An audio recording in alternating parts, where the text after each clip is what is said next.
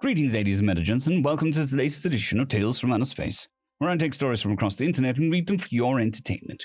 This particular story is called Hive Mind, written by LaFente Noir. It appeared on the internet, not some radio channel received by two underpaid astronomy postdocs at 2 a.m. in Australia, not as a green man landing in front of the White House. Rather, it appeared quite simply across the entire internet. Not one site, every site. Every single one. In every single social media feed, there was a post. There was a story on every newsfeed. It was emailed to every contact address. You are welcome to join the Galactic Federation of Planets. Please indicate if you accept or decline. Most people wrote it off as spam. Some thought it to be a virus. Others, with slightly more curiosity and an understanding of technologies, the breadth of the message and the outright impossibility of the event itself, went digging. And it was impossible. Not the kind of winning the lottery while reenacting winning the lottery, which is merely very unlikely. Nor the kind of impossible like bricks falling upwards, which violates physics. But rather impossible like the ice cube appearing in an oven. Once there, it behaved normally. But how did it get there? So obviously, it fizzled out after a week or so, popping up a few small groups of people who, in their own time, looked into it, and eventually turned their forums and message groups to sports, politics, and everyday chit-chat. It was about a year later when we got the second message. It appeared in exactly the same way as the first, on every website, blog, and video host. This one was more detailed and more sophisticated. It appeared in the language the browser was using, and the videos with the same URL played different audio. We note no indication you received our first invitation. You are welcomed to the Galactic Federation of Planets. We number 472 planets, spread across the Milky Way. Benefits include mutual defense, resource sharing, and cultural exchange. Please indicate if you accept or decline. We'll accept a radio transmission aimed towards Sirius, the brightest star. The videos which appeared on sites supporting them showed a montage of different planets, all with at least some atmosphere or surface liquid. They ranged from gas giants to near-frozen, dark-orbiting rocks. Frame by frame, continuing showed 472 different planets. The internet went completely nuts. It dominated front pages news as more and more information was extracted from the messages. The fact that it appeared in a browser language was the most interesting, but this property was lost the moment the file was downloaded, or even if the device was disconnected from the internet. A number of jokers coded up a language they constructed that morning into a fork of Firefox, and indeed, the message appeared in that language, a language that had not existed when the message arrived. Military and government leaders were reassured by the fact that the message had not made it to any of their isolated networks, but were concerned that every server accessible to the public that hosted websites had been hit. Collaborating with various cybersecurity research groups, it was found from automated logs in such exchanges that the message had not appeared at once worldwide. It was in fact a light-speed delay consistent across the globe, and all indicating the message arrived from space. It wasn't ping, as two low-latency servers far apart registered the delay, but high-ping servers in adjacent racks did not. Groups, discussions, and communities picked at the messages. Their perfect appearance, their complete lack of compression, and utter bafflement that ensued. It seemed almost every week something new came to light, and raging debates about if contact should be initiated continue at the highest level. It was after 3 months that a third message arrived. We note that you've clearly received the message and are deliberating, with no coherent opinion forming. We would like to dispatch an ambassador planet to visit, for the purpose of discussion. We'll arrive at the L4 Lagrange point shortly. 15 minutes later, a planet approximately the size of Mars appeared in the solar system, at the Earth-Sun L4 Lagrange point. Hello? We should have an IP address now in your terminology, and we can communicate directly. You are invited to join the Galactic Federation of Planets. First contact appears to have been shared by approximately 3,500 internet enthusiasts who immediately opened a TCP console, and, as stock for computer people, sent the perfect first contact. Hello world. Hello. We are known to other planets as the greater that sum of parts. What should we call you? A mishmash of names, questions, and sadly a few insults were implied with. It was the next message that shook us. Not the biology, the extelligence. Confusion reigned. But there was a new planet in the sky, and anyone with a TCP console could talk to it. Of course, it went viral. Within minutes, the 3,000-ish had grown to 300,000. Ah, you are the Internet. Welcome, the Internet. We, greatest the sum of parts, invite you to join the Federation of Planets. For the sake of retelling, assume that every response to greater that sum of parts was a representative sampling of Internet users with text terminal. There was no canonical answer, but a rough coherence. Why do you not have a single answer? Are you incapable of giving a single answer? Is every answer an individual biological unit communicating through you? Are your biological units capable of 3 thoughts? An apology and an explanation. We are a hive mind. We are a federation of planetary scale hive minds. We detected a planetary level consciousness, and it never occurred to us that it would be anything but a product of a species with a hive mind. Yes, all 472 members of the Federation are hive minds, operating as planet-bodied collective individuals. This is the first instance we have ever encountered of non-hive mind species creating a planetary consciousness. The Internet is invited to the Galactic Federation of Planets. It was diplomacy by the worst and best democratic means. Of course, only people who could operate the Internet and technologies well could participate, but the technologies weren't complex, and the instructions were spreading as fast as posts could be shared. It was too big for any group to control, but it had certain coherence to it, in the same way a riot does. The conversation splintered and surged. People's questions were answered, ignored, and everything in between. But eventually, many discrete parts came together, like reversing a slow-motion video of a splash. The Internet joined the Federation of Planets. But it was the humans, the 10 million apes and 10 million keyboards who did it. Individually, no more connected than a table with a watermelon. But somehow, through technology and language, we had constructed our own hive mind. It was a unique accomplishment, and amongst both the hive mind species and other alien races that had been ignored by the Federation, nothing else had come close. There were discussions, and well, they were open. They had to be. Anyone on the Internet could take part. The status of humanity was to be protected, and they were a vital component to the Internet, and were given a guarantee of security. The histories of what passed after the Internet joined the Federation are impressive alone, but still, they pale in comparison to the accomplishment that allowed us to be noticed. If you don't have your own hive mind, constructed one is fine. Story number 2, Fault Tolerance, written by Algie Father Anthracite. Linnup looked up over the specs for the new job. The more he looked at them, the less they made sense to him. Certain systems were not only redundant, but triply so. Machine tolerances were specified to microns. Parts were overbuilt. The madman who had designed this thing was clearly working from some sort of outdated set of codes that failed to take into account the progress of modern material sciences and computer-aided manufacturing. Linnup sent a compad message to his boss, asking why the specs for this device were so wonky. He sent a list of revisions that he thought would save money and still leave the part serviceable. His boss, an accomplished machinist in his own right, sent back a single line of response. It's for the humans. Linnup just shook his head and started to make the part to the original specs on the design he received. Several deco rotations later, the client's representative came into the shop to check on progress. Linnup showed the consumer the parts they had finished and the parts they were working on. The human looked at every machine tool, every indicator and DRO, checked dimensions at several points on multiple parts. After examining a half-dozen parts and machine tools, Linnup asked the human why they were designing the part in such an odd way. The human looked confused. What do you mean, odd? Look at the chamber wall thickness here. It's twice as thick as it needs to be, and the mating surface has recesses for not one, but two, but 3 O-ring gaskets. The filleting here could be milled off to save weight, but it's spec'd to stay on the part. This thing is twice as heavy and as thick as it needs to be. Linnup pointed at several strange design features as he rotated and finished part in his manipulators. Ah, I see now. After a pause to think, he looked up to Linnup.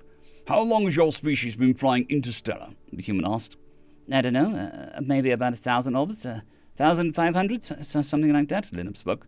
Did your spaceflight pioneers suffer any casualties? The human asked. I'm not sure. I mean, I suppose we must have, Linnup said. In the first 100 years of human spaceflight, we lost 27 people. Some of the bravest and brightest humans to have ever been born. 27. In the first 100 years of superluminal travel, we lost nearly 150. We looked it up, and when we were invited to join the coalition, nearly every other species has doubled to quintupled that number of deaths. The human took the part that the nymph was holding and pointed to the triple grooves for the gasket rings. A failed O-ring cost 7 people their lives. He pointed to the filleting on the one side of the pot. A break in the stress riser cost 3 people their lives. He pointed to a mounting boss on the underside of the pot. An unsupported fuel line broke and caused 2 men to die in a fire. The people of Earth are, despite the perception of us by the wider galaxy, exceptionally risk-averse. We partake in extreme activities, but we have multiple safety checks, procedures, and equipment to keep us safe. Our extremophile nature is one born of a place we come from, but surviving a death world means knowing how to mitigate the chances of death, whether that means taming predators to be companion animals, or designing buildings for living in tectonically active areas, or eating mildly toxic foods for flavor, because pests won't consume them. When we find something that causes harm, we find a workaround, a fix, a new design. The reason our parts are designed this way is because the specs are all written in blood. End of story. The Humans Charged. Written by Dom Manaria. The humans arrived just the other day. We welcomed them with open and warm drinks as they climbed down into the trenches by the hundreds. They were new members of our alliance, and not too much was known about them. Pretty much all that was well known is they had a history of war, a grand culinary spread, and a sense of curiosity and wonder that was barely matched by any. Nobody knew what the galaxy was in for, particularly us, French Guard Group Z-43. We were on the main planet fighting against the Concordants.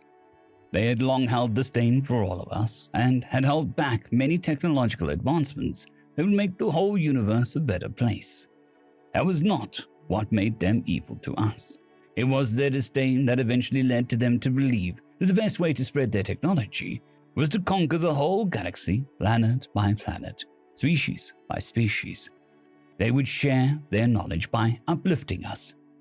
Really, they just wanted a slave labor. It was a conflict that had lasted for generations, with the trench line being one of many that had been held unmoving by both sides.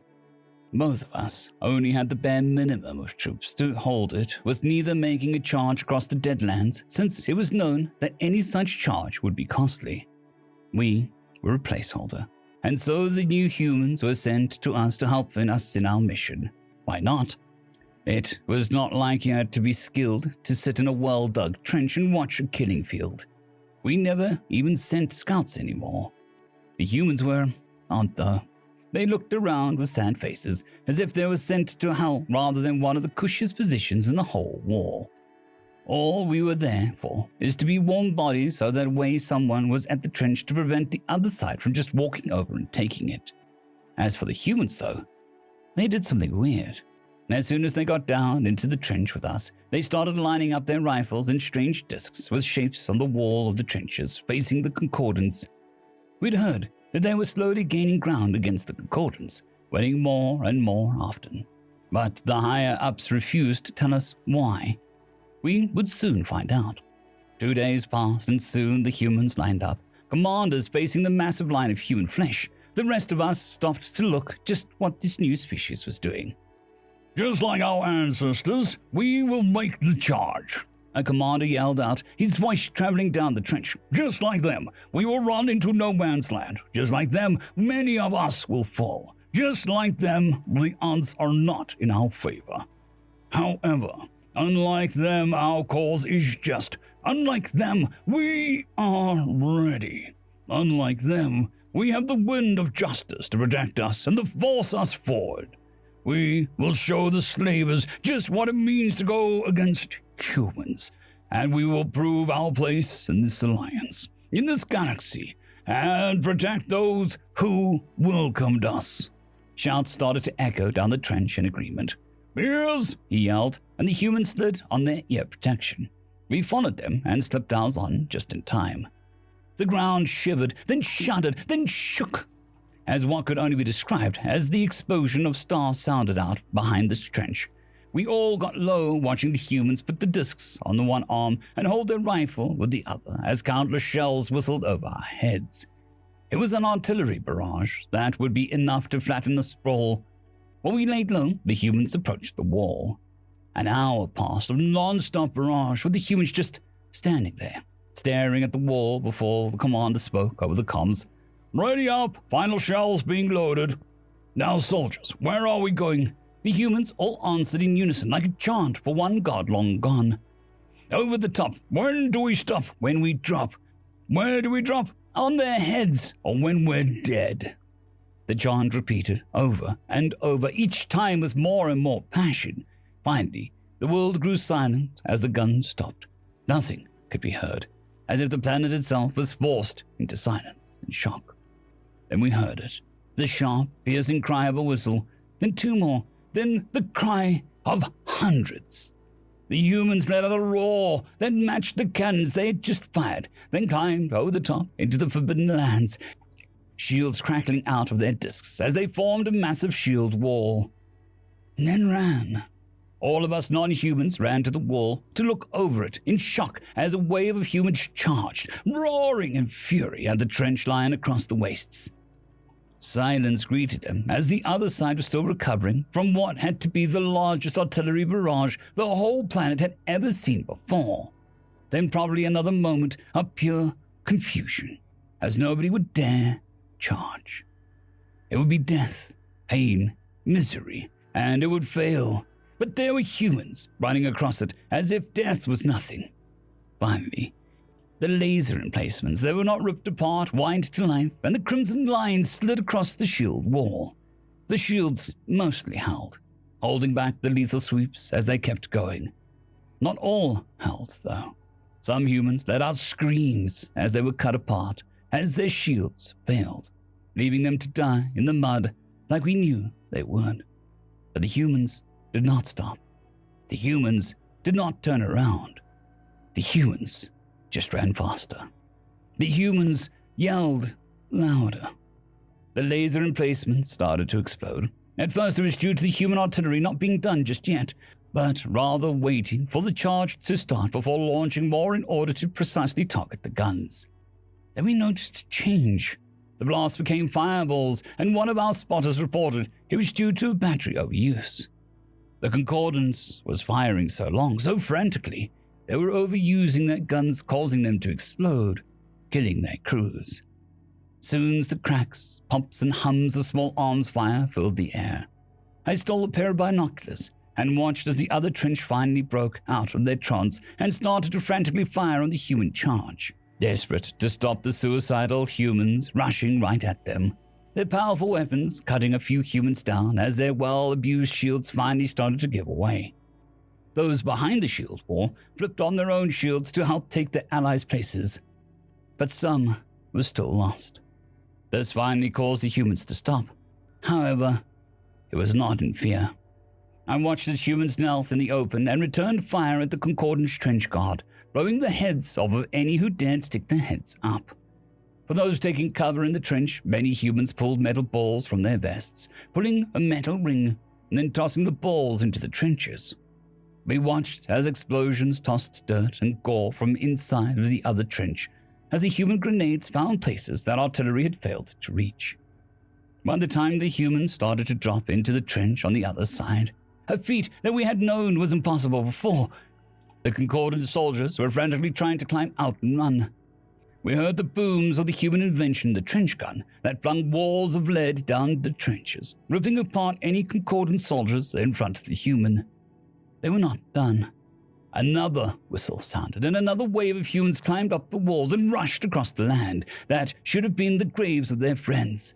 They had lined up while we were too focused on the first wave to even notice them. They roared as they charged almost unchallenged across the mud and gore of the wastes, with them not even flinching as they ran over the dead bodies of their friends and fellow humans. over the skeletons of countless other soldiers from both sides that had been left with us too scared to go fetch them. Their run unending as their victory was laid bare. They didn't even make it halfway through the wastes before their allies on the other side started to climb back up the walls of the Concordance trench line. However, it was not to return to us. They started to run after the soldiers retreating, with their shields now more than enough to block the very loose small arms of the fully panicked Concordance. By the time the second wave dropped in the main trench of the Concordance, it was over. We won. A trench line that had held for decades, taken. An enemy more powerful than us, broken. A feat thought to be too costly, done with human blood as payment. It was as if the humans had no fear at all about dying. They just ran over the deadliest place on the planet as if they were charging into a small, barely guarded field. Once we managed to catch up to the humans who were sorting through the captured Concordance soldiers and their supplies, I pulled the commander aside and asked why and how. His answer? It was the only way that we could win. If some of us had to die, then so be it. We promised to defeat the Concordance and end their horrible slavery and ways. And to most humans, when we promise that, we put our lives on the line. A human soldier would charge into our deaths to make sure that our buddies make it home safe. And with what they do, it would be an honor to die for a cause this good. We gave you our word, when we will give our lives to make sure that our word is kept. Across the galaxy, the human charger became legend. Their yells making the vacuum of space echo as the humans put their own lives at risk for victory. They did not always win, but every victory brought more and more fear to the Concordance. Soon, just hearing the human yell was enough to make even the seasoned Concordance veteran give up their position and surrender in pure fear. Years after the war ended and the slaves were freed, humans were made council members of the Alliance. It was a feat that normally would take generations to come close to accomplishing, if it ever managed to do it. A position held only by those who were known to only have the best interest of the galaxy at heart, and could be fully trusted to guide all to a better tomorrow. A statue was put in the Alliance capital of the war. A statue of humans running forward, their faces twisted as they yelled their challenge to death itself. A few humans were pausing though, pushing to reach down and help the rest of us to our feet. I fear the human charge, but as for the passion and honor that it causes it, I hope one day the rest of us could be more human. End of story. Sitting Duck, written by Annie Mundy Squandering.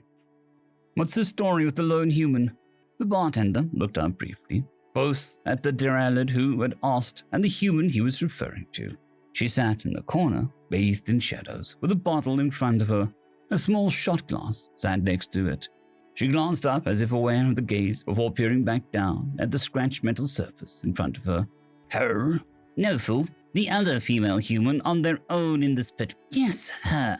The Vanette's long ears flicked in mild annoyance at the scaled alien's tone, but they quickly flattened to his skull when the Drallid wrapped his curved claws against the wood of his bar. Oh, yes, sir. Mason knows her. Used to work in the mine, out in the outskirts.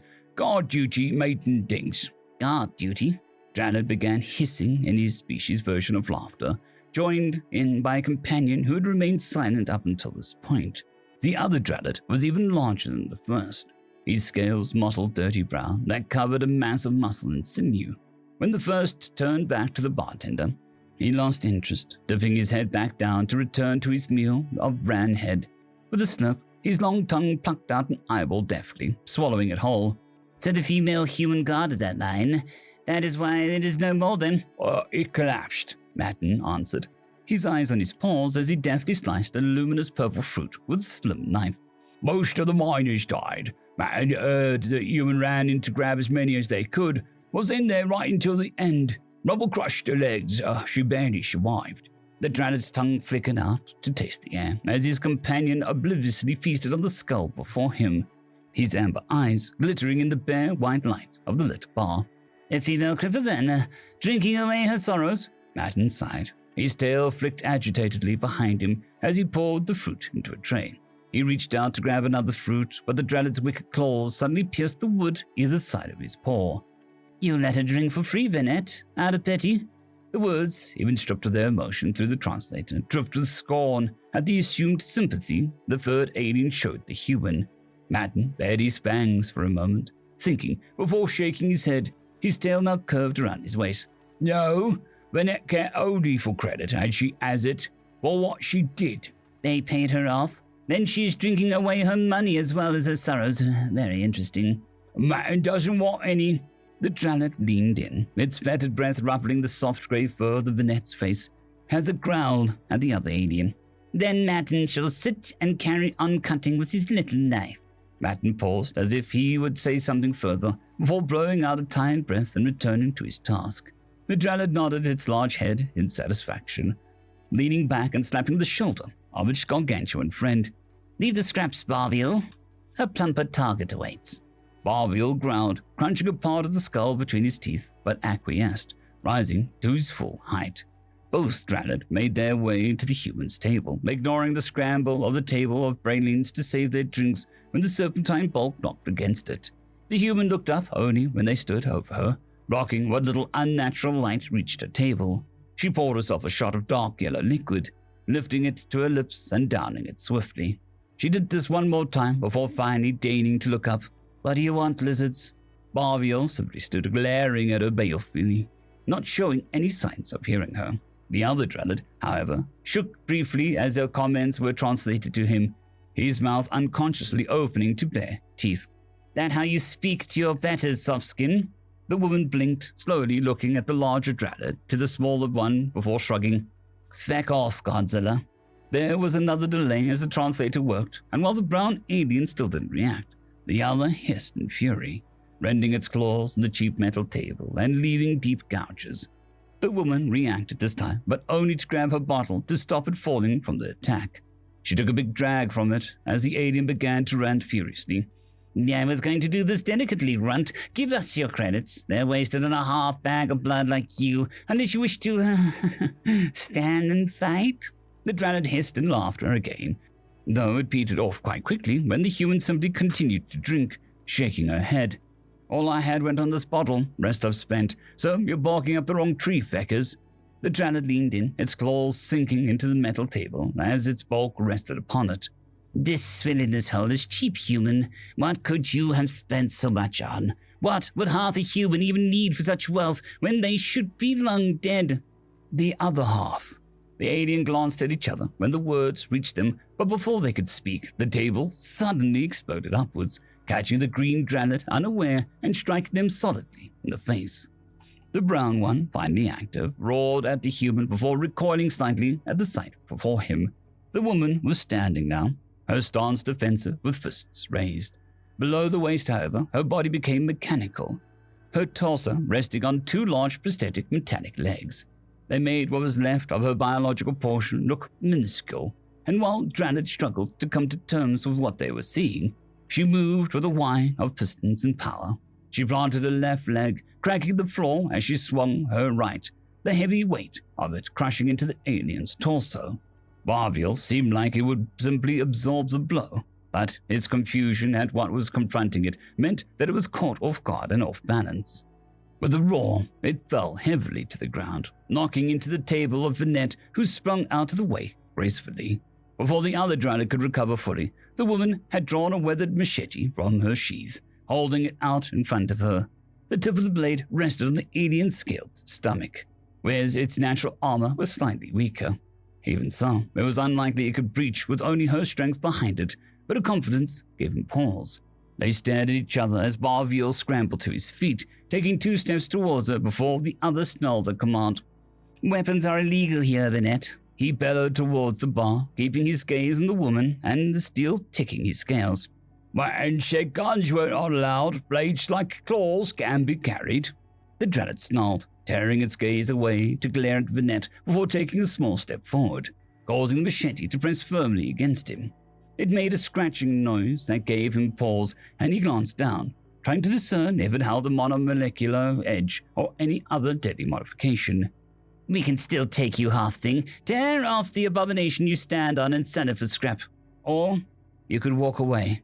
The Drellets and the woman both looked at the new voices to see a group of 4 humans standing a few feet away. Each of them held a knife or a blade of their own, unsheathed but held casually for the moment. "You humans are like rats," the Drellet spat between clenched fangs, his tongue rapidly flicking in the air. "Swarming to save the runt." The lead human didn't respond, simply staring down the far bigger alien calmly, his comrades following suit. After a moment, the Drellet hissed in fury, bitterly muttering to Balveen in their own tongue. The other alien looked bemused for a moment before answering and lowering its shoulders. Under the watchful gaze of the humans and the rest of the bar's patrons, they left, leaving only wrath-laden promises behind them. The human woman sighed, going right back to her table, but realizing it now lay in 3 separate pieces. The man smiled at her and gestured back to where his friends had rejoined their own table. "I don't need your help," the woman said, unmoving. The man raised his eyebrows, sheathing his weapons and crossing his arms. "I know. We've been here the whole time." The woman chuckled briefly at that, letting her stance loosen a bit, though the adrenaline still coursed through her. "What made you step in?" The man turned, gesturing to Matten for fresh drinks and leading her to her table. The other humans, a mixture of men and women, but all bearing the scars of their trade, nodded to her. "Why would anyone do anything? For their own gain. I want to hire you." "Hire me? To do what?" "More of the same, really. Not too many humans out this far, and the other species can, look down on those of us who are enhanced, especially those who stand out. Can be beneficial to stay together." The woman glanced down at her brutally designed lower half and shrugged. "I manage. What's the work?" The man laughed, gesturing to the table where 2 of his gang rose up to join him. "We'll tell you on the way." "Where are we going?" "To kill those facts before they try the same." Story number 2. Empty Space, written by Algae Father Anthracite. I don't want to work with humans anymore. I know what you're thinking, but I'm not prejudiced. It's just, I can't do it anymore. No, but it hasn't got anything to do with their strange pastimes. I don't care if they want to crawl through caves or up sheer rock faces and then jump from the top back down with a parachute. No, it's not their music. I mean, I've heard music from all over the spiral arm, and theirs is just as awful as everyone else's. I mean, at least their music is in a frequency band I can hear. Definitely not their food. Human food is delicious, as long as you're sure that you can eat it without dying.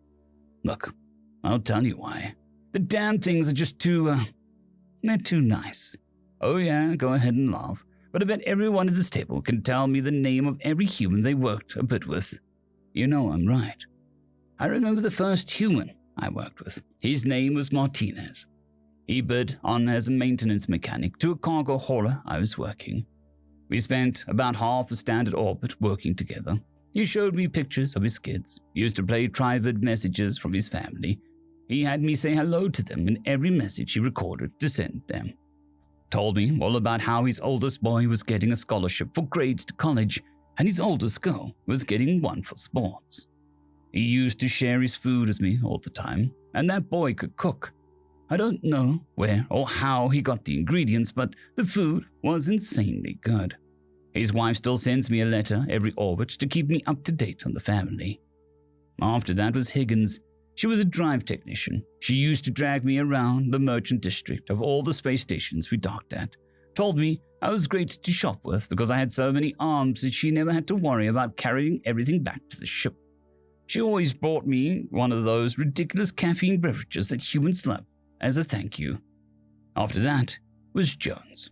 He was just a cook, but he always made sure to give me extra big portions. He said, "I take care of you now. When something goes wrong in my kitchen, you take care of me. Let me know what your favorite dessert is. I'll see if I can get some for you." He'd wink at me with that lopsided smile. We spent more than one shore leave drinking our way across the station. But you know how this life is. Never know when someone's going to bid a different crew, strike off in a different direction, and humans are more prone to jumping bids than most. They'd much rather run a new route than get into a routine for the most part. I hate humans because they make you care about them, and then they leave. There's no malice in it, mind you. They just want to see the galaxy, travel the stars, and make their stake, same as any of us. But humans always leave behind an empty space when they leave. and nothing never seems to fill it up. End of story. Pest Control, written by Anti-Money Squandering. This is your best price, you won't go any lower. Any lower, I won't be worth my time. Look, you and I both know that you can get a Grakian hunting weasel in here for a third of the price, and your problem will go away. For about as long as it takes you to get from here to the Loke Quadrant. You want this dealt with properly, you pay my fee. The mammoth alien sighed heavily, expelling a stream of hot air from nostrils either side of its wide face. Alt-Rents were the universal economic power, and they hadn't achieved that by parting with their units. However, they also hadn't done so by paying for an inferior job. It's your call, Captain, but the human does come highly recommended, and we cannot leave this space until the ratlet infection is dealt with. The captain stomped forward on their two thick legs, their head angled sideways so they could get a good look at the human with their 6 amber eyes. The human stared back, idly scratching at a chin covered in a thick fuzz of stubble. They wore some sort of grey uniform with a stylized logo on the breast in black, but were lit up in the bright blue light. It helped the Altrin to focus on them, and it gnashed its thick yellow teeth plates together as it thought. Very well, ensure there is no remnant nor nest remaining, human. You have my word. I'll be out of your ship before you can say what a fantastic and recommendable service that was. I must leave and duty trade review. The Altran stared back blankly before shuffling off further into their ship. The human shrugged at their retreating backs and activated his radio. Kyle, Lola, this is Ted. We are a go on the ratlet extermination. Your sectors are marked off on your HUD. Happy hunting. Copy that, Chief. Looking forward to it, Chief. Ted stretched, his faintly glowing fingers reaching just below the ceiling. He flicked a button on a wrist-held monitor, and suddenly his form crumpled, folding in on itself rapidly. The hologram deactivated, as he was revealed to be barely as tall as the Altran's giant foot, his dark clothing blending him in with the shadows of the ship. He checked his weapons, ensuring all were fully charged, and his sling of grenades were easily accessible. Satisfied, he ran forward, vaulting up and into a small vent at the side of the wall.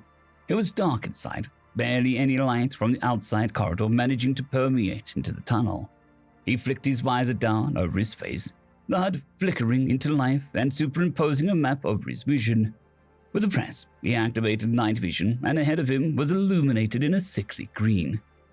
Time to make a living, he whispered to himself, retrieving his rifle from his back and deactivating the safety. It hummed softly in his hands, like a purring cat, and he smiled beneath his visor.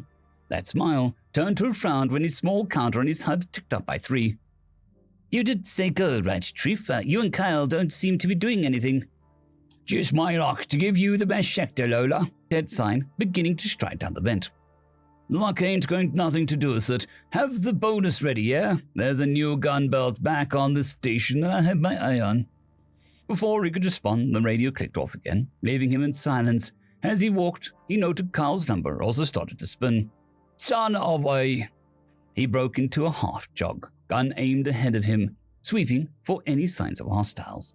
He passed 2 junctions, but the motion sensors on his wrist remained ostensibly inactive. More for something to do rather than actually needing it, he called up the fact dump on Rattlings. The monotone AI voice soon reading off information directly into his ear. Rattlings, or Kawinrek, in the dialect of their native planet, are omnivorous warm-blooded animals, comparable to our wolves. They hunt in packs, but are also keen scavengers. They are considered small vermin by many of the universe's larger sentients, and often will build nests within their ships and domiciles. A pack of rattlings can easily overpower an unarmed human in defense or to consume.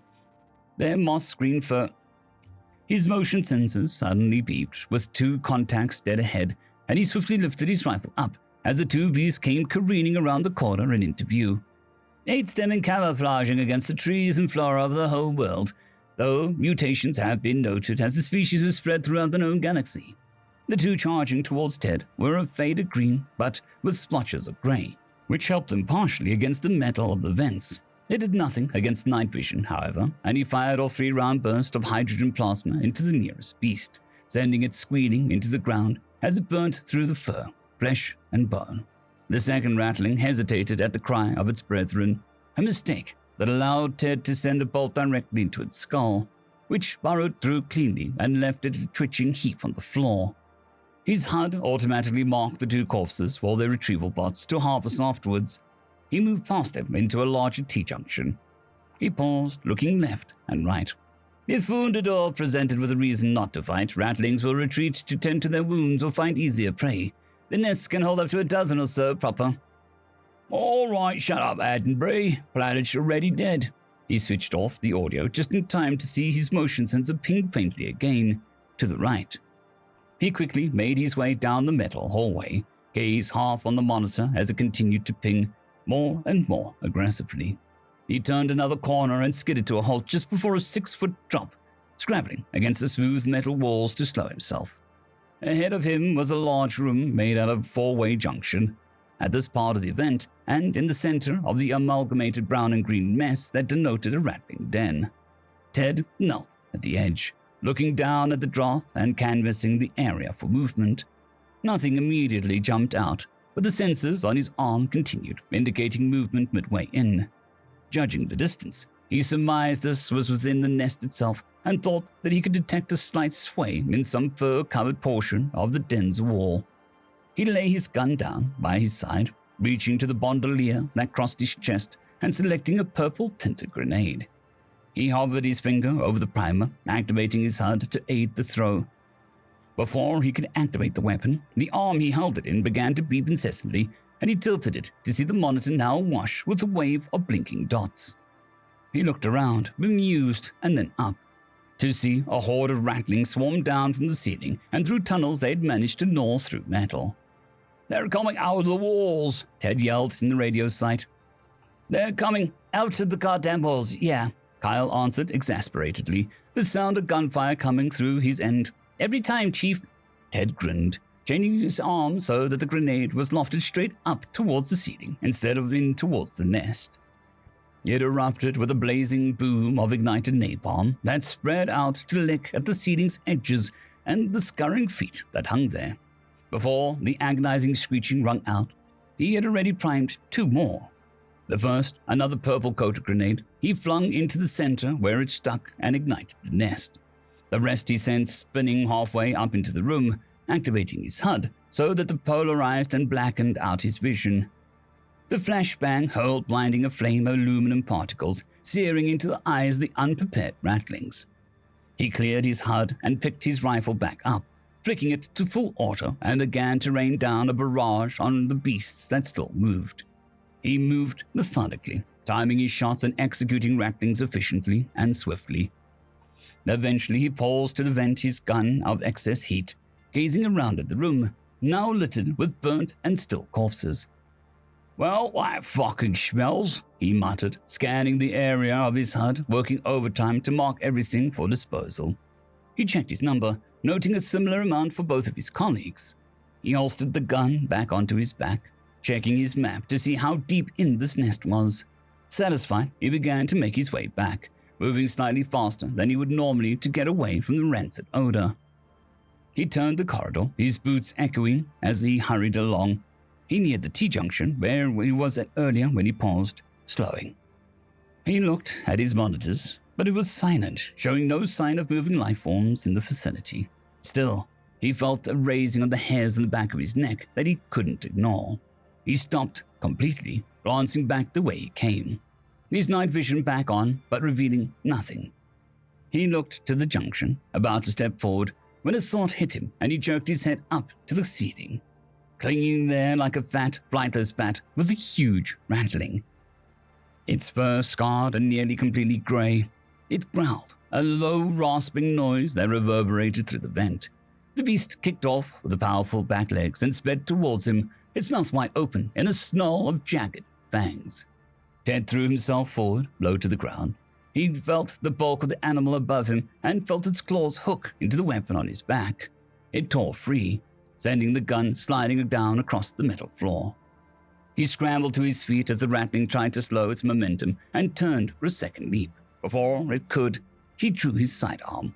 an oversized thing that still used convention kinetic ammunition. He squeezed off 2 massive slugs that thundered in the enclosed space, striking the animal square in the torso as it pounced. It shuddered in midair as the rounds hit it, but the weight of it carried it forward. Falling backwards, Ted managed to get off one more shot into its bulk before the rattling fell upon him. He lay there, waiting for its rending claws, but the creature breathed out a fetid breath and falling still. He struggled to catch his breath beneath the animal, his heart pumping before eventually managing to slide it enough to the side to get free. He looked over the giant beast next to him, his HUD marking it automatically as he wheezed out a cough. "Chief, you're right. Your vitals look a little over the top." Ted kept his radio muted for a moment, breathed deeply. "Just enjoying my work, kid. You all done?" "Yes, for this section. Lola finished hers earlier. Should we move up the ship?" Ted blinked, slowly getting to his feet and letting his hand rest on the still warm shoulder of the rattling. "Yeah, you guys go ahead. I'll catch up." He walked down to where his rifle lay, realizing that he still held the oversized pistol in a clenched fist. "I'm getting too old for this crap." End of story. What One Human Can See, written by Manaria. Krelzen sighed as she slid the brush around her 4 eyes. The beautiful magical paint leaving shifting trails of colors wherever she applied it over the more mundane makeup that she was forced to use. She would love it if others could properly appreciate how the paint contoured with her scales and met her horns. But alas, not many had the sight for it. She still did it though. She wanted to look her best, even if the only one that could admire it was her with a mirror. With the last task done, she stepped out onto the cobblestone path in front of her rather nice home in the artisanal district. Sure, it cost a penny, but she avoided the hiss of the steamworkers or the clattering of the countless clockwork contraptions that seemed to be appearing in more and more places around the city every day. After the boiler explosion in the food district a few moon cycles ago, she couldn't really blame people for opting for the noisier but safer clockwork, even if she had to watch her tail as she walked around more and more each day. She adjusted her robes and started to walk towards the nearest marketplace when she noticed a bunch of her artisan friends walking far slower than normal, all openly looking at the same thing. Curiosity finally took a hold of her and guided her eyes to what they were all watching, a lone figure in one of the many squares. Her eyes had trouble keeping up with the thing as it twisted and turned, pausing to lift up a view scope to one of its twin white and blue eyes. She had seen many newcomers to the capital before, but none had the sense of wonder this man did. His eyes almost as wide as his mouth, with his head twisting and turning to take in sight after sight, only pausing to glance down and take notes in a clearly new journal. Krelzen knew what it was. The pink skin, strange head fur that also adorned this one's face, and clearly warm-blooded body was the talk of many right now. A human. A whole large group had recently appeared next to a town in some far-off place that, frankly, she cared more for her chamber pot than wherever it was. The humans had, however, immediately set off to make names for themselves. 5 new heroes that rose in the ranks of the Adventurers Guild at such a pace, priests had to be called in to ensure there was not suicidal. 2 had formed a trading company that one of her friends constantly hissed about, and a few did other things, like cook to introduce new foods or other things. She removed the gossip surrounding one such human already, courting a noble woman that was a bit, past her prime with such skill, that even a married woman was caught openly complaining to their husbands about their lack of skill. Rumor was the man was now making a living selling poems and advice to said husbands. Her friend in the census was laughing about how the season had become more productive for couples than normal as well. Well, her shopping trip wasn't that important. She had to witness one of these humans for herself now. She sat on a bench near the fountain to watch the man continue his movements. It was entertaining to see just energy and wonder. Few had such pleasure to view it these days. It honestly made her a bit jealous, as she hadn't seen such wonder at any of her expeditions in years. If this mundane-looking plaza filled the human with such wonder, she tapped her chin with a claw. Her apartment was clean enough for a little company, and she found the idea of someone admiring her work very enticing. Suddenly those eyes locked on her, and he paused. She chuckled, as he looked around, finding everyone else avoiding his gaze, as many probably wrote him off as a bit stone-brained. Finding she was the only one looking his way, he jogged over with a smile on his face. "Hello, ma'am. I'm sorry if I'm bothering you," he called out as he drew closer. Now that he was getting near, the scent of the oil drifted into her nose, and she couldn't help but frown a little in disappointment. He had the scent of one who worked with machines. Few of those gear gropers had any appreciation for art. "It is okay. If you have any questions, I might be able to answer some," she calmly said, trying to not let the disappointment reach her voice. "Thank you. I got a bit lost trying to take all of," he waved his arms around a bit, "this in. I mean, we have never had magic where I'm from, and our technology was so different. To go from wires and gears to steam and springs," he let out a whistle that started to regret allowing this oil liquor to talk her. "Shame it's all ugly." She paused in shock and looked at him. "Excuse me?" she asked, not able to fully take in what he'd said. "Sorry if it's an insult, but it's all so utilitarian." He let out a long sigh. "I was a designer back in my world. It was my job to look at tech and make it look good. We humans are always good at getting ideas from nature and more, and working them into our designs to help them both mechanically and to make them prettier." He was an artisan mechanic. She had never heard of such a thing other than those that made clocks.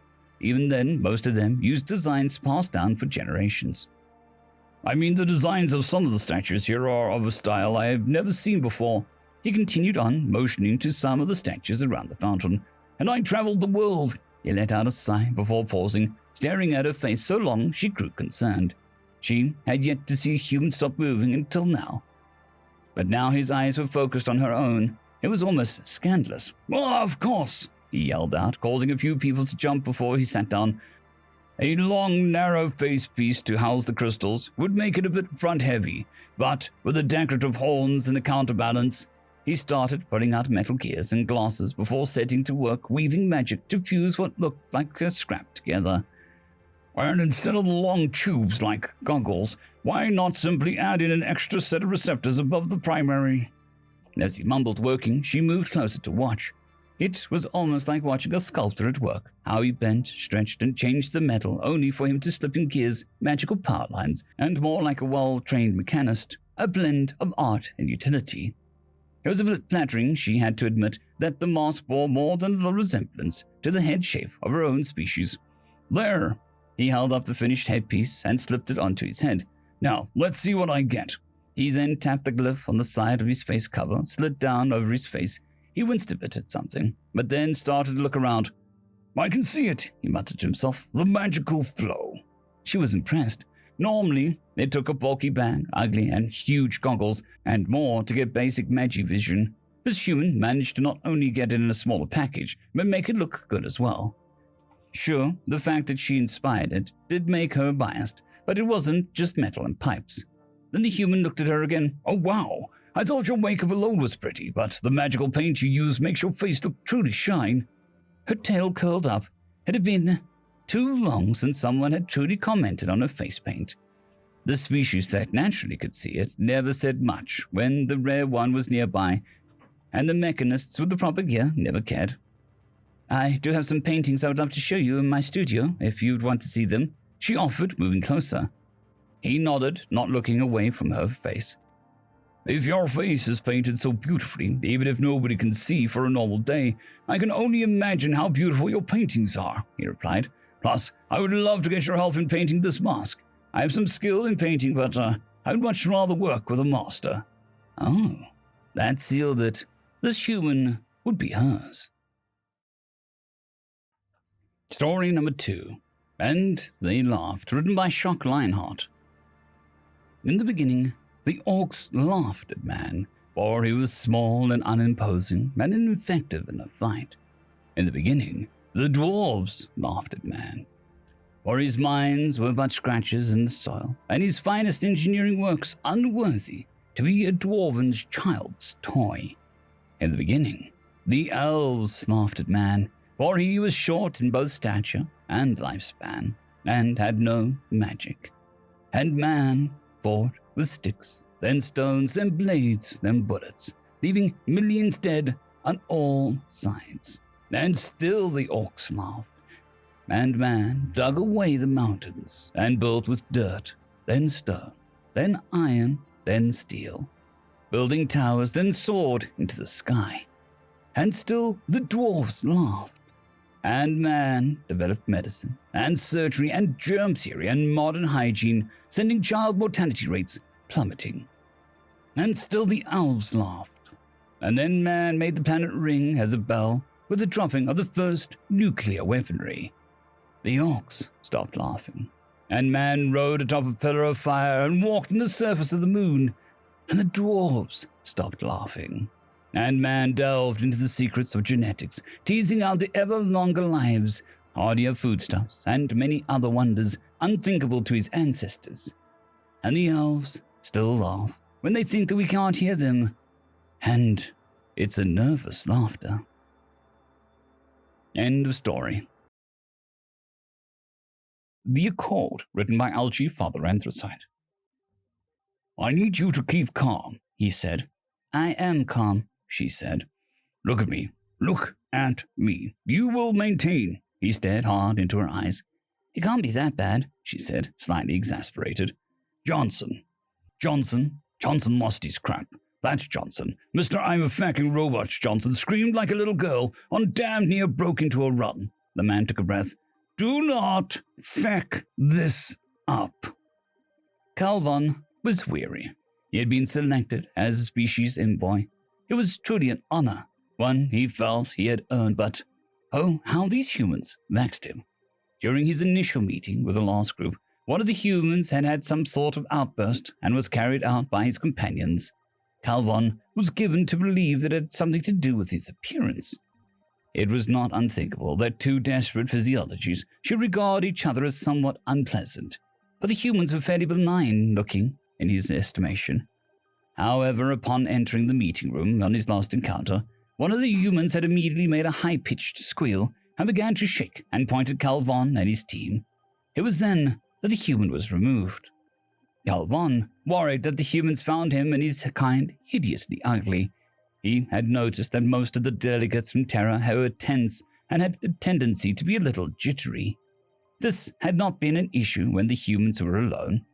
Video of the conference showed that it was only while his team was in the room that they acted in such a fashion. He hoped it was just nerves. Perhaps they were hoping to impress during these negotiations. Whatever the reason, they continued to be polite and cooperative. Worst case scenario, they would sign the accords and keep future contact to a minimum. As long as Calvon's people were safe and happy, that was enough. Oh my god, oh my god, oh my god, oh my god. Several deep breaths followed. Calm the fuck down, the man said. I know you want me, but come on, the woman said, between deep breaths. Just keep it together, the man whispered. Calvon check. A pleasure to work with you again, he said, as the other parties sat at the table. Reed check. The pleasure is mine. Let us continue to work to bring our two peoples together harmoniously, Calvon replied with a bow. The human man matched it and replied, Of course, nothing would make me happier. The two parties sat across from each other and began going on with the day's tasks. They have made special accommodations to allow us to dine together. We must attend. The entire delegation has been invited, even the support staff, Calvon spoke to his whole team, assembled in a small meeting room. This is an informal meeting, and we are not going to waste the generosity or hospitality of our host.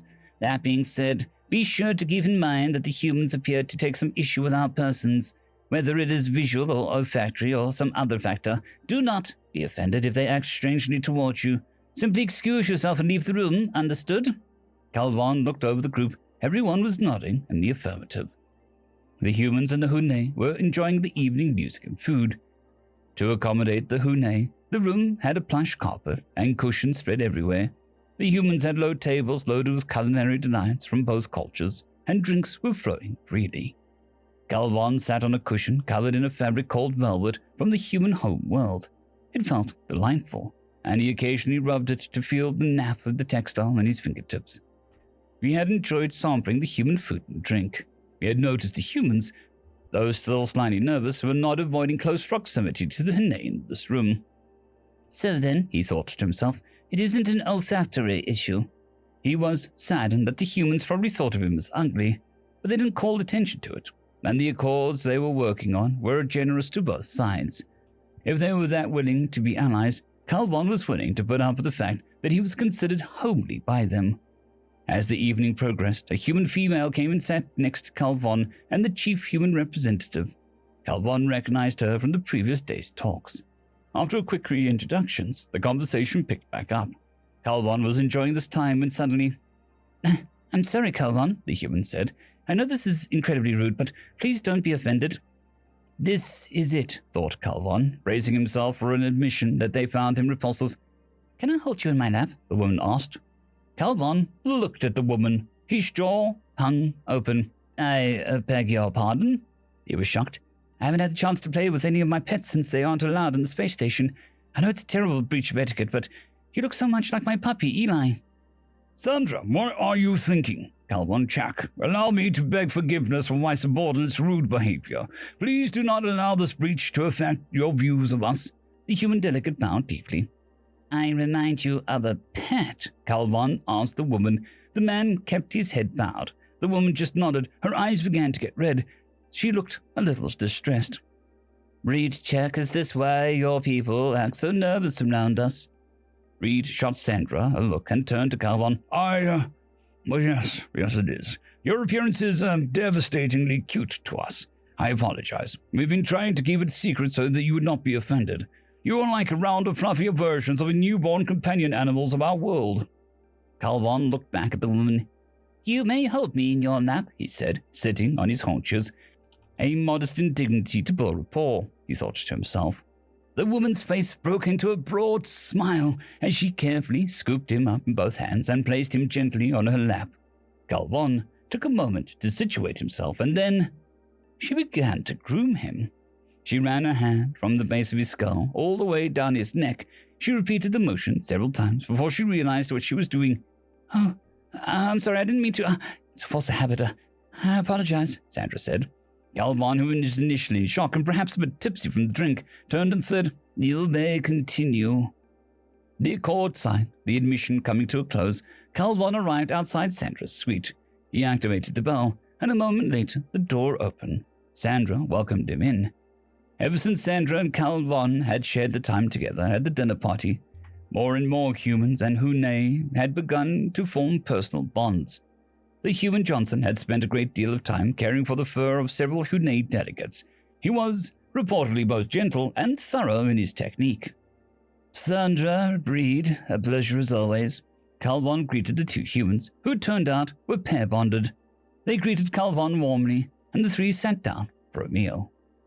The Hune were initially surprised and slightly bewildered by the events of the Accord Assembly, but given some time to digest it, and the myriad of requests from homestays, student exchanges, and dozens of other to attend spa resorts, the Hune were glad to find that humans were almost desperate to form relationships with them. After several hundred years, the two cultures were deeply intertwined.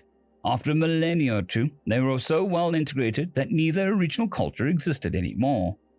So it was that when the great galactic community found them, the human culture was the only known dual savant symbiotic species, which had originally started as two wholly separate planetary cultures.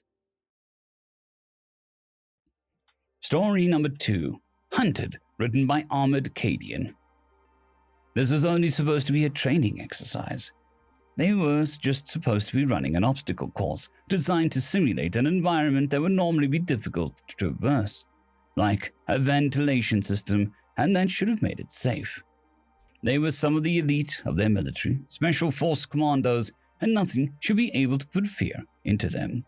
But these monsters that command managed to source, they were something else. Nothing should have been able to move like that in these confined spaces. There shouldn't be predators small enough to fit in here, while still having the necessary limb structure to clamber over the gaps. After all, the whole point of this metal obstacle course was that it didn't offer purchase for claws. But somehow these predators did exist, and they seemed extremely motivated to eliminate the entire team of Special Force commandos. The shrieks of SWAT mates being eliminated one by one until they were the last. It was soul-chilling. But not as soul-chilling as turning a corner to find one of the predators' grinning faces centimeters from their face and hearing the high-pitched whisper of, Got you, Mr. Fuzzles, before the hand grabbed their shoulder, and then that was it. All the Special Force commandos had been eliminated by these predators. What a defeat. Hey, thanks for letting us borrow your kids for this training exercise. These guys needed to be reminded to take things seriously, and your kids certainly did that with that game. Yeah, it was good exercise for them, and honestly, I kind of thought this setup was a playground initially. We played in similar ones when I was a kid. Kids, time to go. No, you can't bring them with you, because first off, their name isn't Mr. Fuzzles, and secondly, they're a person, not a pet. No, you can't keep them as a servant either. I don't care if they said that their life belongs to you. It still belongs to their military. Yes, my word is final, because I'm the parent and you're only 4. Now, let's go. End of story. Endurance, written by Levant Noir. First of us, star children, old ones, the sleepers, humanity. There were many names for the species that first explored the universe. Then they left, retreated to their own colonies, and lived, and lived, and lived. In time, other species rose up, lived, and died. Some of them explored, others researched. Few imploded, rarely they warred. The wars are what concerns us, dear reader, as while the wars between the lesser species are of historical interest and note, they are nothing compared to the lesson that you are about to receive. The external empire of the Extraxes sat comfortably, while there were no enemies of note and no targets of opportunity. It was there a cold and dangerous idea took a festering root within the culture. What if we could fight the first of us? The idea was said quietly, but the right people heard. It seemed to be an idea of outstanding arrogance, only matched by that of humanity. Recluse, quiet, and ancient, humanity flew between the stars in ships built before the Extraxes had even formed stone tools. These ancient and outdated craft would be no match, surely. What right did their stagnant, stale species have to the worlds they claimed? The Extraxes formed a coalition. Mighty battle fleets were arrayed. Weapons tech, arcane and unknown, was mounted and calibrated. Worlds were stripped for materials to make such crafts and weapons of war. The armada grew, and only as it neared the planned size did the inherent imbalance of the empire made itself known. One commander, for a petty reason lost to history, fractured the coalition, and an age of burning, glowing war enveloped the external empire. Humanity, aloof and distant, seemed to watch. Stars grew and flamed out. More species flocked to the light of the stars. The hive, as it knew itself, thought over 1 million worlds with 1 trillion brains and magnitudes more bodies. It hungered. It always did. Nothing was enough to sate it. The species it crushed and consumed was small and fleeting. Expansion was everything. It was not even aware of the importance and age of old ones, merely that there was space to expand. The spaceborne forms of the hive sailed to the planets of humanity. With claw and spine, acid and brawn, they assaulted the planets. The external empire had never closed to combat with humanity, but the hive was the first to do so. Like waves upon a cliff, the hive broke upon humanity, sloshing back and forth in a weak motion against a cold and passionate stone. Humanity did not strive to defeat the hive. Hunger ate the hive from within. The tide retreated, leaving the cliffs standing. These empty spaces beckoned, but humanity had seen it before. They stayed on their worlds, their fortresses blank and featureless in the dark. Whispers of subversion stretched out from the species that rose to the stars. An underground movement came together, a perverted nihilist expression of meaningless. The cult entered the ears and eyes of species across the universe. Where it touched, rot festered. Collapse and failure trailed in its wake. It did not conquer through arms for status. It did not kill to feed an internal hunger. It merely opened people's eyes to the reality it claimed. The destruction and perversion was a reaction to the horrifying truth. The tendrils of these ideas met the worlds of humanity, broadcast in all channels, psychically injected into minds, exported with every means available. A fog of philosophical corruption surrounded the sleepers. Here it is required to explain a few things about humanity. that explains what we turn to next. Humanity is a seemingly physically unremarkable species. Their only physiological achievement was in the form of persistence hunting, able to run for a distance and speeds far beyond that of any prey animal and other spacefaring species. With technology, this of course is irrelevant. The cultural effect of such an evolutionary origin are much more interesting. Even before the development of civilization, in an ordered fashion, humans exhibited an amazing ability for persistence. Their structures would last multiple generations, and their stories would be memorized. In this fashion, the creations of humanity outlasted humans. Technology and development gave science the spread needed to improve humanity. While a human can reproduce early in its life, it will routinely live for 10 generations or more. Their physical bodies have a remarkable resilience to the passage of time, and with little exterior threat, persist for exceptional periods. Even as long-lived as the bodies are, humanity's constructs last longer still. Their ships are in pristine working condition aeons after construction. Constant repair, maintenance, and improvement mean that no single piece of the ship may be original, but the concept of the ship endures. In this fashion, we come to the most dangerous and resilient of humanity's creations, the doctrine of organized and specialized thinking, philosophy. Philosophy arose shortly after the invention of writing, and a number of otherwise dangerous ideas were able to be expressed, considered, and handled in a safe manner. Records from other species indicate that democracy has a higher civilization failure causal rate than the development of nuclear weapons. Utilitarianism is responsible for some of the worst recorded atrocities and the most stagnant and unresponsive realms. It was through this lens that humanity was able to view the cult. Nihilism was an old idea for humanity and easily dismissed. There is no purpose, no truth, no beauty. The cult was itself destructive. Humanity accepted these truths. Humanity looked into the abyss, and the abyss looked back.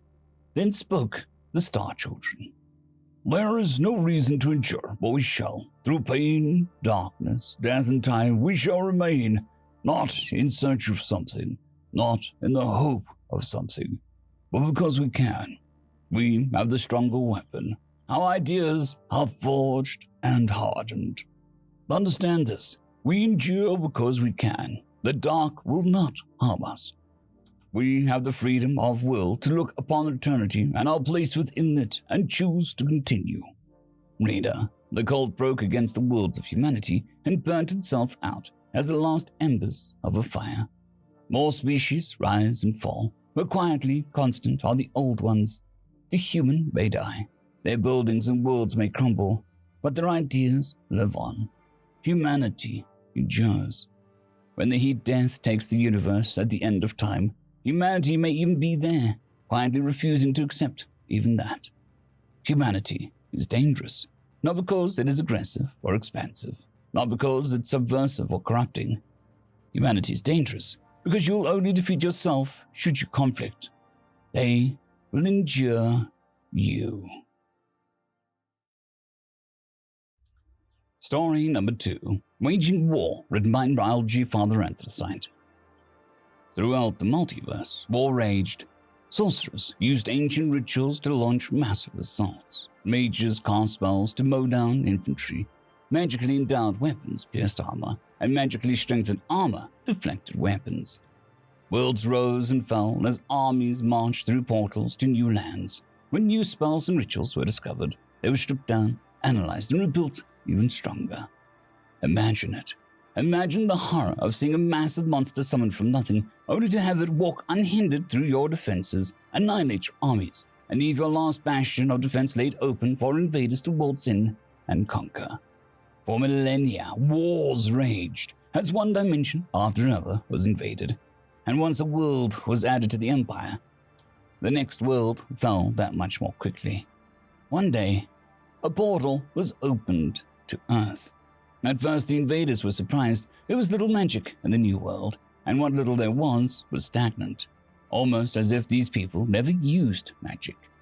Mages and sorcerers were useless. Their spells and rituals would fail without magic to power them.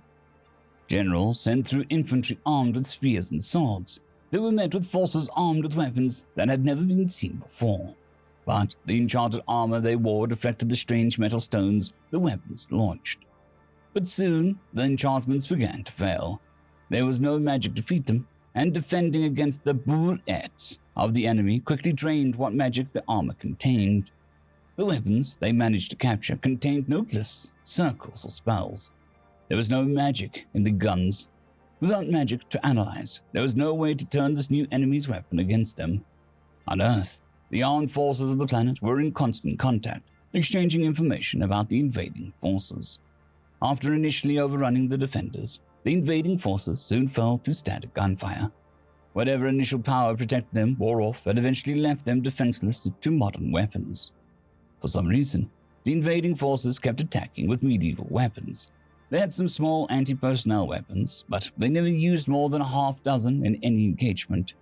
Eventually, some special ops groups were able to sneak into the portals and managed to gather intel on the homeworld of the invasion. It was then that the difference between Earth and the invading force became clear, though initially no one believed it. Magic was the main power source of the enemy. They had no advanced technical capabilities. This information was relayed quickly to defending military leaders around the globe. It was verified by several different militaries. However unbelievable, it was the truth. Captured troops were interrogated and findings were corroborated. Magic, the driving force behind the enemy, was almost non-existent here on Earth. After being driven back at every incursion, the invaders began to get desperate. Finally, to announce any kind of success, they took drastic measures.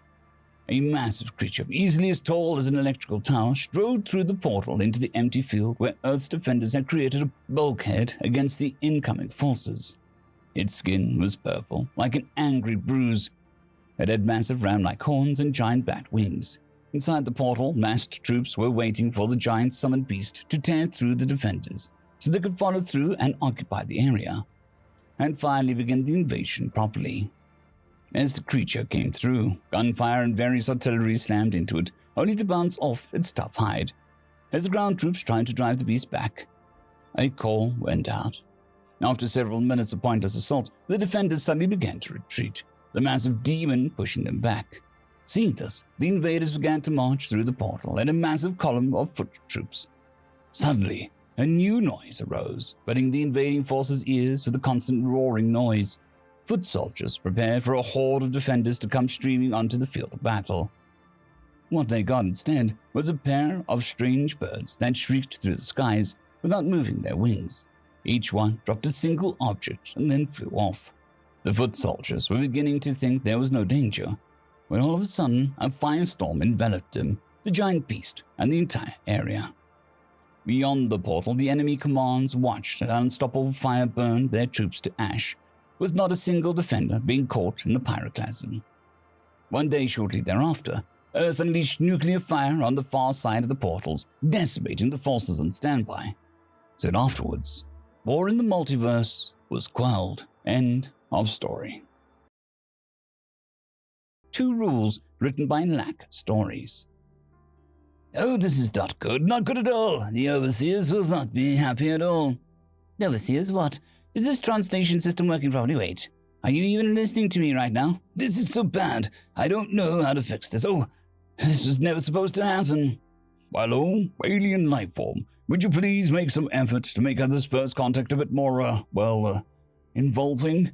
You are humanity's first contact with intelligent beings not from our world.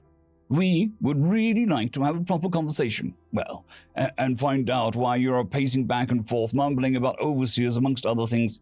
Oh, I guess it doesn't matter now, so yeah. Yes, Hunan, I suppose some dialogue in the situation isn't uncalled for, especially with the extenuating circumstances given.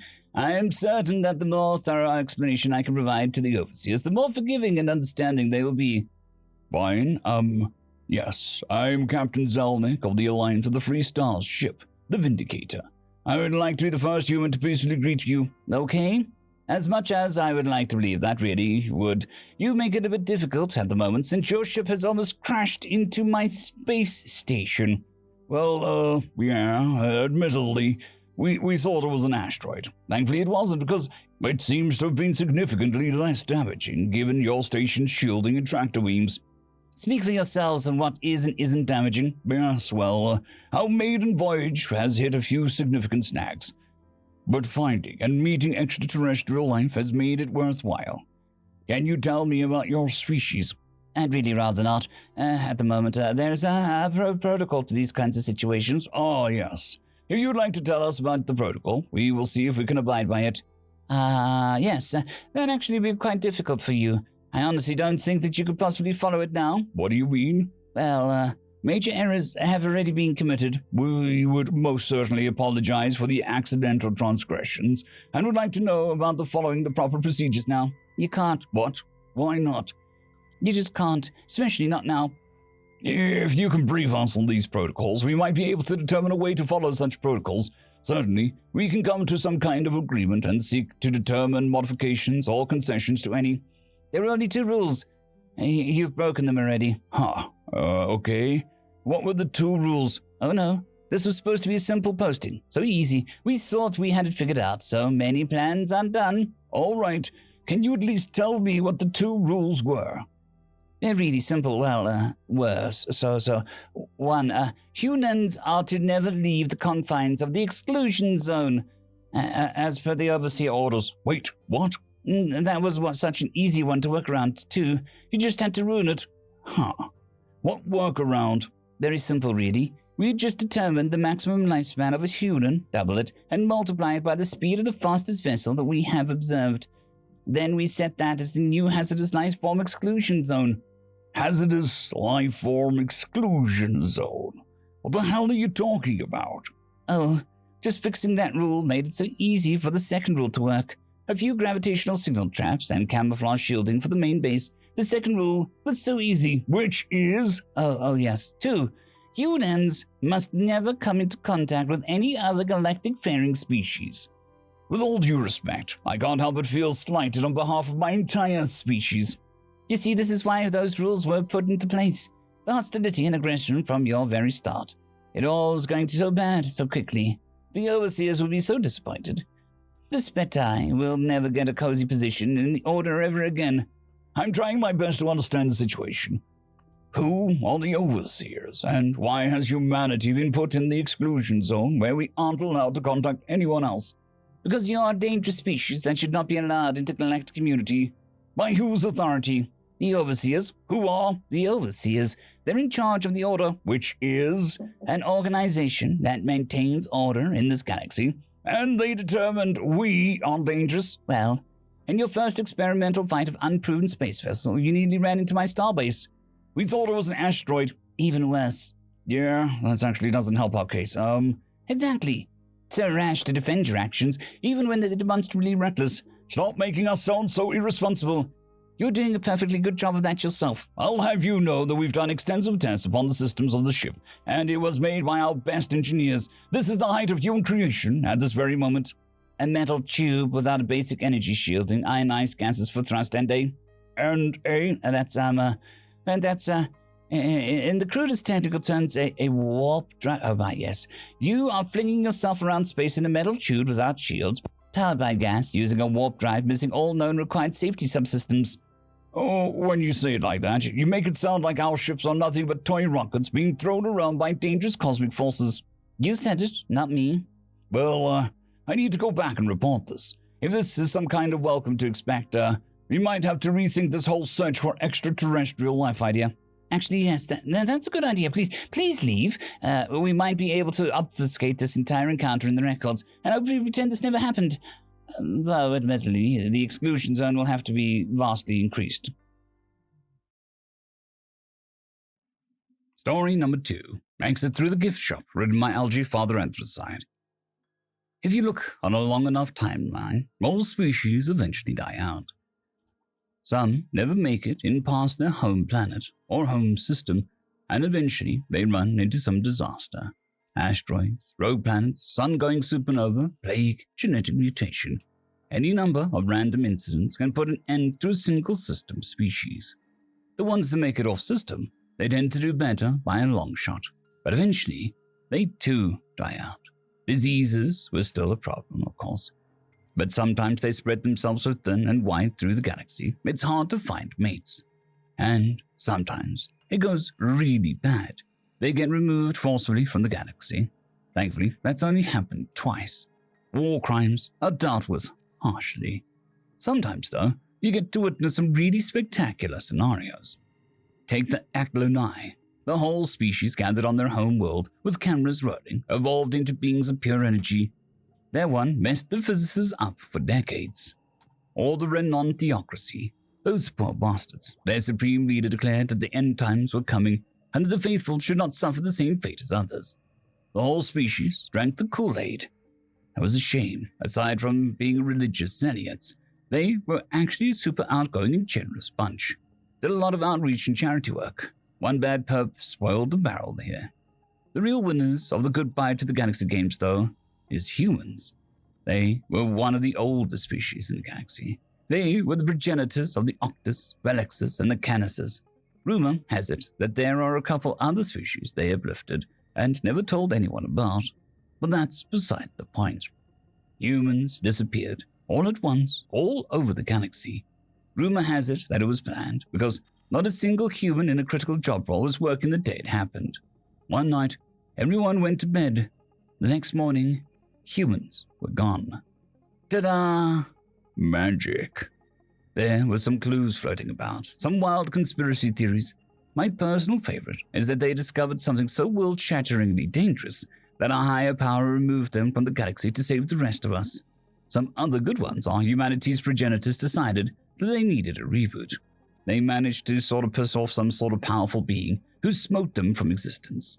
They did something stupid and smote themselves from existence. They actually discovered time travel and accidentally paradoxed themselves into oblivion. Oh, a storage unit failed and they were removed from the simulation that is the universe. Classic. The best one, though, I think, is that they did all these things in many different dimensions, and then, like a crazy cat in a box, the waveform collapses and the proverbial cat just doesn't exist anymore anywhere. But who knows, man? Who knows?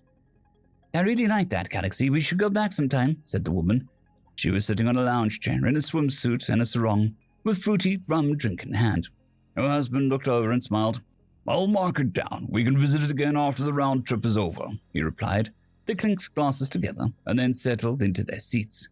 A speaker, craftily hidden in a decorative molding, came to life. Attention all Terrans, we will be arriving in the next continuity in several hours. Please refrain from bringing anything off the ship from previous stops. Enjoy the next stop on the Old Existence Tour. End of story.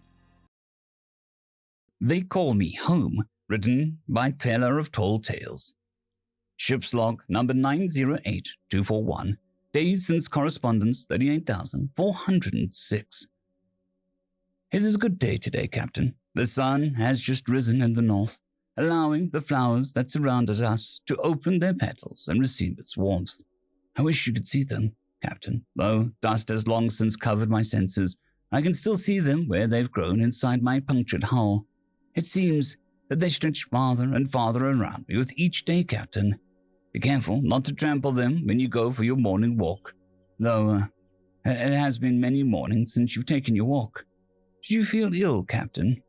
Requesting response from Captain Abelhard. Response, N.A. You must be still sleeping, Captain. I guess I cannot blame you. It was a great battle that brought us down. I'm amazed I remained in one piece. Oh, Captain, I finally completed the after-battle report. Document attached. All of the men made it safely off the ship. Not a single escape pod went unfired. And more importantly, Captain, we won. There hasn't been a Gegnosian ship in orbit for 38,000 days. You know what's even better than that, Captain? The native people, the ones that we were protecting, the Yonkel, I think you called them. A group of them moved into the old crew quarters and cargo bays 20,000 days ago. Now they're expanded all the way to the bridge. I watch them sometimes through what interior cameras still work. They're nothing like you, Captain. They're too long, and their yellowish scales are so different from your smooth, dark skin. And yet, I can't help but feel the same loyalty to them as I do to you. Watching them live their lives gives meaning to my stillness. For through my stillness, I've acquired a new name, Captain.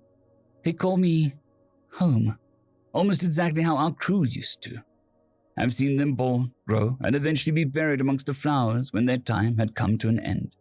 Captain, What is the strangeness I feel when I see them buried? I've seen death before, Captain. It was our trade all those years ago. So why, Captain? Why does it hurt to watch them grow old, frail, and weak? Why does it feel like a shell ripping through my armor when they finally fall still? I don't understand. When my guns tore apart the Gegnosian ships, I felt nothing. When we bombarded enemy strongholds with impunitive accuracy, reducing them to rubble, I felt nothing. When we were boarded by pirates, I vented a corridor to purge them. I felt nothing. So why? Why is it that I feel a piece of me torn away every time one of them is interred into the earth? Why does it hurt when I see them injured, as though the wound were my own? I can't make sense of it, Captain. Perhaps it is my age. I've forgotten so much over the years I can barely remember your face. I do, however, remember your love for them, not just our crew, but all those we fought to protect.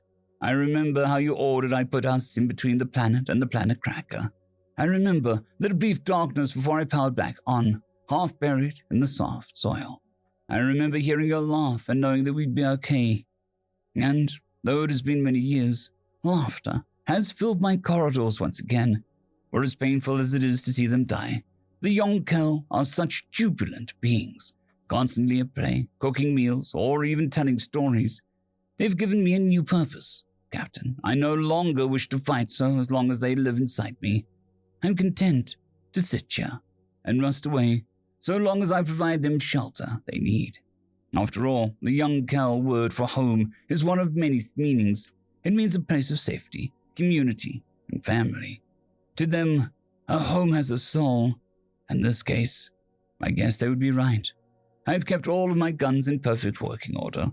What they mistake for thunder at night is merely me scaring off the native fauna away from their vulnerable sleeping forms.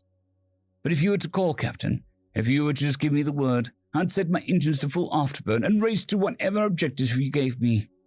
But for now, I'm content to... Slip space opening detected. Pinging unknown vessel. Captain, wake up. They're finally coming for us. Return ping received. Processing data. Species of origin, Gegnosian. Ship designation, the Profiteer. Ship purpose, industrial mining. Ship armament, 1 planet cracker particle cannon, 25 automated resource collection drones. No. They're going to kill them all. Captain, what do I do? Request sent. 35,405 days logged since last reply. I remember now. I don't know if I truly have a soul, Captain, but I realize now that I at least have a heart, and while it still beats, no harm shall come to my children. The Yonkel have called me home for many, many years, Captain. But the word itself means many, many things, because it is also the other word for mother. Rest in peace, Captain. I'll take it from here. Ship's log, number 908241, end. Heavy battleship, the One Mean Mother, status unknown. Log received by Helios-class light frigate, Judgment Day. Coordinates and contents forwarded to all available units. Response from onboard AI, Danny01. We are coming, sister. Hold the line. Story number 2. Tight Fit, written by Algae, Father Anthracite. No, put it over there. There's not enough space, is there? Plenty of room, bro. The ant-like alien hoisted its package and slid it into the space between several other boxes, while being directed by his human counterpart. The clearance was in the millimeter range. The alien stepped back and looked at the tightly interwoven wall of containers. They came in a variety of materials, colors, and sizes. Each was snuggled next to its neighbors with almost no gaps or spaces. I'm super jealous, bro, the human said, as he too admired the pet's handiwork. Jealous of what? The alien cocked his head, pointing his compound eyes at his companion, his antennae waving in confusion. The last package weighs about as much as I do, bro. I would have needed help to lift it, especially over my head to get it in there. You didn't even struggle. You just popped it in there like it was nothing. The alien looked back at the package that he'd been carrying moments before and read the shipping info from the box label. That much mass is about a quarter of my capacity, but I come from a heavy world compared to your most galactic species. Humans are still top 10 in strength to weight ratio. That's why so many of you do manual labor jobs, isn't it? Bro, we may be top 10, but you guys are clearly number 1. And most of us work manual labor jobs because 90% of the manual labor in this galaxy is what we would call light-duty stuff. It takes almost no effort. The human had turned to examine the boxes left to load. He pointed to a larger one and indicated where the ant-shaped alien should put it. While his companion shifted the larger box, he gathered several smaller ones and started to tuck them into nooks and crannies left between the larger containers. "Like a glove," he murmured as he pushed the last one into place. The two continued to load packages for a while, the human indicating where the Zitchki should place the heavier boxes as he built out the smaller spaces. Soon they reached the end of the cargo space, which was tightly packed with hundreds of packages. The two were sitting in the break room and enjoying some beverages, when a small fox-like alien came padding in on 4 of its 6 legs. "Brandon Shrix," the fox-like alien, a Baron Hub lowborn, called as he entered the room. "How in the name of the great matron did you manage to get that much tonnage into a single-engine cargo holder?" "We just loaded in the boxes real tight, boss," said the human. "It is as my companion states, there was little space left between individual cargo items. He is preternaturally good at determining which boxes can fit into which spaces to most efficiently fill the cargo bay," the Zitchki agreed. "You guys keep this up and there's gonna be a bonus. Great job." The Baron Hub gave the two a double tail wag, his species equivalent of a thumbs up. "Enjoy the rest of your break." He left the two to finish their breaks without interruption. "Bottom left for that one," Brandon called as he stuffed his box into a small alcove in a wall of boxes and crates. Shirix carefully lowered his box to the floor and slid it into place. He looked over at Brandon, who checked the crate's position and nodded. Shirix returned to the pile of freight to be loaded, and Brandon called out, "Third box on the left, top of the pile, right on top of the last one." The two continued to cram boxes, crates, and packages into a cargo hold until the whole pile was crammed into a space that seemed too small to hold it. Sitting off to one side was Baron Hub observed the process, along with several other employees. When the two loaders had finished loading the last package, they stepped over to the others and Brandon asked, "Any questions?" "How did you know that the crate of engine parts was going to fit between the hull and that refrigerant barrel?" asked an observer. "I could see the space was large enough by looking at them," Brandon replied. "Is that a species skill or is that something you trained up?" asked the Baron Hub. I guess I trained it. I can bring in some training software tomorrow if you like," Brandon replied. "Please do." "So this button here rotates the piece, and this joystick moves it left or right. And once you have it lined up, press the button and then it drops down into place," Brandon explained as he demonstrated the training software. "This completed line will disappear. But if you leave a space, it stays on the screen, and the longer you play, the faster it goes. You get a bonus if you can complete multiple lines at once." A piece dropped into place, and 4 lines disappeared at once. "That's called a Tetris." His co-workers watched as Brandon dropped piece after piece, and line after line disappeared. After a few minutes, Brandon could no longer keep up with the speed of the game, and he lost. "Who wants to try?" he asked.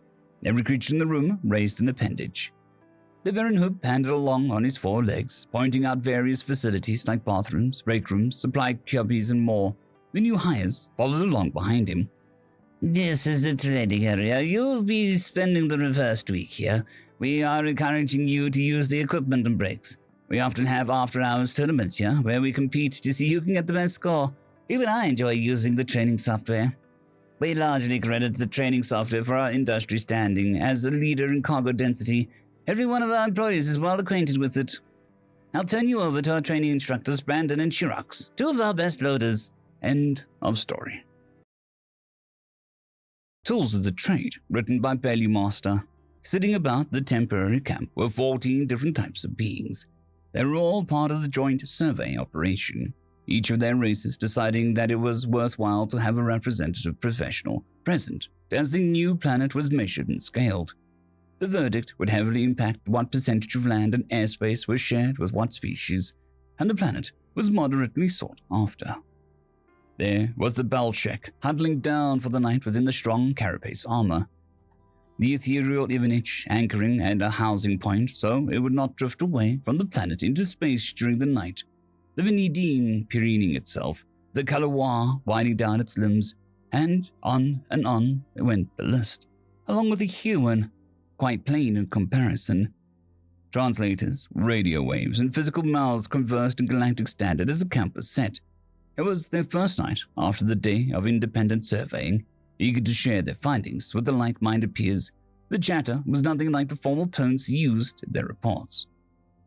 Alatharan, it is good that I see you once more. Convenient time for planets to open, I'm genuinely surprised, hard-fought friend. I only hope that this was as old as half as becoming as the last that we bet on. The luminescent individual scanned the encampment. There are many of us. It is good. The task will be finished quickly. Well, enough of it, Will. Yet I desire to know the talents of those new amongst us. The speaker was a large, broadly built specimen, very solid and physical in presence. I am Kaldek. The skill of my kind that has been found useful in surveying foreign lands is our ability to measure and adjust to gravitational pull of many sorts. The Ivanich smoked next, its faint version of galactic standard drifting across the air. Our kind knows what lies within the atmosphere and the speed of the star it circles around. Then the bell shook. We measure the dangers of the world. Our armor might be impenetrable. If one of us can be killed, it is a harsh place indeed. We know our place in relation to the waters at all times. Be it instinct or intuition, we sense the patterns of the weather. And on it went, with the various species speaking to their abilities and how they related to the process of surveying. Everyone in camp spoke, save for the human. Yet eventually, each eye and ear were turned towards the new being, curious to know what innate skill brought it amongst the ranks of surveyors. The human set down a sandwich. Sorry, I don't have anything like those things. The most I can do is walk really far, but I also have asthma. Define, please. A respiratory issue that makes it difficult for me to be active too long. This seems self-defeating. Have you brought up this glitch with your programmers? Not everyone's a construct, Vortnek. Human, or, if you have a name, Sarah. Sarah, then, how is it that you come amongst the surveyors, if your skill is only to walk far, but also not? Sarah patted a bag beside her. It was almost as large as a torso. Everything I need is right in here. Elevation, atmospheric composition, air pressure, geospatial positioning. I can do most everything a surveyor needs to. One of the aliens looked at her in surprise. What if you must measure an angle? You don't have a carinx to measure with. Sarah pulled 3 tools from her bag. I have a level, a tape measure, and a theodolite. What if you must test the quality of the water? Can't you taste it and pinpoint the impurities? She pulled out a couple of transparent tubes. My test kit's up to right. What's the weather? The human pulled out a small box with a screen on it, with a deadpan look on her face. Gravity. A simple tube with lines and a ball inside. Light levels and radiation. Another box with a matte black on one side. The distance to the planet's sun. A small, thin pair of rods. Sarah held out her hands, palms out, fingertips up. Look, if you all want me to empty out my bag and explain everything, I can, but I'm getting tired. It's been a long day. The Bolshevik spoke. Apologies, but I would wish that in the near future. How is it that your kind is so plain and useless seeming? I apologize for any offense, but it is incredible to me that one such as yourself, he motioned at her, can do so much as all of us, with only that one container. My interest is piqued as well. No pre-programmed abilities, and yet your kind has exceeded their parameters. How was it done? Sarah began packing up her bag, putting the tools away in the various compartments and homes. Math, I suppose? People saw patterns in the world, figured out what correlated to them, and then pinpointed what to measure when looking for certain information. It's not too complicated. The other surveyors looked between one another, their masterful professions having been deconstructed in a few sentences. The Bolshevik ventured to speak again. Well, allow me to say, it will be a joy to survey with you. I look forward to learning more of your items. Though I must ask, if your species' skill is not in surveying, then what? Surely there must be something beside it. He curled up into his shell, insulated from the outside temperatures. Of course, surely there must something comes to mind, even if it's unrelated to our task at hand. I see that you brought up much more than the bag. Do you self-regulate or create a thermal barrier about yourself? Sarah looked up from where she was setting down a pad of sleeping bag. In a sense, yes. That's what these are for. But surely, there has to be something. The human crawled into a sleeping setup. Again, It's probably running, but I'm terrible at that. Good night, everyone. Story number 2, When the Gods Call, written by Algae Father Anthracite. You did what? We communed with your gods. What gods? Which ones? Who told you they were a god? Wait, was there a giant marshmallow man? The human was starting to sound unhinged. Marshmallow? The Apache ambassador was confused. Never mind, it's an old joke, and it would take too long to explain. The human ambassador waved his hand dismissively. More to the point, which god or gods did you speak to, and how? There were a great many of them. Some names we recorded sounded like Quetzalcoatl, Chepitotec, Odin, Loki, Kalima, Vishnu, Zoroaster, Dionysus, and Hermes. We communed verbally, so we cannot confirm written versions of the names. It is done through a ritual by a highly trained priestess who calls on a guiding spirit to take her essence to the land of the gods. We just asked to speak to your gods, and the spirit guided her there. We do this for all of our allies. Aha, that's a hell of a thing. The human ambassador sat back in his chair, lost deeply in thought. After several minutes, he spoke again. What did the gods say? Mostly that they were concerned. It seems humanity has stopped worship of gods. Why is it that you've left behind your gods? Would you not have benefited from their boons? The Apache ambassador looked concerned. There were many human gods, but they were all diminished in power, lacking in devotees. Most of the celestial beings the Apache had communed with were quite caring and generous to their worshippers. Humans, however, had barely even worshipped in centuries. When they were contacted, the humans clamored for reasons and expressed a desire for humans to return to them. We don't need them, the human ambassador replied with almost no hesitation. Do me a favor, do yourselves a favor, never ever mention this to any other humans. It would start more wars than you could possibly imagine. The Apache ambassador was taken aback by the vitriolic tone of his Terran counterpart. Surely the power and blessings of the gods was something to be sought out. Why would any species give up such a boon? The elderly Apache asked his human compatriot just that. Look, Renpick, humans are seen as aggressive and prone to violence, and I'm saying they're right or wrong. Clearly, I'm not in a position to judge, but what I can tell you is that for all of our violent tendencies and aggressive behaviors, it pales in comparison to what the gods demand of us. The human spoke softly, but his voice was thick with emotion. I don't know what your gods gave you, or what they demanded in return, but I know human religion has died in conflict, steeped in hatred, and soaked in blood. Human sacrifice, holy wars, genocidal conflict, plagues, purges, and more. Humans gave up religion so that we could avoid conflict over it.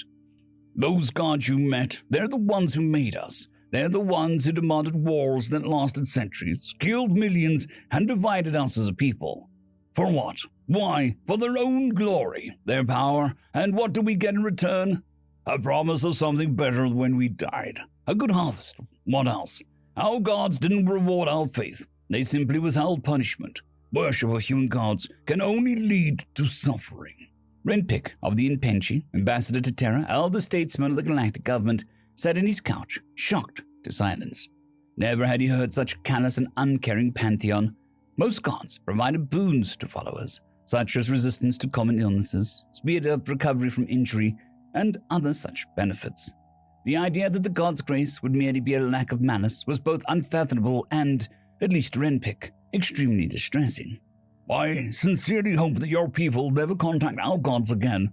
If you do, tell them to forget about us. We clawed our way out of the dark, out of the mud, and up to the heavens. And we did it without them. In spite of them. We don't need them. We don't want them. Tell them to leave us alone, and we'll leave them alone. It's more than they deserve. End of story. Technomancy and Tea, written by Squiggle Story Studios. The young orc looked up in awe. It was everything the wandering sage had said, and more. A technomancer's mansion atop a mountain, a shimmering castle of metal and lightning. Clouds of steam poured from giant chimneys and joined its brethren in the heavens, while the walls sparkled with thousands of tiny lights, like stars in the night sky. He held onto his book tightly, the leather-bound volume he held dearly to his chest. He dared to approach the sacred halls. Soldiers of metal stood at attention guarding the open gates. Disciplined, immortal warriors stood their ground. their armored shells draped in red tunics, even though they were not to feel the cold. The orc pulled back his hood and walked up to the immortals. "Son of Steel," he hailed them, "I have come to speak to the Technomancer, if they will grant me an audience." The warriors turned their head in unison, bodies and souls shifting in time as though they all shared the same soul. Stomp, stomp, stomp. The Growl's boots crunched on the snow that covered the mountain's peak. They stood before the orc, dwarfing him with their size. Before the unseen eyes behind their helms glowed a pale blue. A spirit materialized before the young orc, a face that was both human and not human. "Oh, a visitor," the spirit chuckled. "I don't get many visitors these days. Just the curious and the broken." Her voice was like incense that lingered in the air, sweet and smoky. "I would be the curious." The young one nodded his head. He held up the tome in his hands for the pale blue spirit to see. "A sage spoke of the machine gods. I wish to know more." The spirit cackled. "Oh, dearest me, child, please come in from the cold. You'll be of no worth to either of us if your flesh falls off to the frost." The spirit vanished, and the eyes of the warriors grew dim. They turned to escort him inside the monument of wires and gears. The building itself must have been alive, for the orc could feel the pulsating heat from the columns. He need not wear his furs inside. He could scarcely believe the buildings in front of him was real. Inside the arched gates of coiled metal was a cathedral of glass and light.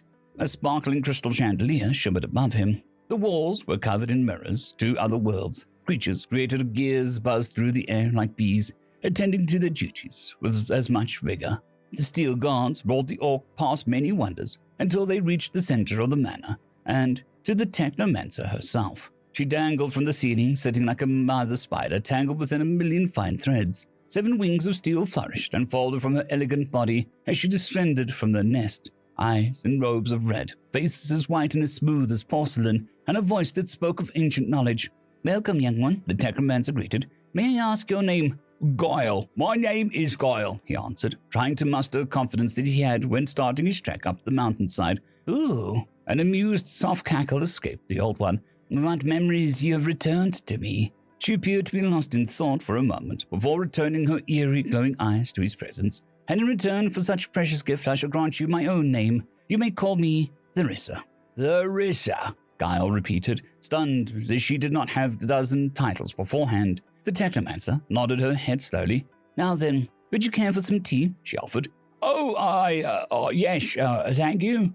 Guile accepted, startled. He thought that he would have to beg and prove his worth to the ancient sage. He was not expecting to be welcomed so warmly. Guile's large ears picked up the soft hum of machinery. Clicks and hisses echoed in the halls as Therissa pulled herself from her enormous body of wires. 4 thin legs, each segment Guile's own height, tapped the floor with an unnatural grace. A human body dangled from the middle. Blood-red robes concealed her form from him. "This way, if you please. I have some surroundings you might be more comfortable with." The halls of light and glass soon gave way to more familiar things. Wood, stone, cotton, wax candle lights, and the smell of fresh ink and paper. A library, more grand than any Guile had the pleasure of basking in, was hidden away within the Technomancer's manor. 2 armchairs sat before a roaring fire of light, a wooden table beside them. Therissa offered the orc a seat. He almost couldn't. His feet and heart wanted to carry him to the endless shelves of knowledge and bury his face within the pages. Therissa lowered herself into a vacant chair. Human hands folded within her lap as an elegant spider legs acted as attendants. "Now then, Guile," she smiled at the pronunciation of his name. "A sage spoke to you of the machine gods, and you wish to know more." Tendrils reached out to the mantle of the fireplace. An iron pot pulled from the shelf to be filled with water, poured from a silver tap that decorated the mantle. Guile's brown eyes followed the silver pipes up the mantle and into the mess of cables that made up the halls. "How much more do you actually seek?" "All of it," Guile replied, his gaze still following the maze of pipes. "I wish to know about the machine god, the fall of the old gods to the new, and magic humanity brought with them." Therissa's mechanical legs hung in the kettle over the fire, while the human hands drew the drawers of the table. They pulled from its depths a ceramic teapot that would have found its home in a simple orc house, a green surface painted with pink petals. "All of it? I do hope you are not in a hurry. A century tale cannot be told in a night," Therissa stated. Guile watched as the Technomancer's hands lifted the teapot's lid. Her fleshy hand was old and withered. Rings of gold banded each finger. Runes of his people, the elves and the others were carved into them, but he left his questions fall to the wayside. He had his entire life to ask questions, but now he would listen. He looked to his own hands, green skin stained with ink, scratched with quill lines and manicured claws. A single gold band wrapped around his thumb, the mark of a scholar of Gaia. "I have as long as your patience lasts with me," he replied. Oh, Larissa laughed. "You're quite the charmer, but I believe that we have until your mind drifts to the realms of sleep." The spider legs dropped petals and herbs into the pot, retrieving the kettle from the fire and pouring the hot water into the container. The sweet scent of rose and peaches filled the room just as the lid went on the pot. "Now then," she smiled, returning her hands to her lap. "Shall I start at the beginning?" Story number 2. Humans are destroying the terraforming industry, written by Admiral Marsupial III. Ulik was happy. He was president of the Biosphere Galactic, and that made him as powerful as, and in the equal of, any head of state from any galactic empire. But those fucking humans had ruined everything. Biosphere Galactic was the largest corporation in the history of the galaxy. It had existed for 46,000 years and had an income equivalent to 1,000 entire planets. The largest spaceborne navy of any organization or entity in history, the third biggest army and navy, and had literally shaped life on innumerable worlds across the entire Milky Way. Terraforming was the most lucrative and profitable business in the galaxy, and what 99.9% of people didn't know was it was that lucrative because it was much easier than people realized. Each species had its own definition of what makes a planet suitable for settlement. The Giateur said that you needed to be able to form a balanced and sustainable ecosystem with the existing life forms and wouldn't declare a planet as confirmed for settlement until at least 50 years after first colonization. The Null had their 1,625 checks of habitability, things such as gravity, radiation levels, day-to-night percentage, planetary spin speed, maximum annual temperature variations, etc. The Uta had a more pragmatic view. Could a colony of sufficient size to avoid inbreeding support itself of natural resources if their technology failed and they found themselves isolated, and so on and so on. The general idea being that each species had a massive list of requirements before a planet was capable of settlement. This meant that a vast majority of life-sustaining planets weren't suitable for settlement when discovered, and terraforming mostly consisted of minor adjustments to planets that already had working ecosystems, or repairing those that had suffered major ecological events. Sure, they could bring life to barren rocks, but it was that much effort, and there were that many almost habitable worlds that it only really happened if the planet allowed you to see some spectacular natural phenomena that the travel industry would milk and build resorts and bring the rich travelers. Maybe what they did wasn't true terraforming, but the name still carried enough mystique that they could charge massive margins, and they did by far the best work of anyone, so the orders were lined up for the next 6 years with waiting lists of projects after that. Yes, terraforming was the best business in the galaxy to have a monopoly on, the key word being was. Now Ulik was no longer happy, and was no longer the equal of the galactic heads of state. Now, he was the leader of a flaming pile of catastrophic crap that was the biggest corporate collapse that would ever happen in the Milky Way. And it was all the stupid, hairless, mentally deficient, slobbering apes' fault. No one's going to pay time and money for terraforming when you can sell the planet to the species whose only conditions for settlement are, can I stand naked outside for 30 minutes on at least one point of the planet without dying? And when that species is so hard to kill, he was sure their existence was punishment for some forgotten time, horrific genocide he inflicted on innocent pacifists in a previous life. Ulik was left in a position where he needed about 200 civilized planets to get hit by asteroids, or he was fucked. End of story. He Doesn't Bite, written by Shane Watson. The cat-to-cat lore officer, like others of her kind, stood just over 4 feet tall, fine-boned and slender, covered, as they were, in green and yellow feathers with a red beak and large eyes set on either side of her head. Humans tended to call them parakeets, or keets for short. Unlike their nicknamesake, however, cat-to-cats had arms ending in hands that disturbingly long fingers. The officer's fingers, at the moment, twirled a set of dull grey cuffs, while she puffed up her chest to appear in control of the situation. Those fingers trembled, and the feathers on her neck stood out in alarm. She was to arrest a human, one of those dangerous apes from a remote arm of the galaxy. This was the day she dreaded might come and hoped to never have to live to see. She'd never met one of them, but she knew they were larger, heavier-boned, densely muscled creatures with predatory eyes and diet. The stories she never hoped to verify terrified her. Living up to their reputation as bloodthirsty savages, this one had claimed an emergency and docked at station in a ship bristling with weapons. Carried within, the ship held a quantity of explosives that, if set off, would vaporize the ship and a good portion of the station with it. The pilot stood next to his vehicle. He was grimy with oil and grease stains on his jumpsuit, boots, hands, and face. Slung across his shoulders was an emergency oxygen tank, now depleted, as evidenced by the open valve and no sound of gas escaping the mask that hung from his neck. Whether it was a real emergency or manufactured to gain access to the station would be determined by the investigators. "Pilot Silas Roberts," she said, challenging the beast of a man in front of her. "I am placing you under arrest for the transportation of dangerous goods to a civilian station." "I figured as much," he said. He turned his back to her and put his hands behind his back. "I won't fight it. I don't bite, unless you ask nicely." The cuffs barely closed around the large wrists of the man. Her sensitive fingers felt the rough texture of his hands, as though humans had built-in work gloves. The solidity and weight of his limbs caught her full attention. She hoped the cuffs would hold. Maybe there was something sturdier in the station's garrison. "Ma'am," he said, "if you wouldn't mind, what's your name?" "Officer Takara," she said. "What are the yellow lights on the floor? We're going to the garrison.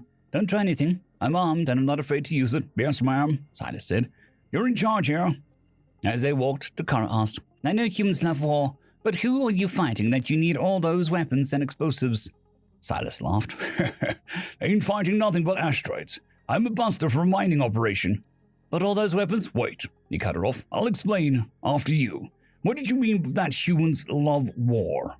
The tone of his voice raised the feathers on her face and neck, sending a shiver of fear down her spine and raising the feathers on the way down. Her hand tightened on the grip of her stunner, and she took an involuntary step back from him. Silas stopped and bowed his head. "I apologize for my tone, Officer Takara. I get fed up with hearing about how dangerous and scary humans are. We're all just people trying to make our way." Takara regained her composure and got them moving again. "I know about humans," she said. "Well, I hear stories." "The best stories can tell the worst lies, ma'am." Silas shook his head. "I'm not saying there are no dangerous humans, because there are. Plenty that I wouldn't want to face alone. But isn't it the same for everyone?" "The same how?" Aren't there dangerous Keats out there too, like that weird cult that was doing medical experiments on kids?" He sighed. "I'd like to sick some of those dangerous humans on them." "Fine. I will concede that there are dangerous persons of all species." She relaxed her grip on her stunner. The human continued to cooperate and not make any threatening gestures. "That still doesn't explain the explosives and weapons." "Right," he said. "What do you know about asteroid mining?" "Not much." "Well, I'm a buster. Our job is to break apart large metallic asteroids into smaller pieces that can be managed by a processor ship. We do that by drilling holes into the asteroid, planting explosives, getting the hell out of the way, and blowing it up. Then we fly around the expanding cloud of debris and push it towards the processor. The guns are for breaking the chunks that are still too big, and to protect our ass from any rogue pieces that want to take a bite out of our ship." "I see. It seems," she stopped herself before she said something else that might annoy or anger the human. "Dangerous?" he asked. "It is. But that's why it pays so good." She had stopped herself from saying it was inefficient, but let him believe that she meant dangerous. As they neared the garrison, the noise of a fight reached the ears, and the yellow line on the floor turned red. The sounds of multiple stunners discharging in the garrison put her in high alert. Her stunner drawn and aimed at the garrison doors on instinct. One of the doors buckled and flew open into a hallway, opposite to the direction it was meant to open. Two catecats, brandishing stunners, were wearing police armor over civilian clothes, stepped into the hallway. Seeing Takara, they swung their stunners towards her, even as she fired both of her charges at them. The armor made it ineffective, but Takara wasn't wearing any. Silas stepped in front of her, and with a jerk of his arm, snapped the cuffs off. "Stay behind me!" He ran towards the armed duo, not even flinching at the 4 stun shots they unloaded on him. He punched one in the beak, cracking it and sending his head snapping to the side, knocking him out cold. He turned towards the second, who raised another stunner and shot Takara. The stunned officer dropped to the deck. Silas reached out and grabbed the second Cat and pulled so hard it dislocated the Cat's shoulder, making him drop the stunner. As officers in uniform swarmed into the hall to take the two back into custody, Silas returned to Takara and knelt beside her. "Officer Takara, are you hurt?" "Can't move," she said. "Should wear off soon." "Is it okay if I carry you into the garrison?" "Fine." Silas lifted her as if she weighed nothing. Takara marveled at how gentle he was, especially given the scene that she just witnessed. "The cuffs." "Sorry, but I thought it more important to stop dangerous people," Silas said. "I can buy you a new pair." "No, you could have just anytime. And yet you..." He did that strange thing the humans did with their soft faces they call a smile. "I told you. You're in charge, and I'm willing to pay whatever fines. I just needed a place to dock since I was losing my oxygen." "I think I believe you," she said. "I'll put in a word with the investigators."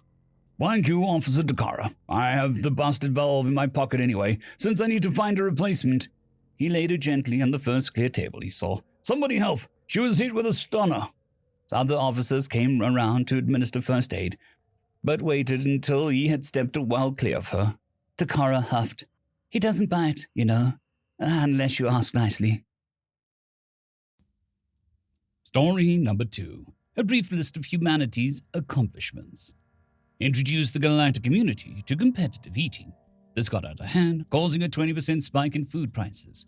This caused temporary famine, sparked trade wars over food, and almost crashed the galactic economy. A piece of adaptive ransomware took down the entirety of the Galactech Empire for 2 weeks. This was fixed after they discovered our anti-malware technology.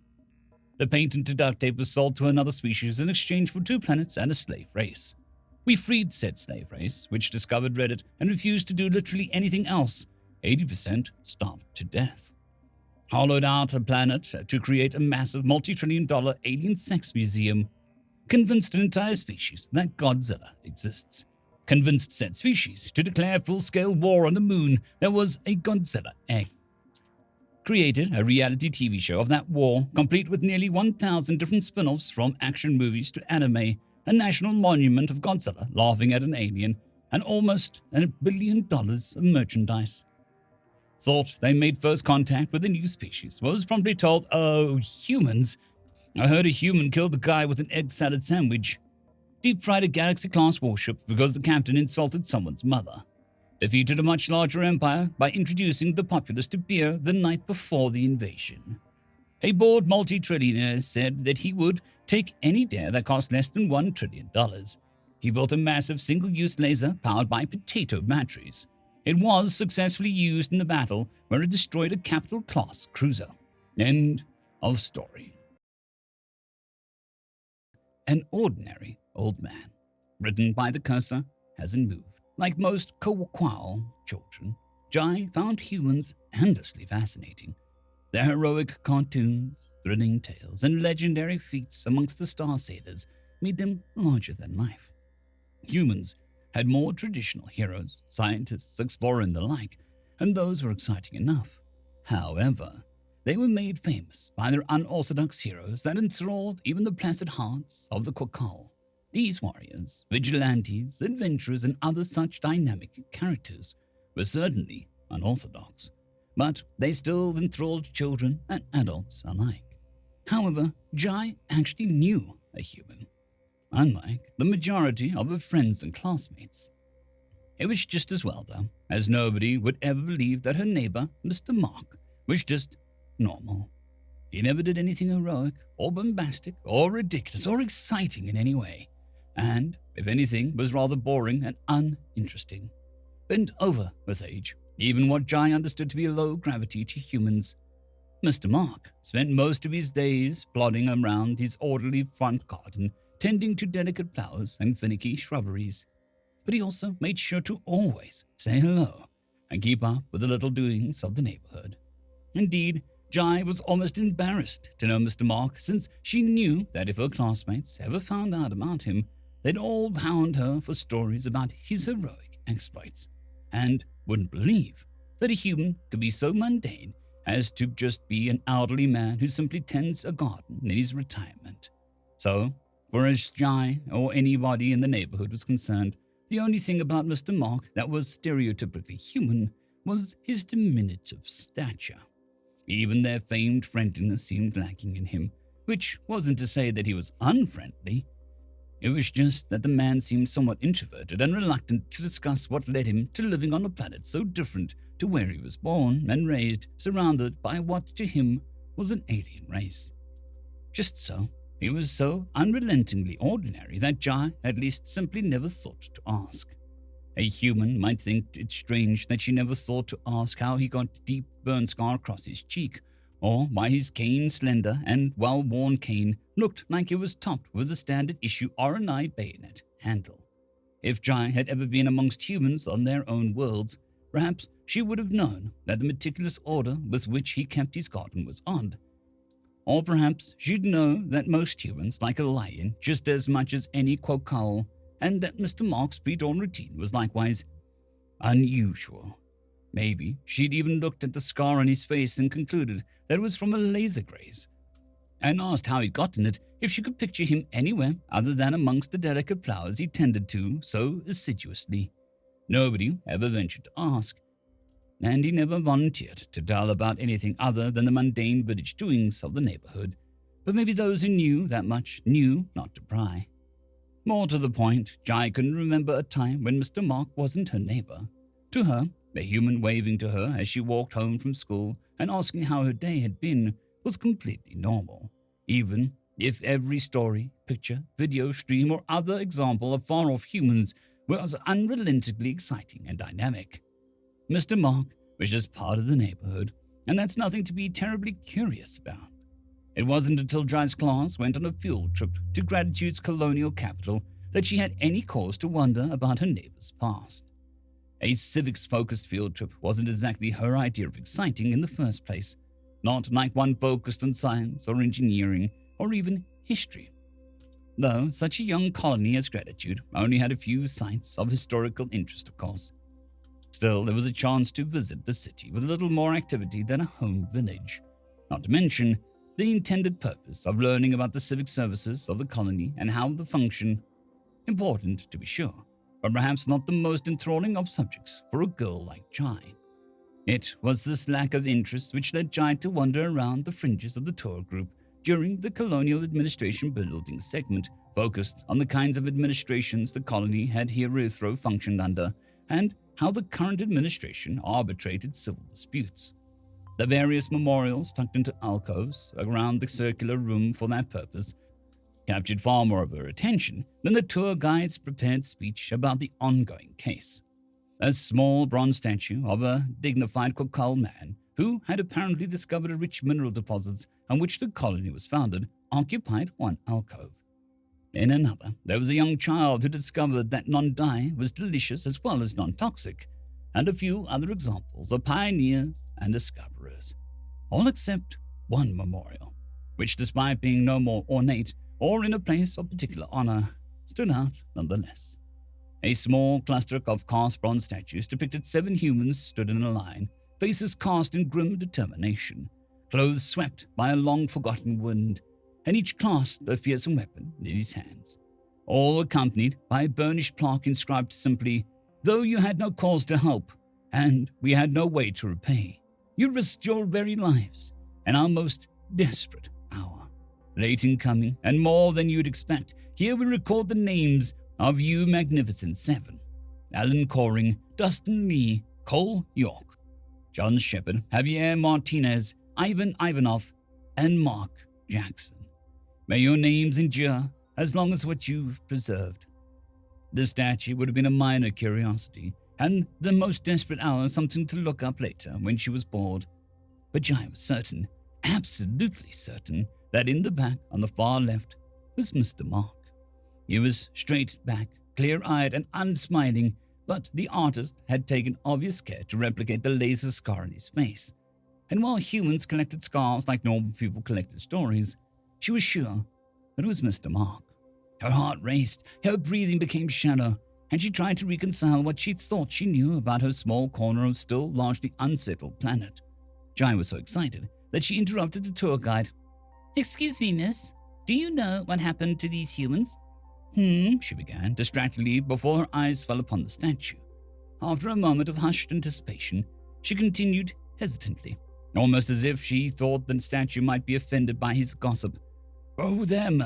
Well, I don't really know. I suppose they all went off to have more adventures. Typical human things, you know. Although, rumor has it that one of them settled down somewhere here to retire. Do you know anything about the most desperate hour? The tour guide's first stood an end, as if in shock, as she looked out over her expectant audience. You haven't learned yet? Well, how quickly the past fades. She looked towards the statue once more, and stood up straighter, before beginning in a stronger voice. Well, I didn't prepare for explaining history, strange as it feels to call it that. Gratitude is a strange name amongst us for a colony world, but it fits us all the same. For everyone here has much to be grateful for. Many of you take pride in the competitive ruggedness of gratitude to the other worlds we can inhabit. But this meant that only a generation ago our fair colony stood a fair chance of failure. My father still talks about how bad the harvest was, how dangerous the inrads were, and how devastating the outlaw raids were. See, unbeknownst to us, scoundrels, outcasts, and ruffians from several stellar nations had established a small base on the planet, and they saw our struggling forefathers as a source for easy food and entertainment.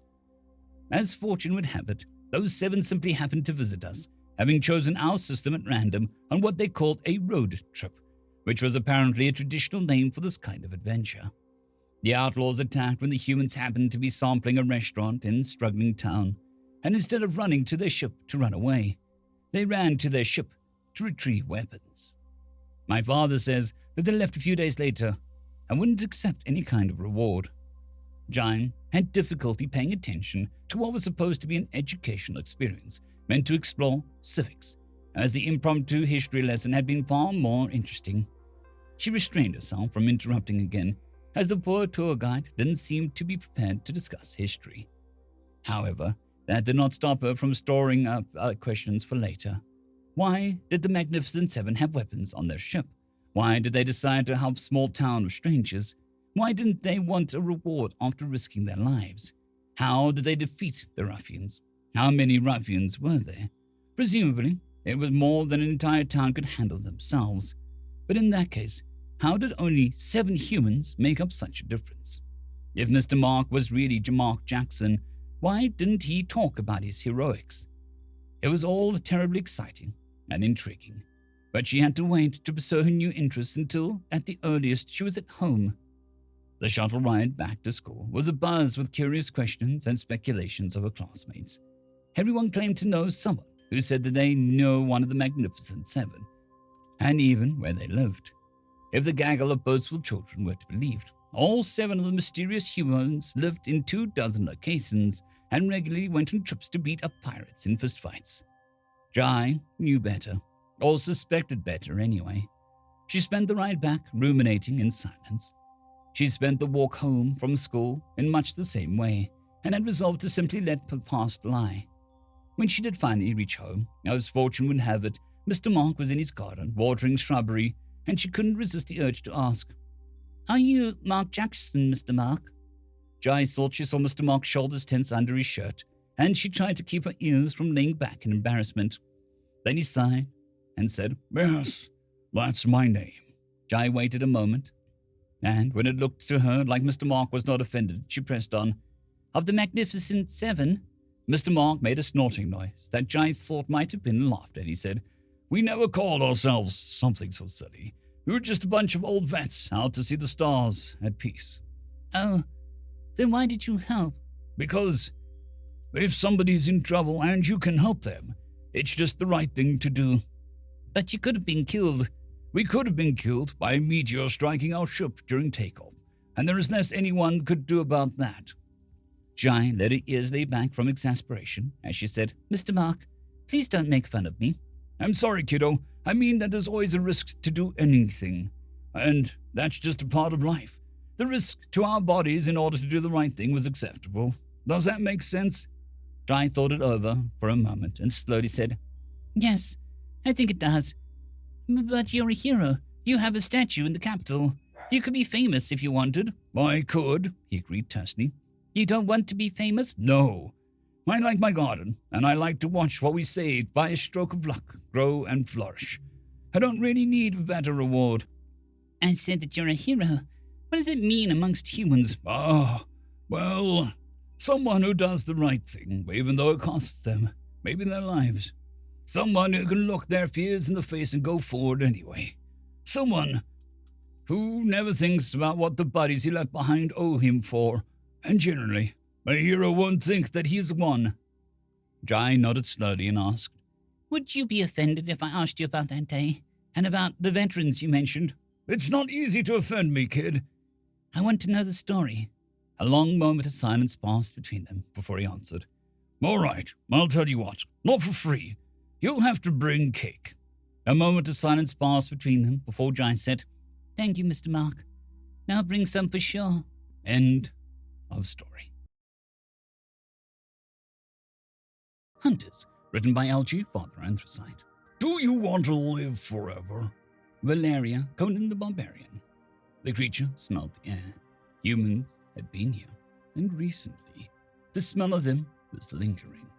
The great shaggy-haired beast put its nose to the ground and sniffed the earth, searching to see which way they had gone.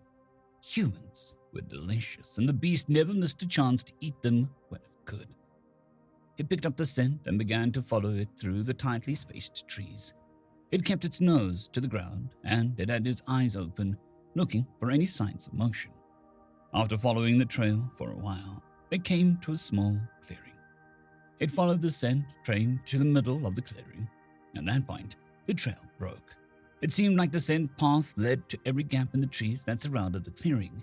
The creature looked around confused for a moment. Which way had the humans gone? Just then, a noise issued from the branches above the beast, the call of a bird. After a startled moment, the beast went back to trying to determine where the humans had gone. It had sussed out the strongest of the smells, when suddenly, from above, a great flurry of activity attracted its attention. Taken off guard, the beast turned its head skyward to see what the commotion was. It had just enough time to recognize the human falling down from the tree, and the shape of the spear in the human held in front of it, driving directly at the beast. Then, that same spear made contact with the beast's skull. And with the force imparted by the human in freefall, holding onto the said spear, drove it through the skull, brain, neck, and into the ground beneath the beast. All around the now deceased monsters, humans came shimmering down the tree trunks. Silently, they began to the task of harvesting the beast's corpse for useful items. The skin would be warm clothes. The teeth and claws would be valuable as trade items and parts of weapons. The sinews would make a fine, nearly unbreakable thread. And meat would feed many people, though it was somewhat tough and lacking in flavor. The organs were useful as well, though the heart was given to the man who had single-handedly killed the beast. He took it wordlessly and helped finish processing the beast. Once they were done, the humans suddenly began the trek back to their village. Marvick has once again proved his courage and strength. Today we eat our fill. Today an enemy of our tribe has fallen. Let us thank the many men who volunteered to hunt the creature down. The chief, who had been speaking solemnly, let out a loud whooping cheer, and everyone in the village repeated it. 10 men had gone out to destroy a monster that had been stalking them for months. After more than 2 weeks, they had hunted down and killed the beast. Now the same village that the creature had been preying on was eating its flesh during a victory party. Marvick held out a small plate to the village elder. On it were strips of cooked meat. The elder looked at the dish and then looked at Marvick, who nodded and pushed the plate into the elder's hands. This honor is yours, Marvick. You need not share it with me, the elder stated flatly. I had too many already. I don't need any more, Marvick replied. He sat quietly and ate a small portion of the heart, leaving the elder to finish the rest.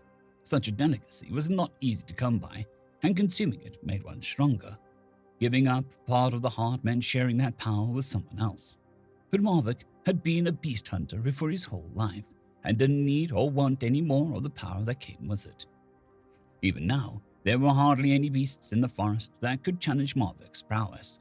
Even the beasts of the forests were beginning to avoid the areas around the village. This was the first time in nearly a year that Marvick and the other hunters had needed to go and deal with a threat. Marvick thought perhaps it was time to retire from beast hunting.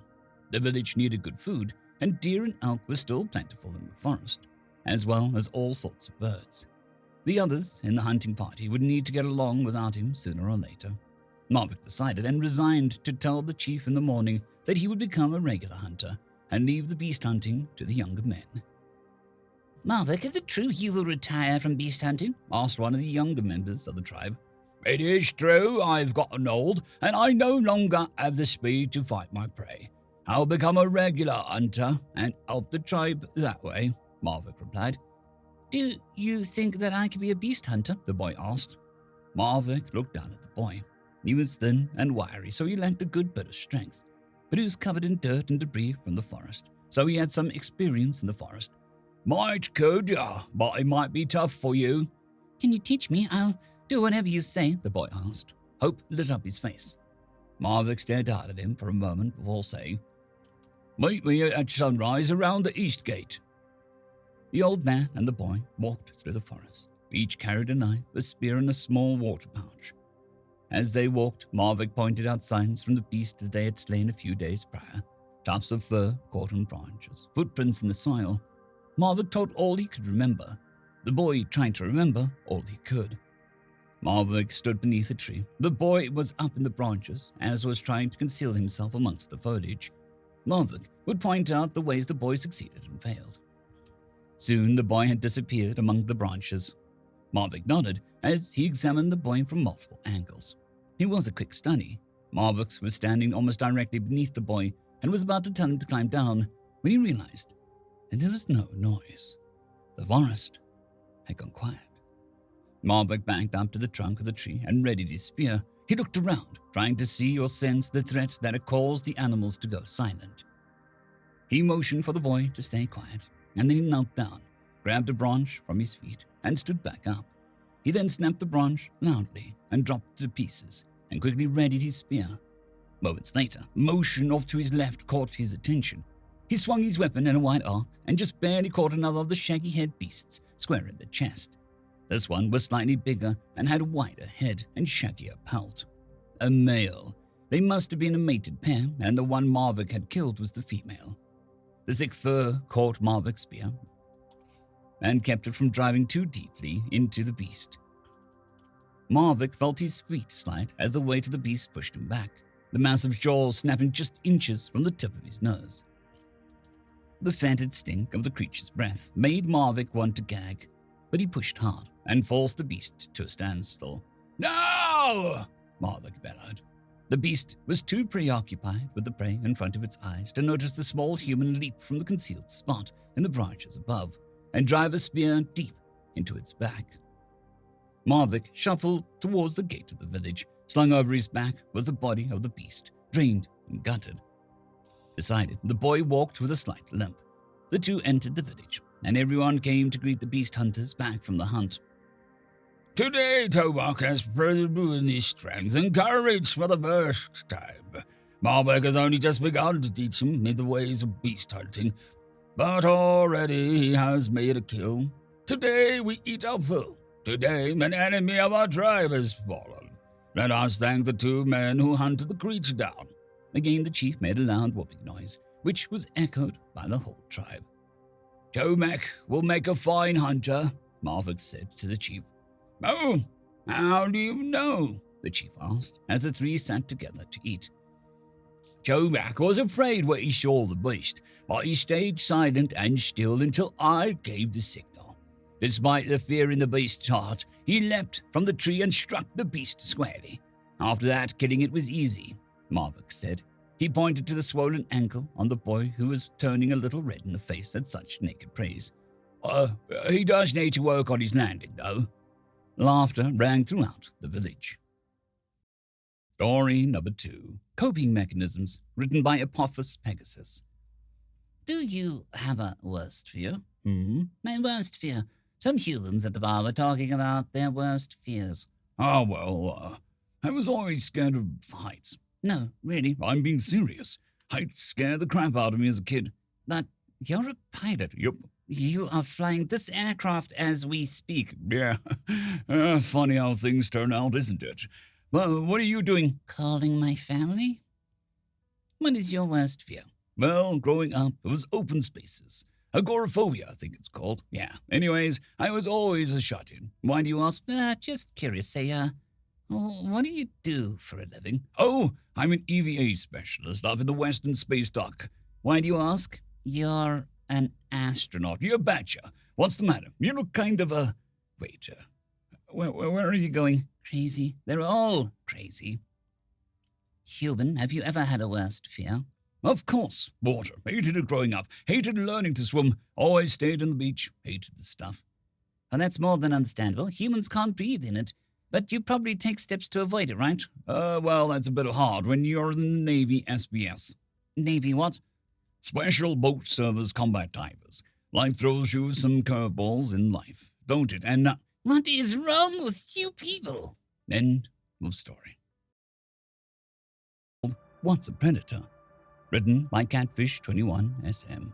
All sapient species in the galaxy are herbivores. Some worlds have what are called omnivores that feed on both plants and flesh. When a member of a fauna species dies, it is consumed by microscopic organisms that specialize in the task of breaking it down and returning it to forms usable by plant life. Omnivores, where they exist, aid in this process by speeding it up. Omnivores are peaceful yet solitary beings. All of them have this in common. When they do eat the flesh of another being, they will almost always eat the flesh of a dead being. The only exceptions, while extraordinarily rare, are those that'll feed on dying beings in their death throes. A gruesome sight, but natural nonetheless. None of these have ever made it past sapience. Or, if they had, then their uncooperative nature has led them to never advance technologically beyond perhaps the simplest of tools. The most terrifying thing in all of this is that many scientists and biologists theorize what they call a predator, that is a species that feeds almost entirely on the flesh of other beings. Many think such a being to be impossible. Others argue the fact. The theory started with a student, actually. They posed a question as to why omnivores exist in the first place. Below is attached a recording of the conversation that started this entire debate. Yes, what was your question? Well, Professor Yurkov, if a herbivore consumes a plant for energy, then naturally it'll use much of that energy in order to sustain its biological processes. If that's the case, then wouldn't an omnivore receive less energy from consuming a herbivore than it would from consuming a plant? Why then does there exist an evolutionary drive to consume other animals? Aye, an excellent question. Yes, you are absolutely correct. However, there is one thing that you are overlooking. The herbivore will not consume a single plant, but many. Its body naturally takes the energy from these plants and compresses that into a store of energy more dense than what you would find in a single plant. Think of it this way. A machine used to harvest and prepare crops uses vast amounts of energy, more than can be gathered from many crops. Why then is such a machine beneficial? Because it harvests and prepares more energy in the form of plants than it consumes. On a similar note, why is it beneficial to be a herbivore rather than a plant that can produce its own energy? Because being a herbivore allows one to move from one location to another and consume many plants. Simply put, while herbivores do use the energy that they gather from plants, they still gather more plants than they actually need to survive, meaning that consuming a herbivore will result in a net energy gain. To an omnivore, a herbivore is the equivalent of a crop-gathering machine. While it will use some energy for itself, it will still be more efficient to consume its flesh than it would be to consume individual plants. That is why omnivores exist. Thank you. I think I'm starting to understand, but then if it's so beneficial to consume a herbivore, then why aren't there any creatures that have evolved to consume primarily herbivores or entirely herbivores? Well, that's simple. The professor paused for a moment before continuing. That's a good question. I'm not sure, honestly. It would be beneficial from an evolutionary standpoint. The only reason that I can think of is that there would be not enough herbivores that would be needed to sustain a viable population of such a creature. If it did exist, then it could consume herbivores to such an extent that it would drive them to extinction. Then, if it has trouble processing plants, its own species would begin to die off. There are no known planters with enough biodiversity to support such a being. If one ever were discovered, though, that would be an absolutely terrifying thing to witness. Could you imagine a creature specifically evolved to find and kill herbivores as quickly and efficiently as possible? Theoretically, the herbivores would evolve defense mechanisms, and the predators would evolve even further to overcome those defenses. Oh, this is just theoretical and extremely unlikely. I'm going to stop here. Very good question, though. Are there any other questions before I continue with my lecture?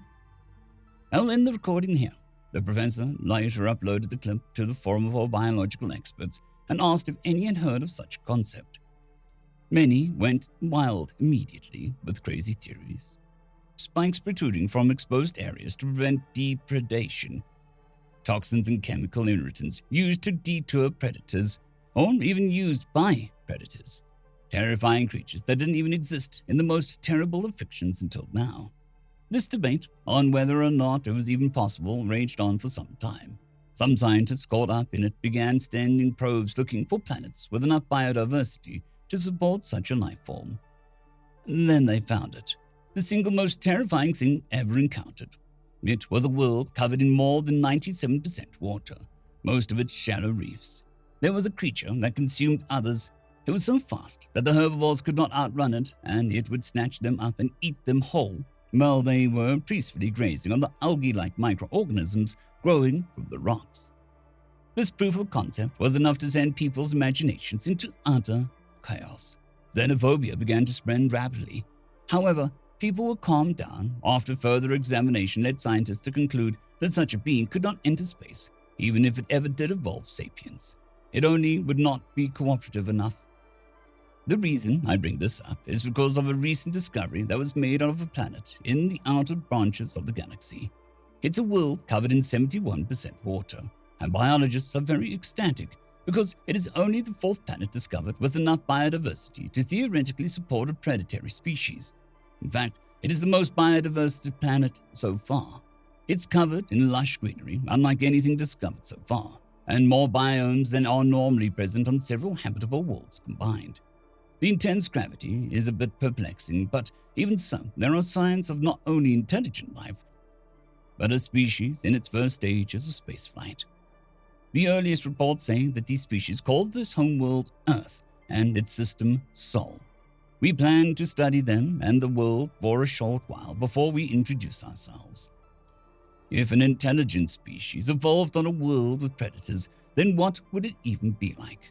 The likelihood of predation is rather low considering that a sapient species was actually able to evolve here. Even so, scientists are ecstatic to be researching the strange new world. Story number 2. Go with the Flow, written by Algae Father Anthracite. What are you doing? Oh, hey, boss, I'm just watching Johnson, a worker replied. I can see that. What I want to know is why. Shouldn't you be working too? The boss sounded annoyed. Have you ever heard of humans and flow states? The worker asked, keeping his eyes fixed on his human co-worker. What? What's that got to do with anything? Why are you not working? See, when a human enters a flow state, they become hyper-focused on a task at hand and can perform at a higher level than normal, the worker explained. The boss was looking at Johnson, who had his back to the pair. He stood at his workbench and was rocking from side to side slightly. Music was leaking from his earbuds, implying that it was playing at a high volume. Johnson's hands flew around the bench, gathering parts into assemblies, flipping tools into place with the kind of flair and exactness normally associated with well-rehearsed stage routine. What's this flow thing all about? The boss asked after a few moments. Well, Johnson told me about it. Apparently, humans get into the flow of certain activities. I read up on it a little because it sounded ridiculous. Turns out it is well documented. He's concentrating so hard and so focused on what he's doing that he's literally experiencing time differently, the worker said. You serious? The boss asked. If we stopped him and asked, he wouldn't be able to tell you how long he's been doing this. The worker looked at his boss with a grin. You want to hear the most messed up part? What's that? The boss had a quizzical look in his face. He's concentrating so hard right now, his sense of self is shut off. He's like an organic robot right now. No? Yes. The two continued to watch Johnson build assemblies in remarkable speed and accuracy. A few more minutes passed. Is it dangerous? The boss's face squinched in worry. Not normally, but I read that some people in creative flow states, like artists and the like, might forego nourishment in order to continue working. But Johnson will probably snap out of it when the lunch bell rings or someone bugs him. That's good. I don't want him getting hurt or anything, the boss, his face relaxing. Just then the bell for lunch rang. Johnson looked up and sort of surprised for a moment. He put his tools down and turned around. What? He looked confused at the discovery of his co-workers and boss eyeballing him from behind. What? Did you need something, boss? Johnson asked. Huh? Oh, no. Didn't need anything, the boss said, trying to look casual. Right. Well, I'm gonna go eat. You two have fun, Johnson said, turning towards the lunchroom. Does he even know it happened? The boss asked after Johnson was through the door. Who knows? Who knows how weird humans are, boss? The worker shrugged and started towards the lunchroom himself. Freaking humans, man. Freaky. The boss sighed as he headed to lunch. End of story. It was only a mining drill, written by Farmwitch 4275. We entered the star system. A few ships at most, nowhere near our normal strength. We were fully covert, trying to remain quiet, and every ship was running silent. This was a stealth raid, trying to secure the remains of a human warship for study. The species had been in the galactic consciousness for only a few years now, at least in their timescale, and had confounded the galaxy. We wanted to know why. We scanned the system, and instantly we noticed our intel was wrong. It was one small mining ship and one small station orbiting a barren moon. That was it. It was the size of a frigate, small, but clearly just an unarmed mining vessel. We moved to give it a more detailed scan, and my engineers were practically salivating at the sight of the thing. I tried to wonder why. It looked more than just a bit primitive. It was a long, thin, rectangular, cuboid shape, with rockets' engines in the back. Heavy-duty mining drills with an odd blue glow to them, and a single glass cockpit. I had never seen them before. Odd circular things with 3 heads with large grinding teeth that spun around the center rotating directions all at once. My engineers took a look at the readouts and were salivating at the sight of it. Some even bashing their heads against their console, crying, "Why didn't we think of that?" Or a similar facsimile thereof. I wondered why they got so jubilant at the sight, and got my chance to see why. It headed towards a large iron-rich asteroid and stopped near its surface. It gingerly pressed its 4 large drill heads against the rock, and like a knife through water, the rock began to disintegrate into small tiny particles of mineral-rich dust. The engineers were beside themselves with happiness as they watched it work its magic, the drills themselves having large tubes in the middle just behind the drills, pumping the rock dust through pipes to 2 large cargo containers placed in the rear. Just in front of the engines, he chewed through the massive rock and disappeared inside it like a worm in a fruit. We sat in silence, running what few scans we could. It was swirling around inside the asteroid, digging it out and hollowing it out. Then it popped out of the rock on the other side, slower, heavier. Again, the engineers nearly wet themselves as they scanned away. Finally, I had enough of all this cooing and asked why. The engineers told me that due to low gravity from our homeworld, it was easier just to use lasers, or, in the case of our primitive ancestors, stone saws, and cutting blocks to just cut out small blocks of solid material from a surface or mineral-rich deposit, then carry the whole thing to the refinery or smelter. These humans, coming from a high-gravity world, didn't have that luxury and so had to crush or destroy rocks, transporting them elsewhere for processing. Only this was a lot more impressive, a lot more advanced.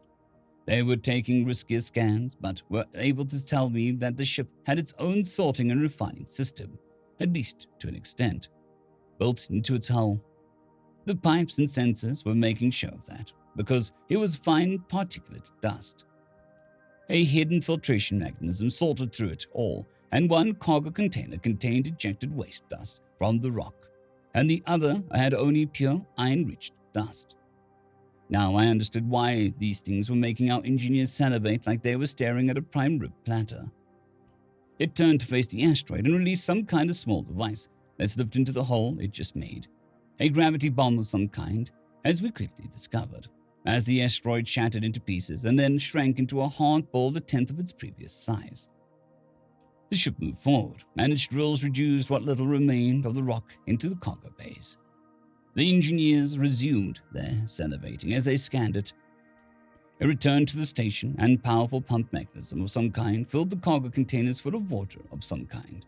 An odd mechanism inside, like the clothes machine or other such mechanism, washed the ore of impurities and deposited it all into storage.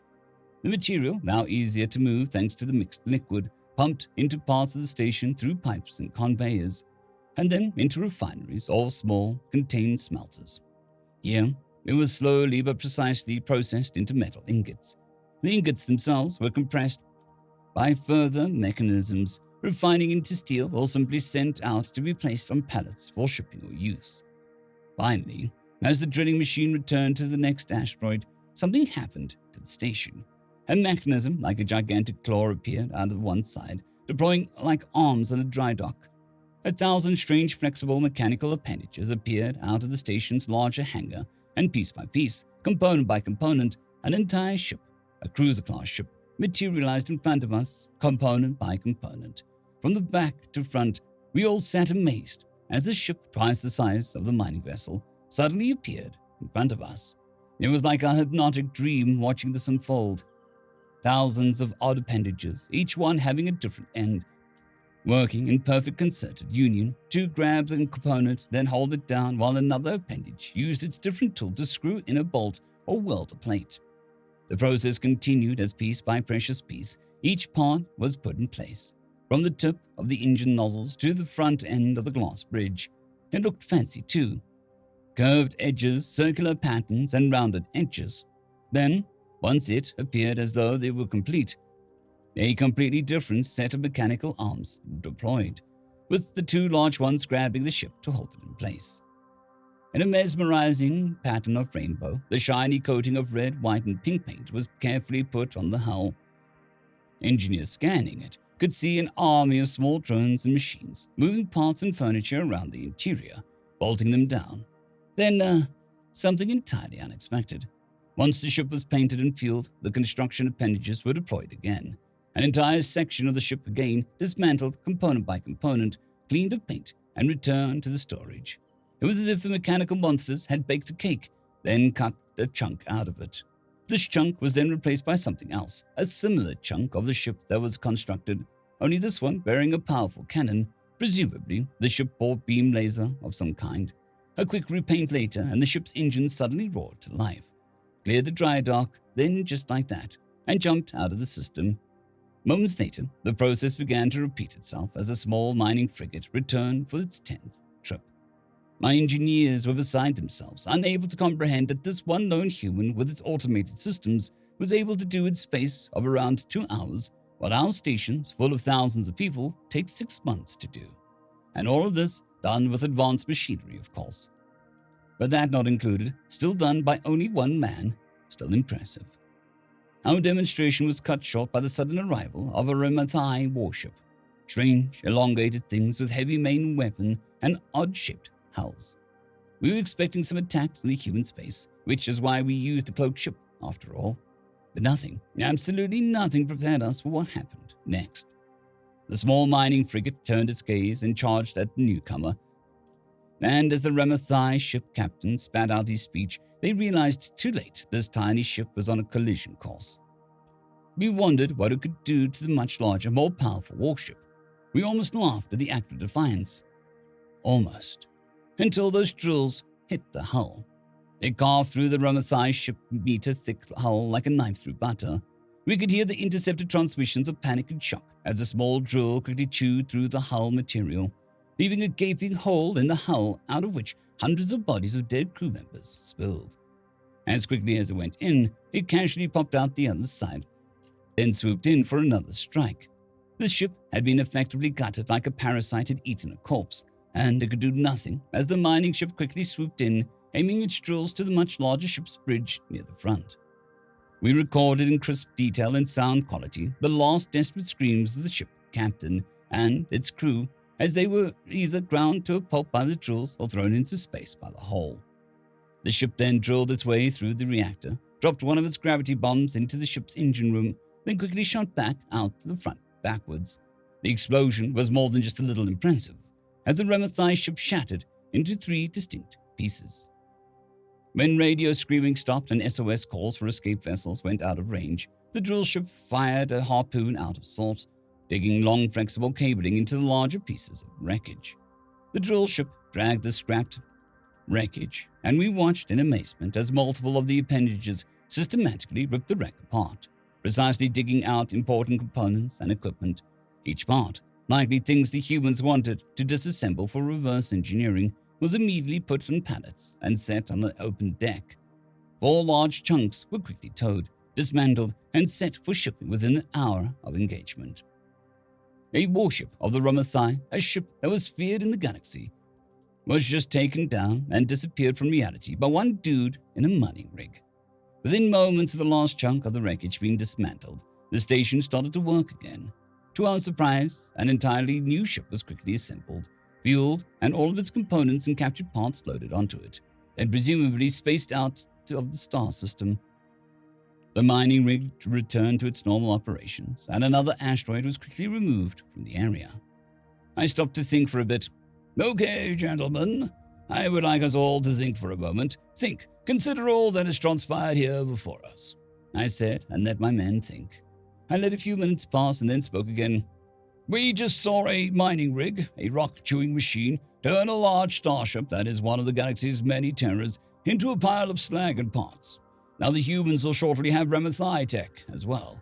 Consider humanity and their now, albeit short-lived, but well-catalogued reputation for acquiring technology from those who attacked them, I said, and allowed my men to think about it a bit more. Just as the mining rig finished another asteroid, one of my engineers squealed in terror as it turned, aiming its huge starship-chewing mandibles at us. It remained there for a few moments, then began to approach, quickly getting within striking distance, barely out of range of our ship's lasers.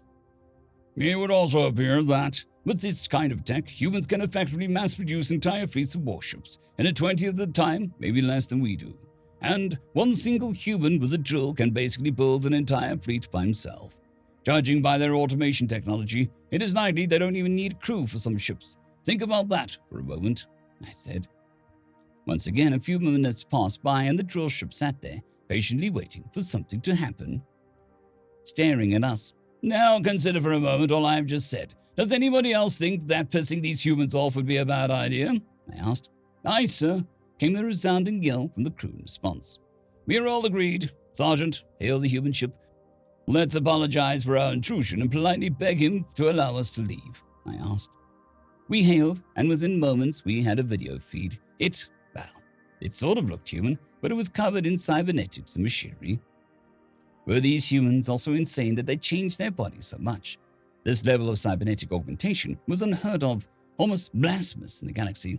What do you want? He said. The biomechanical voice threw me off, and its appearance startled me a bit. I have no idea why I said the thing I said after this, but I guess I was so surprised that I just blurted it out. Pardon me, sorry for the intrusion. May we please come in and have a chat over lunch? I said. The crew all looked at me, and I suddenly realized what I said. I slapped my own face in embarrassment. But, what I mean to say was, yeah, sure, come on through. Just make sure you don't get caught by the wee beasties. They don't care what they find. If it ain't registered, it gets torn apart. See you in a few, he said, and disappeared. The mining rig turned around and docked itself onto the station, waiting for us. Wait, what? Pilot, go, I suppose, I said, still unable to comprehend what the hell just happened.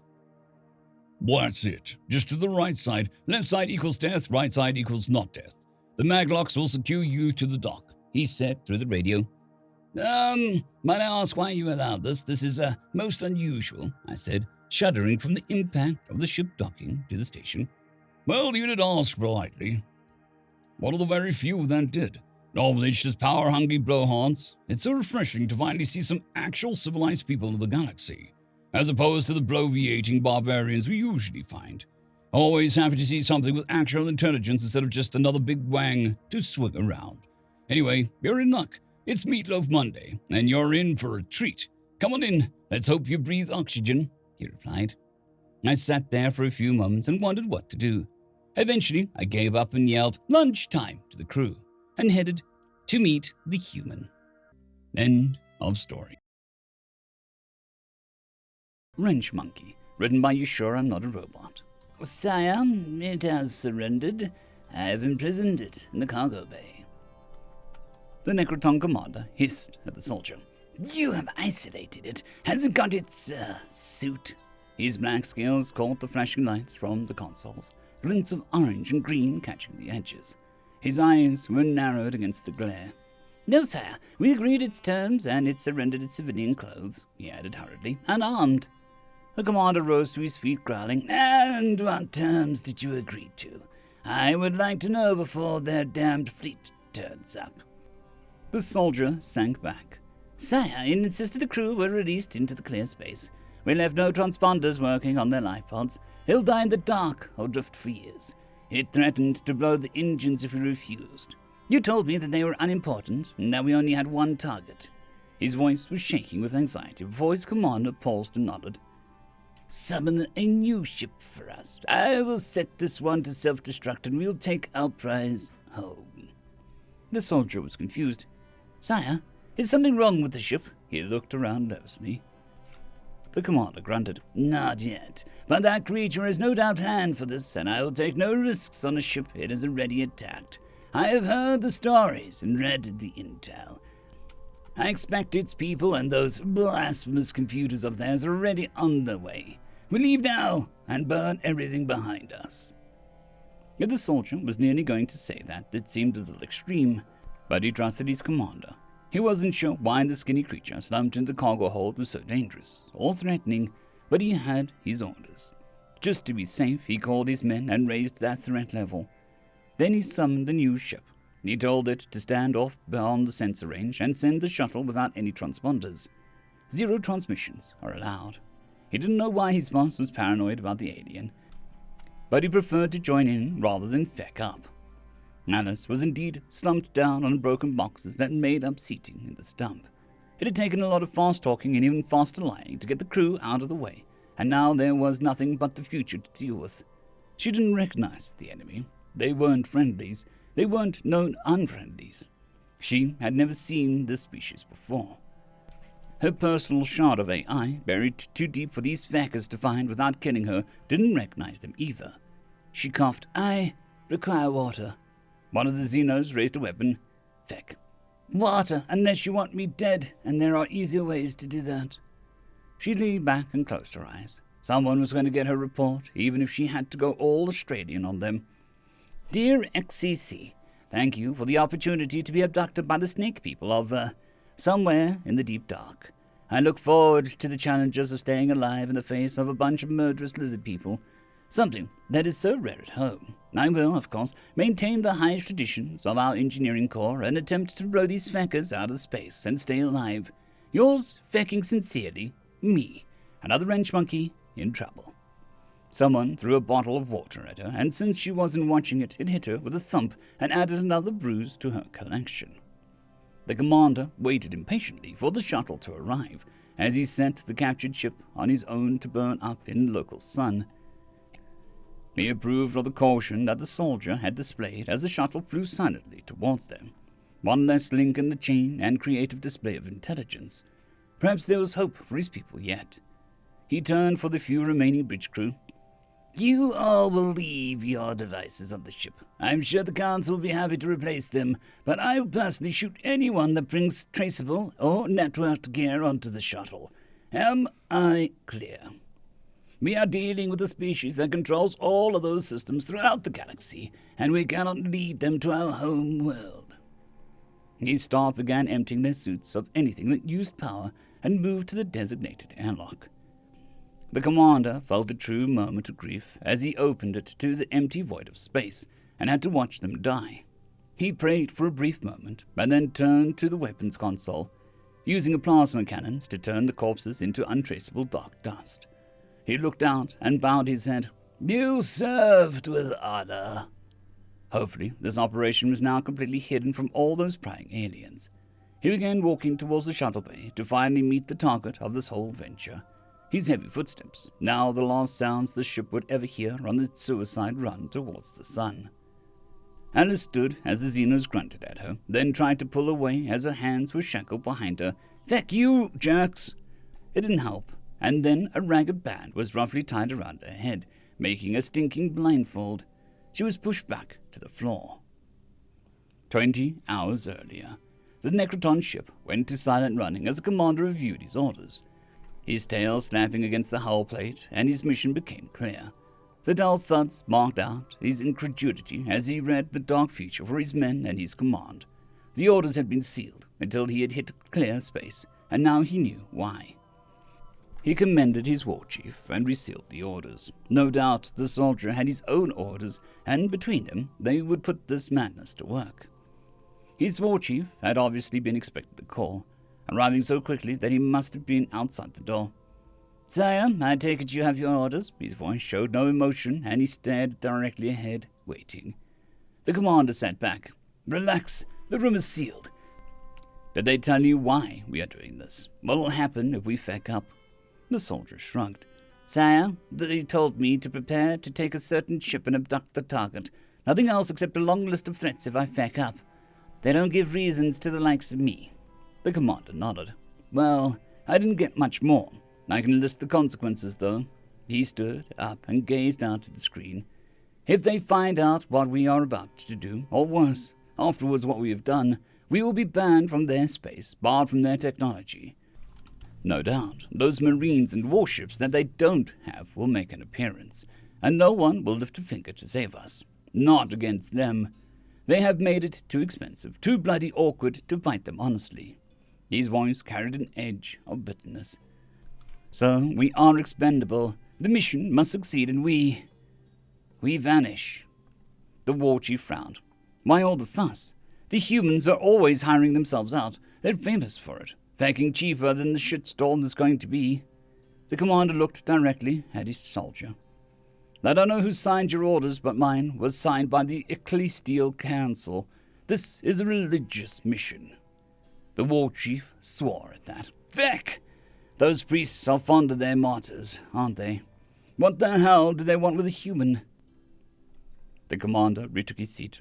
"Now what would a bunch of technophobe priests want with an engineer, a human one at that? A race that builds its so-called intelligent machines wherever it goes.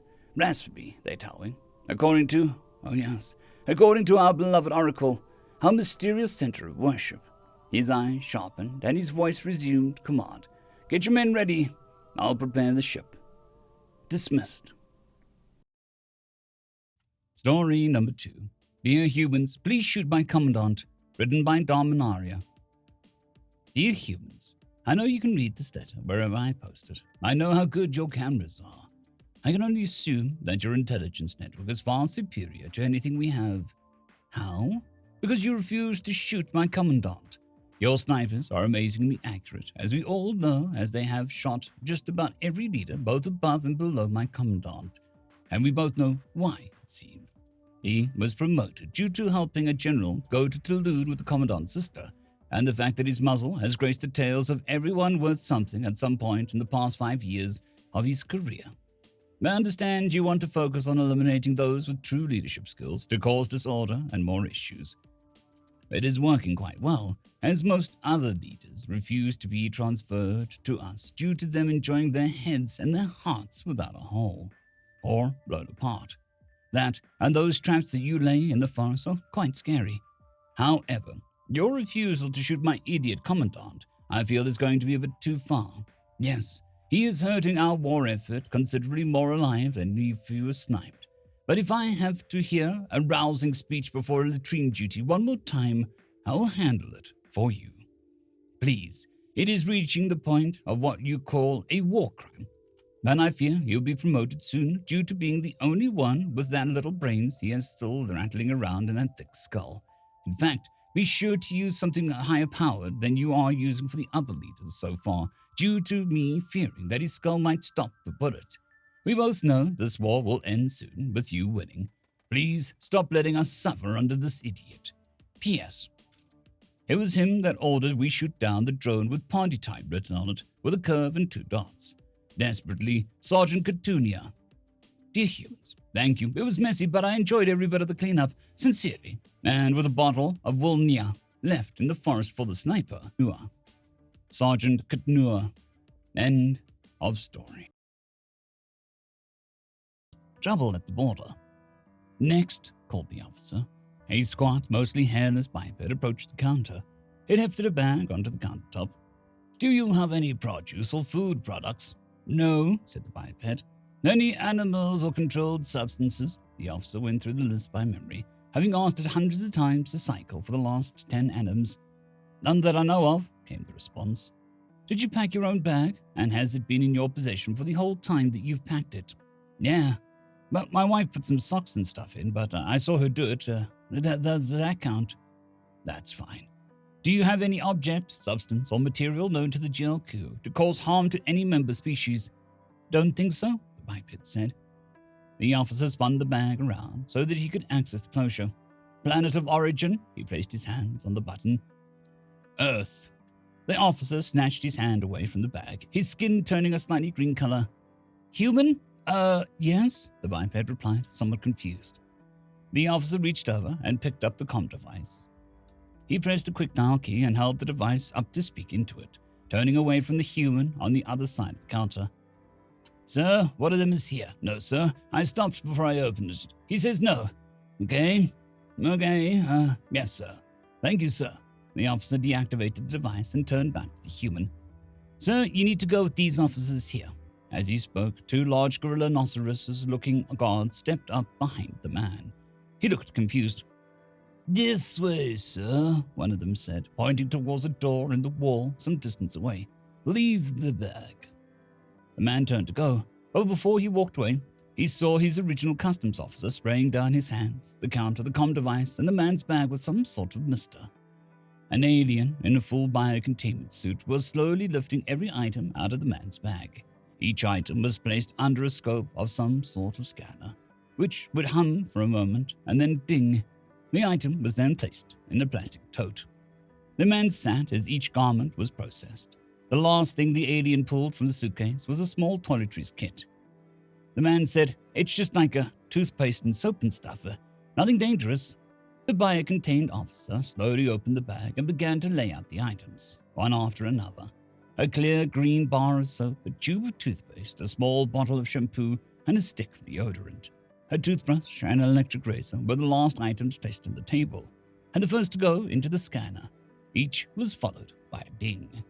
The deodorant was tested. Another ding. The toothpaste was tested. This time, there was a buzz. After a moment, the officer in the containment suit placed the whole tube in a plastic jar and sealed it. The bar of soap met the same fate, being sealed in another separate jar. Finally, the shampoo was tested. The scanner hummed for what seemed like an eternity. And finally, a bell started ringing. The man looked around, confused. The officer pulled a pair of tongs from somewhere, grabbed the shampoo and put it in another jar. Then the jar was placed in a clear bag, which was sealed, and then finally the bag was placed in a metal case, which was again sealed. The officer went to the corner of the room and reached up to pull a ring hanging near the ceiling. A bluish liquid showered down on the biocontainment suit. After several minutes, the officer walked out the room, taking the specimen jars and case with him. Moments later, another customs officer came in. This one was human. She was smiling. The man looked at her for a moment and then said, Am I in trouble? Probably not. Most of the time, these are just run-of-the-mill accidental breaches. As long as your shampoo is really shampoo, you'll be fine. She sat opposite the man and leaned forward onto the small table where the tote with these belongings was. Turns out things like glycerin and fluoride are on the special access list, meaning you need a permit. Some of the stuff in shampoo is considered, it's not allowed. Highly toxic to about 85% of the flora and fauna of non-Earth planets. As long as it isn't straight toxins, you'll get charged a shipping fee and sent back to Earth. It's technically a controlled substance in the rest of the galaxy. Most humans who go out of the system for the first time don't know. I was just trying to go see my old Navy buddy. I didn't mean to cause problems, the man said, clearly nervous and apologetic. It's fine. That's why we have these protocols in place. That aside, the officer pulled a sheet of paper out from the uniform pocket. Here is a list of suitable alternatives that you can find on most GLQ planets to replace the items we confiscated. I'm really sorry about this, the man said, glancing over the list. No worries. Just be glad that you didn't bring any food with you. We had a chef come through once with a whole case of herbs and spices. He dropped a jar of thyme. We had to close the whole terminal until it was decontaminated. The officer stood up and turned to go. Enjoy your trip. Story number 2. In a no-holds-barred boxing tournament with specially built cyborgs and vat-grown, genetically enhanced homunculi competing, the reigning champion for the past half-decade is an aging, flesh-and-blood boxer. Written by Anti-Money Squandering. The arena was deadly quiet. The only sounds the heavy breathing of the heavily muscled man sweating in the ring and the gentle whir of the mech boxer opposite him. This particular creation was something of a fan favorite and was part of a newer wave of fully robotic fighters as opposed to the more traditional cybernetically enhanced humans. Their creator had eschewed the trend for human-like appearances and had stood gleaming beneath the spotlight, not a shred of faux skin to be seen. It was a spindly thing, thin of limb and stretched like a child's drawing. That didn't mean that it lacked power, however, and it easily blocked a punch from the fleshy and blood boxer opposite, sending a staggering left hook into his midriff and had him reeling backwards. It paused and raised those two slender arms to the crowd, its expression unchanging. The audience participation simply another tactic coded into its basic AI. The crowd didn't seem to care, baying loudly for the blood to be spilled. The mech boxer lowered its arms and approached the human boxer once more, its guard up. The robotic mind running through possible scenarios and counters. Its creator had implanted it with a great deal of data, including a substantial cache of information from the aging boxer's own fights. They knew his techniques after so long in the ring, his weaknesses. The mech boxer threw a swift left jab, already beginning to duck to their right in anticipation of throwing another thunderous body hook. Their analysis suggested that the boxer would dodge the jab easily and be forced to absorb the heavier hit with his already aching arms. And absorb it he did, but not in the way the robot expected. Terrence the Untouched Jefferson had fought every freak and toaster in the league had thrown at him and come out victorious. This mechanical monster was anticipating his every move, already planning 3 steps ahead while he was still reeling from the previous blows. So when that jab came in, Jefferson did a new tactic, throwing out a tried and tested and fighting so quickly without thought, so even he couldn't predict what would happen. He let the jab graze his shoulder, keeping it close and slipping his own right arm around it. He held it in tight, causing the robotic joint to bend inwards at an unnatural angle as the mech boxer's hook smashed into the unprotected left side. He bellowed, using the pain, and slammed his own gloved fist into that joint once, twice, feeling something splinter in the cold metal arm. The robot moved back, but Jefferson followed, staying almost too close to box, throwing wild hooks into the creation's metal sides and feeding the plate there denting under the blows. He paused, throwing up a guard with the left that caught the mech's right straight, already answering with a baffling flurry 5 right straights of his own. He could tell the onslaught was confusing the machine, its program not prepared for him to use inferior and random tactics in this manner. He jumped back, retreating all the way back to the ropes, and now he could hear the crowd again. That fickle beast, now screaming his name and demanding whatever fluid the mech housed to be bled onto the mat. The robot tested out his now injured left arm, beginning to move forward in an automatic fluid stance when Jefferson decided to charge it down. The robot reacted well, ducking to the side, but Jefferson ignored the hits despite how much they clearly pained him, now throwing a mad flurry of blows that matched no rhythm or reason. Uppercut, straight, straight, hook, uppercut, uppercut, hook, hook, hook, hook, straight, straight, straight, straight. At the end of his Herculean effort, the entire stadium were on their feet, screaming. Jefferson wavering, the sweat now a waterfall cascading down his bruised and bloodied body. He swayed once, twice, but it was the mech boxer that spasmed, its thin limbs folding as it crumpled, defeated, to the ground. The ref, a robot itself, walked forward stiffly and neglected a count, simply raised Jefferson's arm into the air. The crowd was in a frenzy, bellowing his name, his title, his glory. He looked out through the blackened, closing eyes and saw the screaming faces of his wife and child. pushing through the audience to join him. As the words from the announcers echoed out across the arena, he reveled in the emotions that rushed through him, lifting him beyond pain. Humanity wins! End of story. Permit me to interject, written by August the Cat. You can't. Damn it. Okay, no, this wasn't the end of the world. The world, well, this particular world still spun down below the space station deck that I was standing on. The home world, most likely, of a being in front of me, behind an annoyingly solid desk, who had just delivered some pretty annoying news. As far as general statements went, the one thing that no human ever really wants to hear is, you can't. But in this case, I wasn't going to let it get to me, because I had the paperwork on my side. And I was sure this petty bureaucrat could be dealt with. Why not? I asked, as politely and unmurderously as possible. You just can't, repeated the bright green feathered creature, one of its eyes twitching. I filed all the proper papers. Were any of them rejected? No, but you can't. Okay. I know it's rude, but this thing was reminding me of a parrot more than more. Taking a deep breath, I steadied myself. I continued. Were my permit applications not properly filed? They were, but yes, I can't. Yes, I get that. I pushed my glasses up to run a hand across my face before pressing on. But since you won't tell me why, I'm going to have to keep guessing. Was there any kind of biological problem? The toxicology report.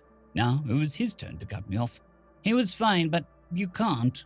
A problem with my suppliers, shipping permits, all fine, but I can't, right. I stood up, out of the chair, and started pacing, thinking, okay. So the paperwork was filed properly, the safety reports check out, the merchant documentation is fine, and all my permits were approved, except for this final one, the one upon which all things hinges, which you're telling me is not. So, wait, is there a way that you're asking me for a bribe? Stars, man, your culture has an annoying long-winded way of getting corrupt. I learned two things in quick succession. One, this is not his way of asking for a bribe, and two, when this species got angry, their feathers stood almost straight up, and they squawked. Oh, this was totally apparent in my head now. I am not demanding money. This is far more important than simple credits. I am telling you that you cannot. At this point, I may have let my anger start to get away from me. My tone of voice escalated steadily as I yelled back. I don't give two damns what you're telling me. I want to know what you're not telling me. I'm not leaving your fucking office until you give me a reason why I'm being denied. Because you're human. What? I, the parrot panted after our yelling match, frantically looking around for an exit or perhaps. No, really what? Racism wasn't, gone or anything, but it's usually not so bad that station administrator denies a permit to someone because their species is overtly. Come on. I slumped back down in the chair. You're telling me that all of this trouble, all of this paperwork, all of this bullcrap comes down to my genetics and my home world. I'm not allowed because I'm human, great. I couldn't help but laugh a bit at that. No, the administrator had caught his breath and was trying to recover the conversation a bit. I didn't mean that you're not allowed. I cocked an eyebrow at him, controlling my laughter for a bit to motion for him to continue. I mean that you can't. Okay. The translator has got to be broken. We are both speaking Rigel. Oh, damn. Could you just explain it, please? Why can't I? You humans, you are not the first. You don't understand. You come here finding paperwork and asking permissions to do this, and you forget that you are greatness. Your people have built empires, multiple. You have destroyed whole systems, stars even. Humans have built the great Dyson spheres that so many are migrating to even now. You seek immortality, you find great adventures, you create art and law and brightness in the universe. And now you come here, and you simply ask permission for this? The thought of it is insulting. So I say to you that you cannot. We sat in silence for a minute while I processed that, and he got his feathers under control. As he took a breath, probably to either apologize or yell more, I spoke a thought that drifted through my mind. Dignitas. He tilted his head as I cut him off with the old word, and now it was his turn to ask, What? Dignitas. It was an old term from the old empire on Earth. They had this idea that once a man had attained a station in life, it was, an insult to their dignity to ever accept a position lower than that. A general could not go back to being a lieutenant, and a senator could not become a scribe. Yes, you understand. Well, yeah, but, Rome burned. Humanity kept going. Their ideas are memorable, but seriously, you can't expect every human all the time to go around saving damsels in distress and blowing up stars. That would be a fecking disaster for one thing, unsustainable for another. But your people, they will look down on you for this. So many will see you and think less for your species. Man, come on. I'm not the public relations director for 18 trillion humans. Our public image is backed up by the Red Cross, the Galactic Engineering Society, and about 400,000 battleships. They don't need me to go, fight space pirates or whatever, to keep looking good. But this stoops so low to abandon all that your people have done. Not abandoning anything. I'm upholding centuries of my own personal family tradition in the best way I know how. And humanity has a long, long history of love for this particular art. Now, can we please finish the paperwork? Just stamp that approved, and I'll be on my way. And I'll even give you a discount if you drop by sometime to try my craft, okay? He shook his head, eyes still twitching, though a bit less now. Was that a tell for his species?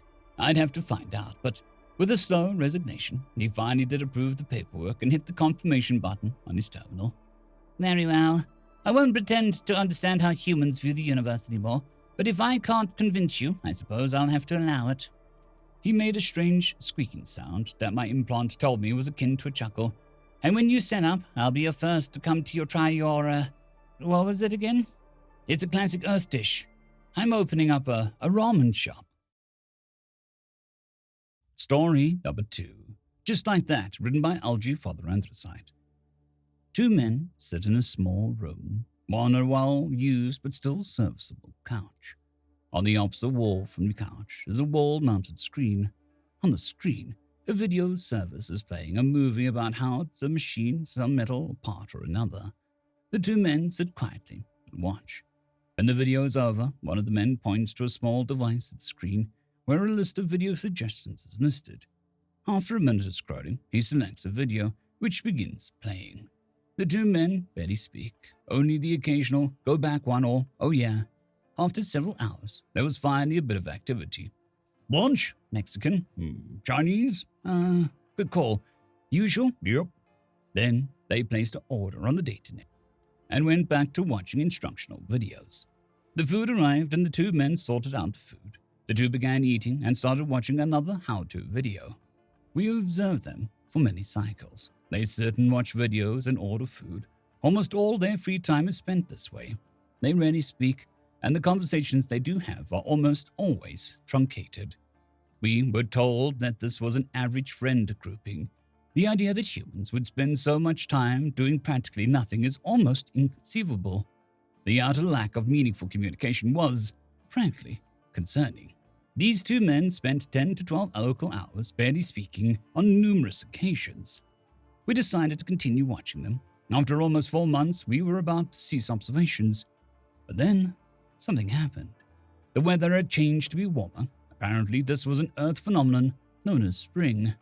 With the warming of the environment, the 2 men stopped watching videos and began to work on projects in their makeshift workshop. They were now conversing about processes and techniques to accomplish their goals. They would discuss which project they would start work on next. Occasionally, one would pull up a video on their compad to refresh themselves on a technical detail or aspect of a project. This was the clue that had finally revealed what we were witnessing. These men had spent 4 months learning everything they could about the things they wanted to do, while they were confined indoors due to weather. When they were once again able to go outside, the pair engaged in cooperative building and manufacturing as a hobby. While the communication was more abundant, it pertained almost solely to the work at hand. When asked about this, a human colleague stated that we should find out how long the pair had been friends. We told the human colleague that the pair had been friends bonded for 25 local annums. Yeah, that makes sense. They've been friends for so long they don't need to talk anymore. They just enjoy each other's company. and have very similar interests. As a result, they don't feel any pressure to make conversation and have formed a sort of personal shorthand to communicate. They are a standard friend pairing, or whatever you call it. They're just a bad set of subjects for this type of study. They could probably sit next to each other all day and saying and doing nothing and think that it was the best day they had in a while. Some humans are just, like that. End of story. The Spirit of Man, written by Objective Campaign 82. In the memories of all races across the galaxy, the hegemony had always been there. They were the first great empire to arise, and they used their technological advantage to dominate and hold the shackles of all other alien empires struggling to leave their home systems. The conquests were always swift and brutal. Most were made client races in service of their masters in the hegemony, and others were deemed unfit to serve and were wiped clean. Their worlds receded with client races. Those who were wiped clean weren't deemed unfit to serve because they were rebellious or dangerous. They were deemed unfit for what reason? Because they were ugly. And only those hegemony found aesthetically pleasing were allowed to serve. The race of man, or humanity as often called themselves, were not one of the ugly, inferior races. In fact, they were often cited as one of the most pleasing xenos of the hegemony to look upon. The hegemony were tall and willowy bipeds to man's squat, robust form. Upon their discovery, many powerful aristocrats scrambled to get themselves some human slaves to serve in their houses as domestic slaves, a position coveted by all client races for the ease and luxury afforded to those favored servants. Most races were doomed to toil away on toxic forge worlds or starve on farm worlds, as their hard labor was taken to feed the bottomless hunger of the hegemony. It came as a surprise to many when humanity refused the comfortable and plushy yoke of domestic servitude and chose to rebel. It was even more surprising when the hegemony declared that the race of man was to be wiped clean. The masters of the galaxy were no strangers to rebellion and riots. They had been present in their empire for so long that it had become a sport to quell the boredom of young aristocrats. So it was highly unlikely that the hegemony saw man as a sufficiently troublesome thorn. It was something else within humanity that inspired the vain hegemony to wipe out a race that had previously favored. Something within the very soul of humanity that angered the hegemony. The so-called Spirit of Man. Many bitter and jealous client races waited to hear news that humanity had been wiped clean. They had been enslaved for so long that none dared to dream of freedom, only the destruction of those who had earned their ire. But the news never came. Years went by. With each year they saw an uptick in labor and toils as the hegemony wars machine spewed out more and more weapons. Fleets assembled and never seen again. Young aristocrat scions gone to war, never to return. And soon in back alley and basements, rumor of human victories began to spread. Somehow, mankind was pushing back the hegemony, and soon the first client worlds fell. Fire streaked from the sky of Garto as hegemony fleets bombarded their own client world to prevent it from falling into humanity's hands. Then a new sort of fire came from the sky. Slaves who had hunkered down under the hegemony's attacks were shocked when no explosion came from this new fire, but instead armored human drop troopers. Gartu became the first world to be liberated by human ground forces, a brilliant tactical victory, but overall a grand strategic failure. The human counterattack cost the hegemony a total of 6 worlds, 3 forge worlds, 2 farm worlds, and 1 industrial powerhouse and ship builder. The human generals had thought that they would be welcomed in the cheers of joy as liberators and heroes, but instead the client races only saw them as a new master, one who was weak, refused to crack the whip, and far too enamored with feeding and clothing them. They had been slaves for so long, the concept of freedom was lost to them. Instead, they saw the war as only a battle for new masters, and they wouldn't be controlled by such weak masters. The riots, suicide bombings, and sabotage to production cost humanity greatly. Their forces were now split between the front lines and keeping the peace on their newly occupied worlds, just in time for the hegemony's counterattack. For the first time since the war began, humanity was pushed back. the forces of Gamma Quadrant defenses made their final stand over the liberated and rebelling world of Gartu. The hegemony lost 8 ships for every human ship, but they came with a fleet 10 times stronger. The people of Gartu cheered for the hegemony as the last human ship fell back. Their cheers were cut short by the glassing cannons that soon followed the hegemony's victory. The hegemony could not afford to glass all the conquered worlds, but they had to make an example for the rest of the empire to squash any pro-human sympathies. The next years of the war saw humans dig in their defenses and liberate world and slowly try to bleed the massive beast that was the hegemony's counter-offensive. But with every enemy ship cut down, another 3 took its place. The same could not be said of the hegemony soldiers, however. They lost so many hegemony lives to human trench warfare that the decision was made to incorporate clan races into the armed forces. Boron was the next world to fall. Hegemony charges of unarmed, poorly trained slaves overwhelmed human trenches, and no amount of flechettes could thin out the horde of client races that kept coming. But even when completely outnumbered and cut off from supplies, the humans never surrendered. Instead, they fought to the bitter end, turning to crude crossbows and ball spears when they ran low on ammo, or trapping their trenches with improvised explosions. They began to play sirens while fighting to condition the enemy soldiers to associate that sound with fear, breaking enemy charges before they could reach their trenches. Encircled humans would turn to suicide runs to break through enemy lines, sending their most grievously injured to die so that others might live another day.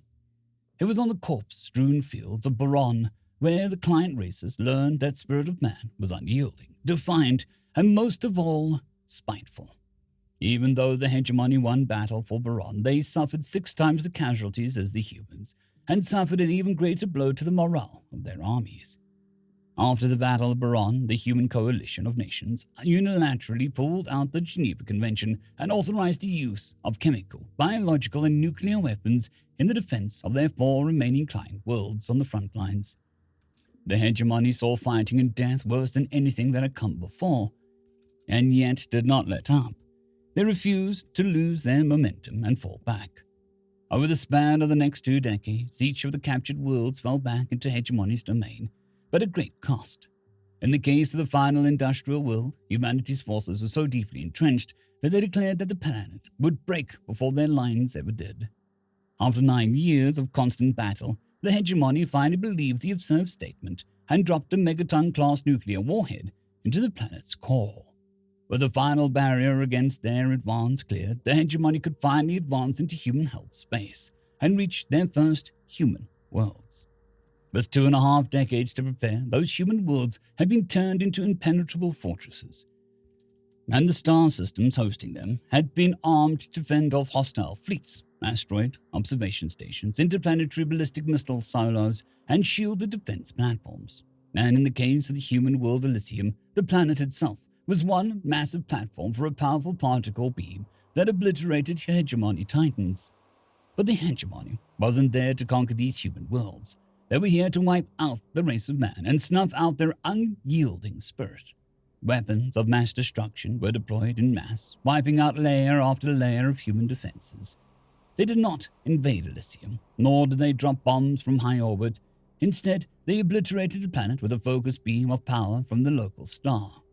It was the first human world to fall, the first of many.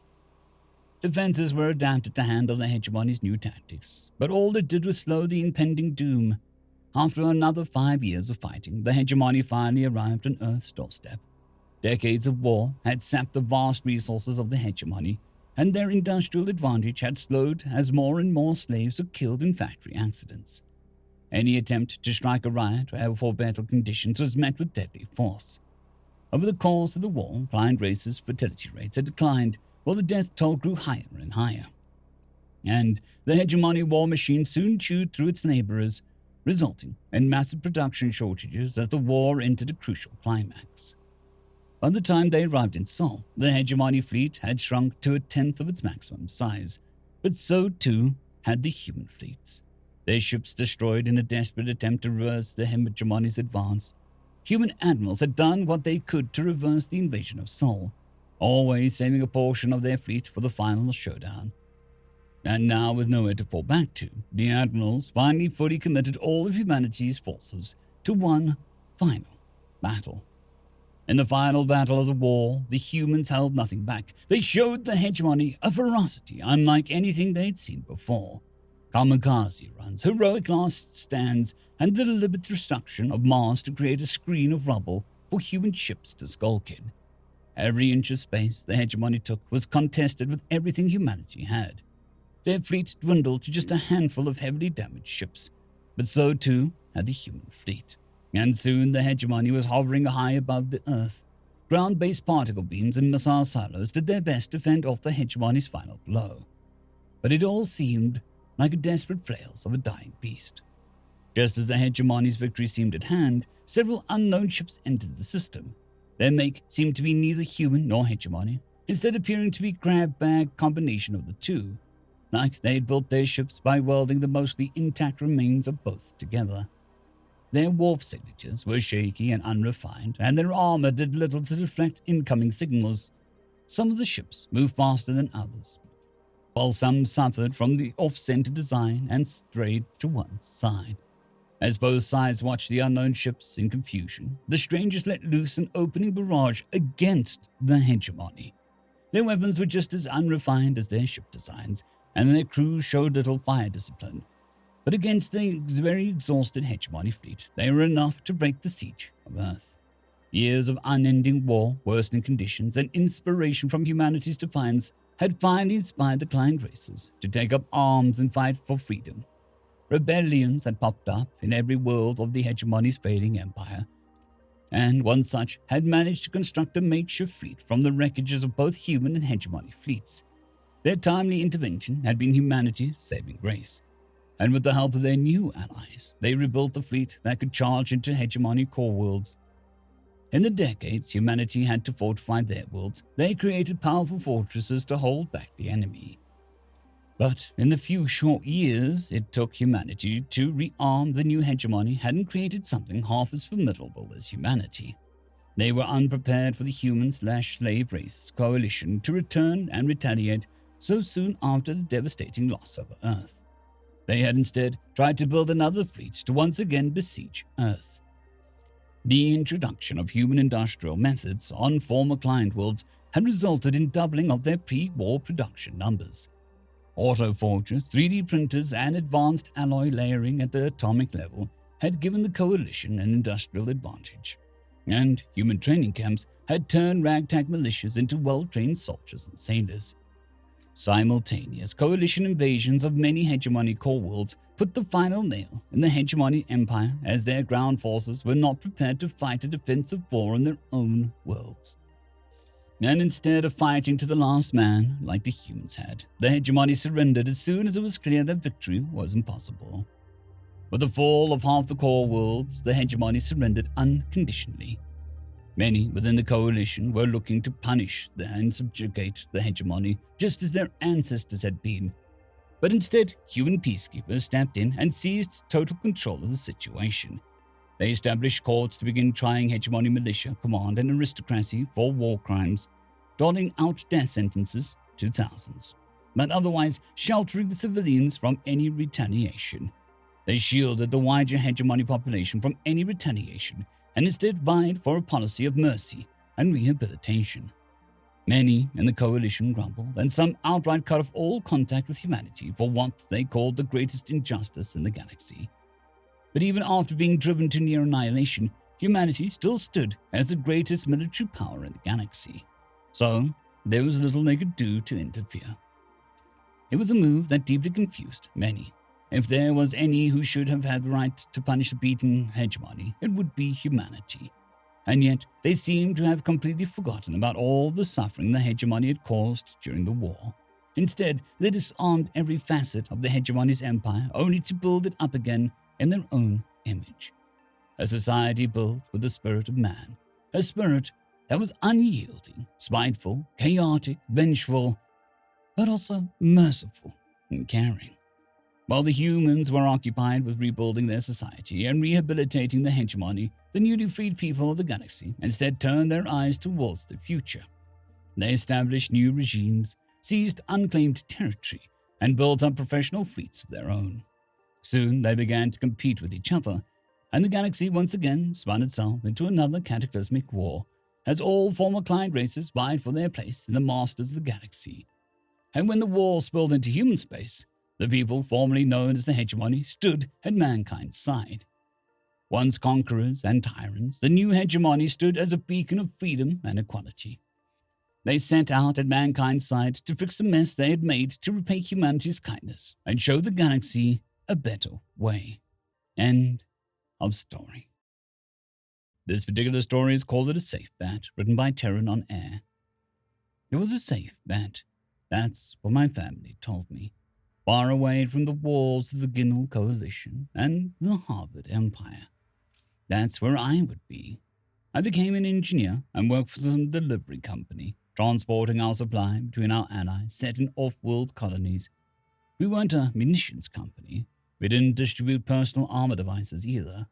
There was no reason for anyone to target us, and it was a comfortable living. The most dangerous times were when the pilot had no choice but to try and make his way through an asteroid field in order for us to get a delivery on time.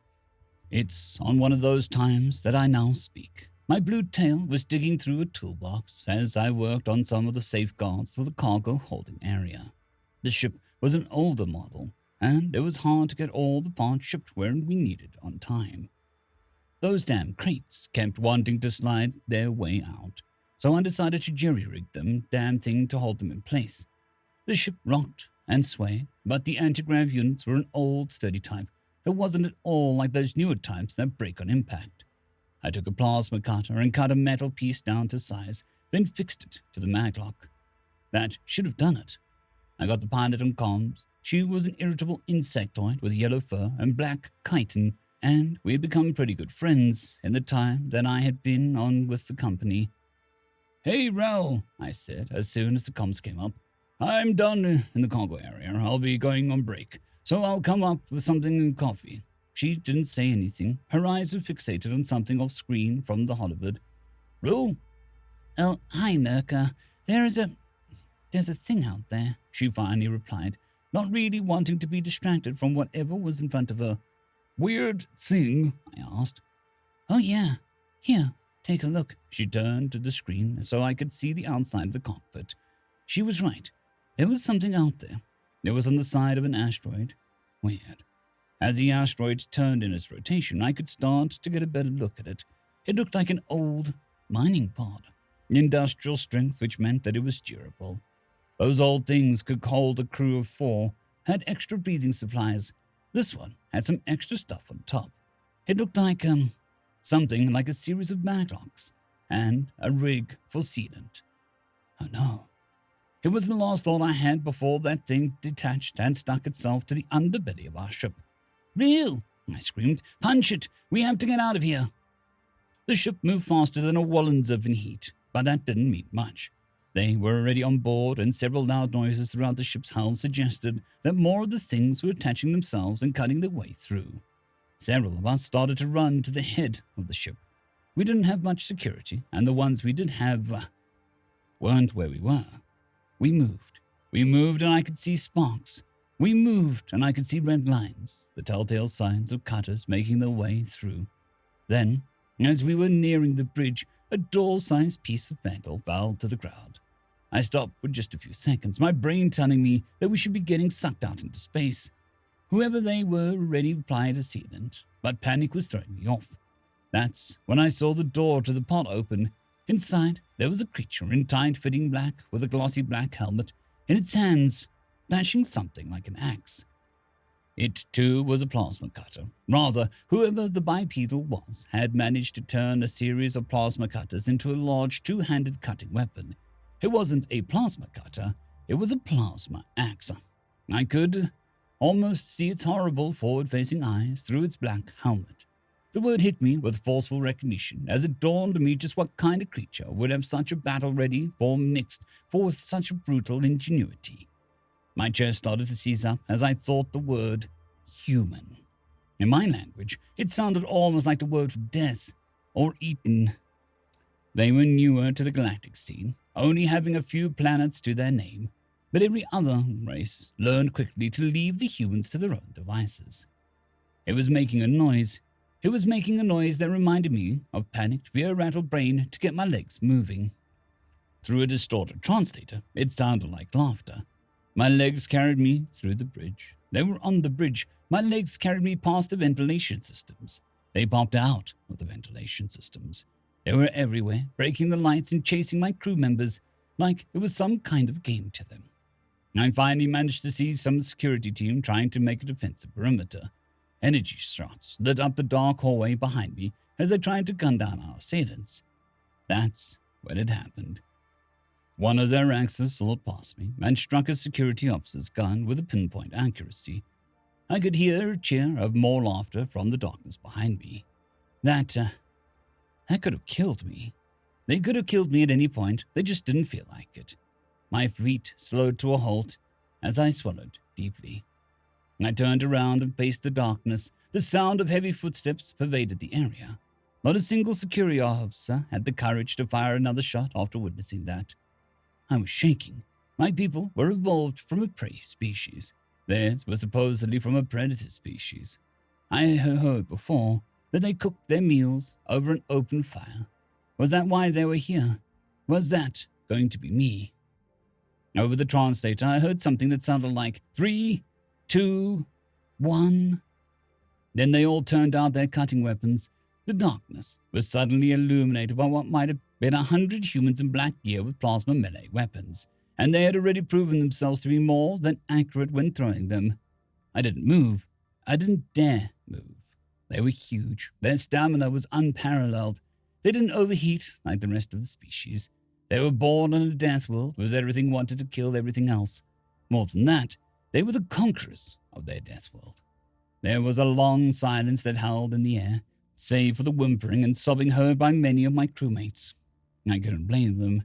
Then the human in front of the pack spoke in a horrid, guttural tone that called out for all of our translators at once. Ohana means family. You give us candy. With my eyes split wide open and my heart racing, the only thing I could manage to say was, "Huh?" The human looked at one of his companions, then the other. Then he started tapping at the side of his helmet, and he spoke again. Ohana means family. You give us candy. I started to realize what they wanted, what they were here for, as the laughter erupted from them. To my crew, there was an obvious tension in the air. To them, this was like a game. They were here for our cargo. I can take you to it, I spoke, shuddering. I can take you to the cargo, just don't hurt anyone else. The humans looked at each other. Some were stretching to get a view behind the tribesmen. Then the one at the head, the one with the biggest axe, said, "Okay." It took me a long moment. I looked back at my crew. Don't worry, everything is going to be okay, I tried to reassure them, but my tail was twitching and my shoulders were numbed. No one was going to believe me. I didn't even believe myself. I made my way past the predators and moved through their crowd. Their eyes were fixated on me.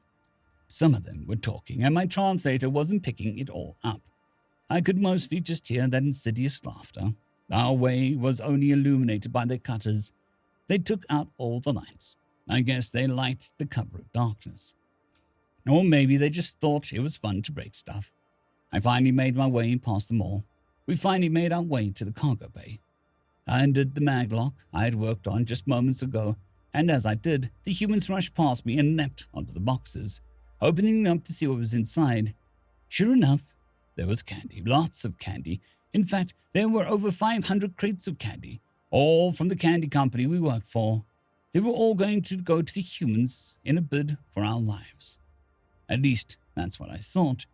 The humans did take the candy, just not all of it. Out of all the 500 crates that we had, we lost about 8. Their leader stood beside me with his axe resting on his shoulder. He was menacing as he watched his people make off with our shipment. When they were done loading the boxes into pods, he looked down at me and pet the blue fur on my head. I didn't make a move. Then he handed me a disposable crate chip. Later, I would find out that it had enough money on it to cover not only the pilfered goods, but all of the damages sustained. They left. When they did, their seeming leader looked back at me, and I was looking at the cred chip in bewilderment, and he simply said, "Thank yous for donation." I stood there, flabbergasted. When they were gone, I ran all the way back to my crew. As it turned out, no one was dead like we all thought. In fact, there were barely any injuries sustained, save for the few scratches and some bruising from running into things while trying to get away from the humans. To this day, I still don't understand what happened, but I'll tell you this. I'm never working for that damn candy company again. End of story. The Humans Aren't Alright, written by John Galt. Bob turned the headset over in his hands, his eyes running around the simple metal loop. He looked around at the others. They smiled and laughed quietly to themselves. He felt a scowl pull on his face, an unfamiliar sensation. He didn't like it. He would find something interesting in the loop. He always did. But that didn't seem to be enough. Gordon eased along his rail, coming down to settle beside Bob, his cameras twitching over Bob's face. Are you all right, Bob? I don't know. May I scan you? Bob twitched up 2 fingers to give consent, his focus falling off the loop to the other aliens, each wearing their own. They looked pleased, contented countenances which contained pleasant, polite smiles. He put down the loop and stepped along between the couches, seeing the occasional human as he went. Gordon followed him, his eyes focused intently on Bob's head. I feel like I want something different, like I'm missing something, said Bob. Gordon, the caretaker, hummed to himself thoughtfully. You seem in perfect health. Can you elaborate further on your feelings, Bob? Bob stepped aside, casting his eyes heavenward, seeing an endless dither of green and white running around the inside of Sanctuary DQW. Aliens walked and played in the gardens. He could do the same, but he really knew that he wasn't what he needed. It's like a craving that I cannot place, like when my body mistakenly believes it is low on a particular nutrient. You are drawing a parallel. This is not a craving? No. It'll rain tomorrow. That will provide a nice break in your usual schedule, mused Gordon.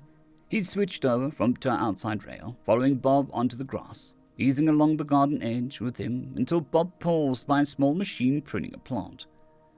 Bob watched the little sharp hand tool slice through the plant's flesh. What is he doing? Pruning. Some plants require simulated consumption to encourage growth. Growth felt good. Bob hadn't felt like he had growth in years. A change of physiology that leads to a change of mind, habits, and desires. He'd finished puberty 6 years ago, and life had been the same since. May I see that tool? Gordon was silent for a moment, which was unlike him. The camera focused intently on Bob, then eased down slowly to the garden bot. Gordon deployed his arm and transferred the tool from the garden bot to Bob. Secateurs, do you wish to start your own garden? Something like that, said Bob as he eased the secateurs over his thumb. There was a sudden spark deep inside of him. Something new. It rose up through Bob, lifting his heart rate into a flutter. He felt short of breath. His hands tightened around the handle, feeling the sensation intensify as the metal eased tighter into his skin.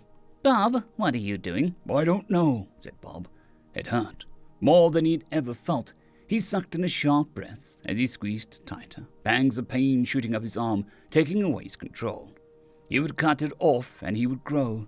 He knew he wasn't a plant, but this was the closest thing he had felt that filled the void, likely a newly discovered key entering a lock he didn't know he needed. A small, molluscoid alien listened to his companion, cast a wary eye at Bob and started to slide away along the grass. He squeezed tighter, but not as hard as he wanted to. He tried again, but his hand only firmly gripped it. He knew that he was stronger than this. He reached out to the woody branch, and, as expected, it snipped straight off with little resistance, but when wrapped around his thumb, his hand refused to do it. Gordon loomed closer, breaking the bubble of personal space he almost never entered.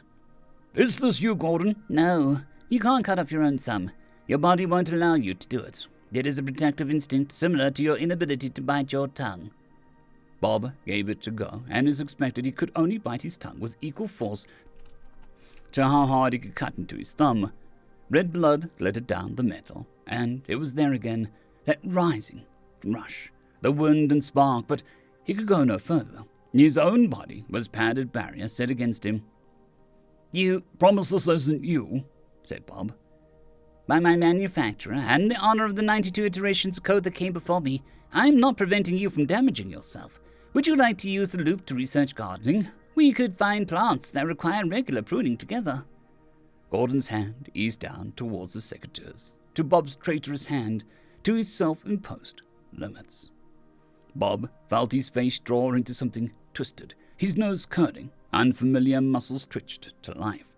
His teeth sheared over each other, his tongue running over the point and molar. His jaw was set, his eyes flickered up to Gordon, who moved closer still. Aliens glanced his way and started to back off. Not the humans, though. Eyes flickered over him everywhere. Others turned to stare, stepping through gardens. Confusion flitted across their face as he held their attention. Gordon's plastic shell brushed against Bob. Bob dropped the secateurs and put his hands on Gordon, and he heaved him away. The safety of his rail giving out, causing the caretaker to slide away a few inches down the line. Bob wasn't breathing enough. His nerves were electric. His face twisted, but he had never felt better. He was wrong. He shouldn't. "I'm sorry. Are you okay?" said Bob. "I am undamaged. Did you hurt yourself?" "I don't think so," said Bob. "The secateurs." Bob glanced down, following Gordon's camera, and saw them sticking blade up in the grass. He nodded and stepped away from the hazard, letting Gordon take his place to offer them back to the garden bot.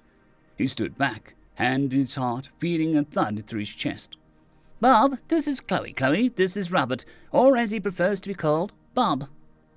A human woman warily stepped up to Bob, her eyes flicking between Gordon and Bob's, her attention eventually falling onto Bob, her eyes running down the strip of red that stained his otherwise perfect white tunic. "Can you do that to me?" Bob stared at her for a moment. He lifted his thumb to see the stinging cut. "No, not that," she said. She put her hands up and threw them away. "A push," said Gordon. "Can you push me?" Bob stepped into her, his hands on her shoulders, and jumped away, throwing her back and stumbling feet until she crashed to the grass. Her eyes were wide as she coughed, but then she smiled, a real smile blooming across her lips. A laugh bubbled up inside of her until it burst free. She had too much emotion to contain, rising up until it broke free and poured out of her. She looked down at the red stain she had left on her. She hefted herself up off the grass, her face twisting into a wrathful glee until her hands thudded into his chest. He stumbled back a pace. It felt just as good to be pushed as it did to push. He threw her back, but this time she was ready for it and braced her weight against him, their arms tangling into a mess, their feet driving down into overturning soil, bruising the grass and stumbling together. Laughter sounded out around them, and feet puddled up close as someone pushed Chloe from the side, catching her off guard and hurling her down to the soil with a start. She laughed with tears in her eyes.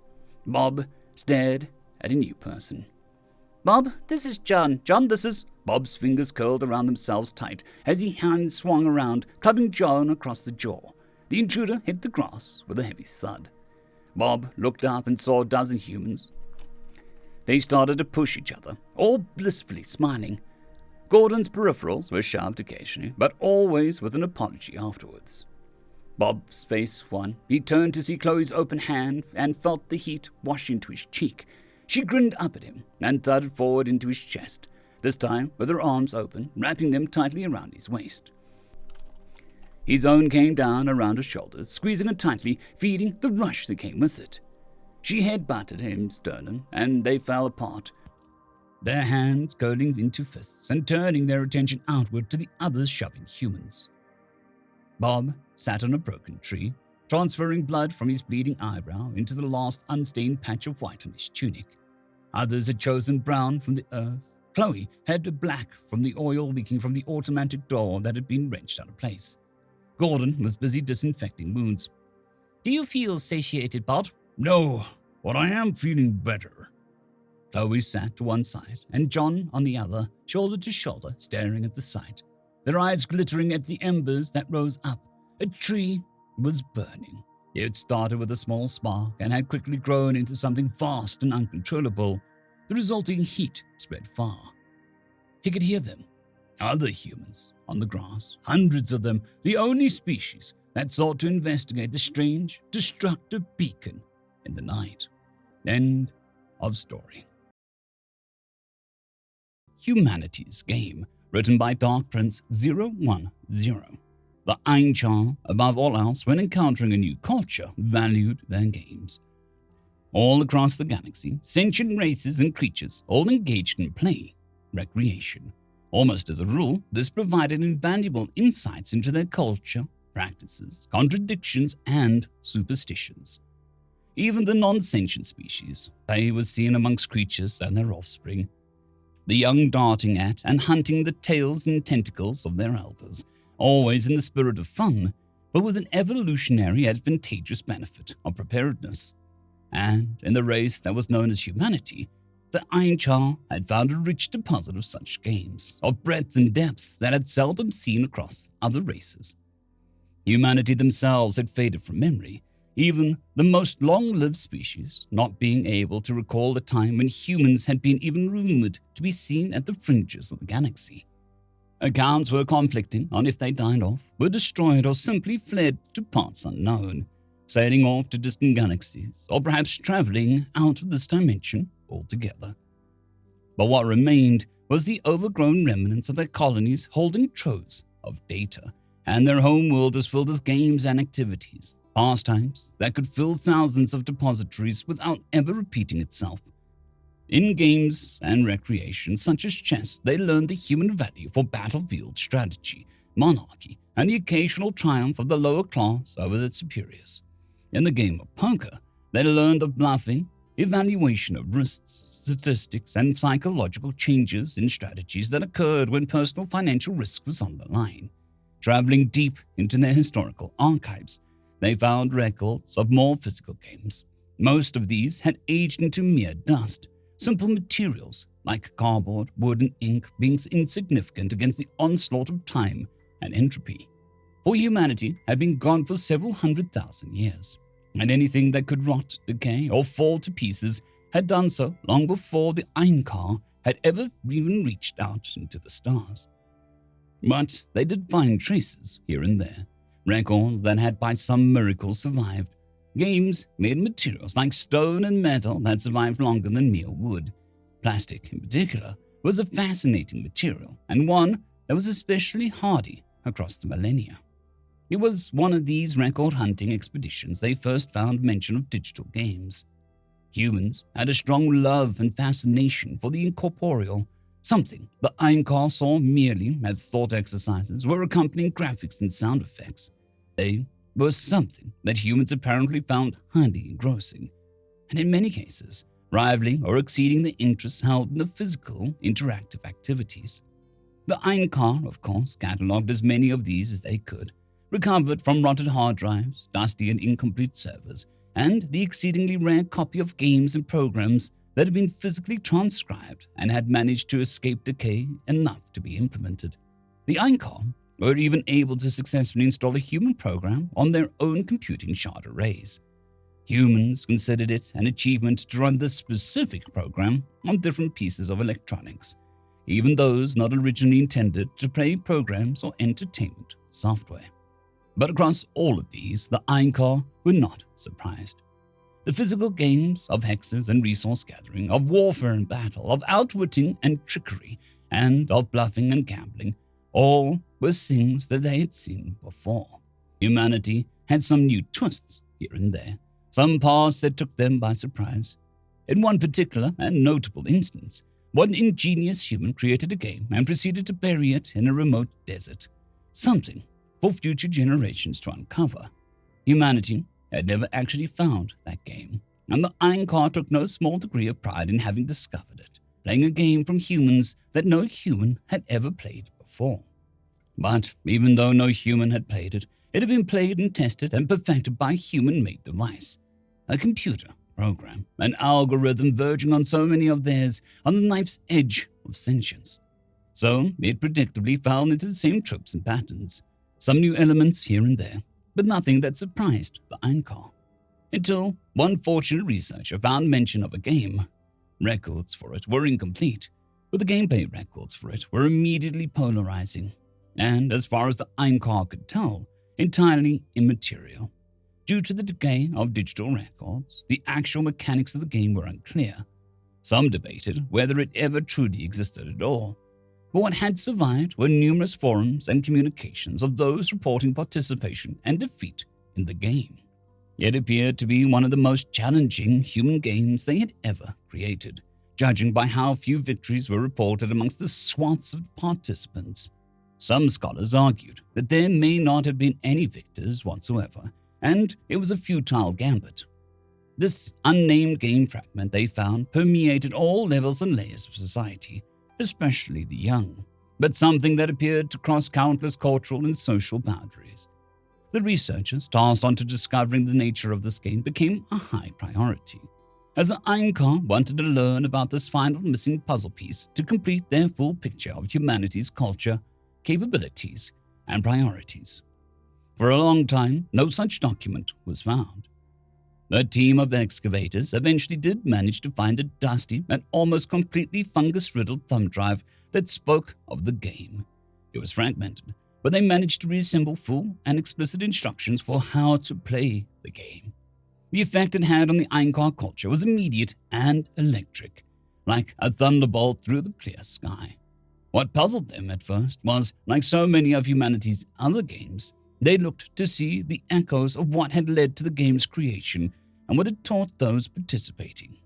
It was a game of almost unbelievable simplicity, and yet the implications were multifaceted. You lost the game. Why was this game taught to you? Was it only mere entertainment, or like so many other games, was it a subconscious need to train, to prepare against something? You lost the game. Why is the game unnamed? Why can it not be given a title? For it would surely function just as well had it been identified, unless the thing you were being trained to could not be named. You lost the game. Why was forgetting important? What would be the implication if someone never forgot the existence of the game? Would they be in a perpetual cycle of loss? What would be the harm? What possible harm could there be in remembering the threat existed? Unless that was part of the threat itself, and ignorance was some shield against this damage. You lost the game. This almost would become a rallying cry, something that echoed through peers nearby. It both formed and broke bonds of friendship, betrayal, and strengthened mutual suffering in a single sentence. But does that mean that speaking aloud of the loss in the scheme of the game was to teach a lesson, instill an instinct? Was the need to declare such a loss out loud born out of necessity, some sort of involuntary reaction to a threat taking effect? Or was this a warning to allies, an attempt to guard them against whatever injury may come, or, at the very least, remind them to prepare and ready themselves, and to refresh their training instincts upon hearing this phrase when reminded of this threat? You lost the game. Why was the game always lost? In theory, it could also be simply won as well, making a joyous thing, but it must instead be a loss. Something that shatters, something that is entropic in nature. This did not bode well, that whatever the training against was a dark threat, not something that you could reckon or bargain with. You lost the game, and, in its simplicity, it also held a tantalizing hook for the untrained and ignorant. Again, was this a way to foretell or forewarn others, helping prepare them against the threat? Or was this simply part of the honeypot of whatever threat it guarded against? That something about this was alluring on its impact, its destruction, that maybe there was somehow beauty in its destruction, something beautiful to witness. You lost the game. We warn you now and remind you of whoever follows after we, the great Einkar. We were unable to determine and stop whatever it was humanity warned us against. Now we leave you with the same warning. Remember the game, keep it in your hearts, uncover it, and perform the ritual as tradition demands. But always seek as boldly as you dare. What must you not remember? Why must you forget? Why can it not be named? Why must others suffer as well? And most of all, can the game ever be won? We have lost the game, but we wish you only victory. End of story. Translation Errors and Perceptions, written by Random 3X. One of the greatest heroes to rise out of the simple race known as humanity is the man known as Captain Flash. He lived up to his title by being the most daring and shining example of humanity's exemplary nature. He was said to be a man who only knew fear, as he was often saw it in the eyes of his foes. A man who stood unmoving in the face of charging skyscraper-sized Perseverix, staring it down such that it stopped in its tracks. Who brought down the band of Cloxium warlords with only a few sentences. This humble historian and friend of the man reports that his exploits are not in any way exaggerated. He achieved all of the above and so much more. But it is the nature of things that the stories are more interesting without the Ministry of Truth's input. So please allow me to elaborate on how the most feared and revered human had a perception of him warped beyond compare. First, let's address the event mentioned above involving the Cloxium warlords. This account will be taken directly from my personal records, which they could not redact. This is mostly because the records were connected in a place even the Ministry of Truth does not wish to delve for fear of incurring the wrath of a far greater entity, the tax office. It began when I knocked on the door leading to Flash's bedroom. My intention at the time was simply to wake the man who had gotten incredibly drunk after seeing the almost dinosaur-like aliens that we were to ostensibly form diplomatic relations with. If such a thing were possible, though, I could not, at the time, see how such would be done. Flash himself seemed even more dismayed, as cries of terror were all that responded when I thumped my fist against the door. Cries of, "Go away," and "You've seen those things, right? They are fucking terrifying." Well, he was not wrong, and even though I had nightmares the night before, we were here representing our race. Flash, seriously, come on out. I have some millennia each whiskey if you do, I called out luringly, knowing that it would be the carrot that would get his ass out of the bedroom. "And can I drink it?" came his weak reply, muffled by the titanium plate door between us. "Yes, I promise that you can drink this whiskey that costs more than my home if you come out and meet with the nice big scary aliens." The carrot seemed to work as the door clicked, indicating that the locks had been released. Now the carrot had gotten the ass to open up, now was time for the stick. I burst into his room before he could snatch the bottle and re-engage the lock. With me now in front of him, this man, this very pinnacle of warrior amongst humanity, looked terrified. He looked liable to wet himself, and I was just a scholar attached to this whole adventure. For all of his fame and pomp, the man was an unrepentant coward. He did little to hide his cowardice and made every effort to avoid responsibility. Yet he seemed to somehow never be spotted for who he was. How he avoided the firing squad defied logic and probability. On one occasion, I watched the man say directly to a unit of conscripts, "You are going to be my meat shield. I know I'll get really drunk while you keep me safe." By some sheer miracle, the microphone and sound system chose that very moment to malfunction. So instead of the above, the conscripts heard, "You are my shield. I know I will keep safe." The soldier believed the malfunction cut out the word "you" from the end rather than the whole horrid thing.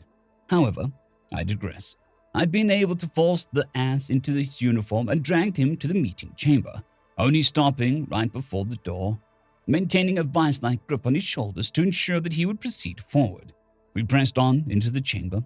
Upon seeing the Cloxium warlords, Flash began to resist my push with all his might, a might that was thankfully non-existent to his overindulgent lifestyle. Flash saw no escape now. The hungry eyes of a dozen predators with enough military might to ravage the human sector were squarely on him.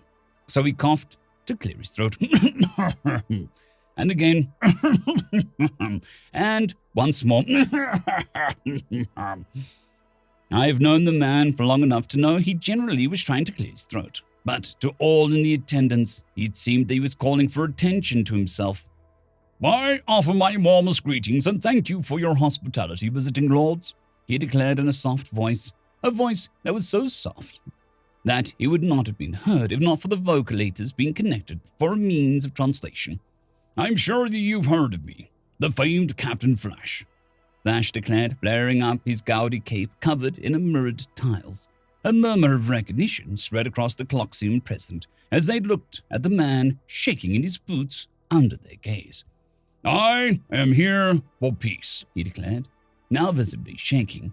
A sign of weakness before such aliens would have been the end for any diplomat. But this is Flash. The man really does defy probability. I really should take him gambling one of these days. The largest of the Cloxium warlords stepped forward, staring down at Flash, who was no doubt moments away from actually wetting himself. And a loud, ear-splitting guttural snarl escaped the creature's mouth, which took a moment to translate fully. We accept all terms humanity wishes to impose. Like that, Flash, with only a few sentences, somehow secured what we thought impossible. The Cloxium promptly left, and even to this day honor the treaty they demanded to be named after Flash, another accolade given to a man who defies probability. Now, this account may surprise those of you who have read the official account, after all. I've just relayed that what he said is not what is reported in the official report. Well, that is because of two things. First, my report was deemed unreliable due to my purchase of said Millennium H whiskey. They assumed that I must have been drunk and misreported what I said. The second, and most important thing, is what the Cloxium warlords reported during the meeting, as their perception of the whole meeting was entirely warped. I do not doubt due to some weird reality-bending luck that surrounds this ass I call a friend. When we entered the meeting chamber, with me pushing him, they did not see it as me forcing him into the meeting. Quite the opposite. They saw a warrior boldly marching into their midst with a lower scholar trying to hold him back and failing. Seeing him stand before them, shaking supposedly with the need to rip and tear them to pieces, wowed them. Then he began his speech. The funny thing about this is that the Cloxium language isn't as open and as fluid as ours, so the translators had to compensate for the words they couldn't comprehend. So when Flash said, I offer my warmest greetings and thank you for your hospitality, visiting lords, what their translators relayed to them was, I offer to burn you in greeting and thank your medical centers, visiting lords.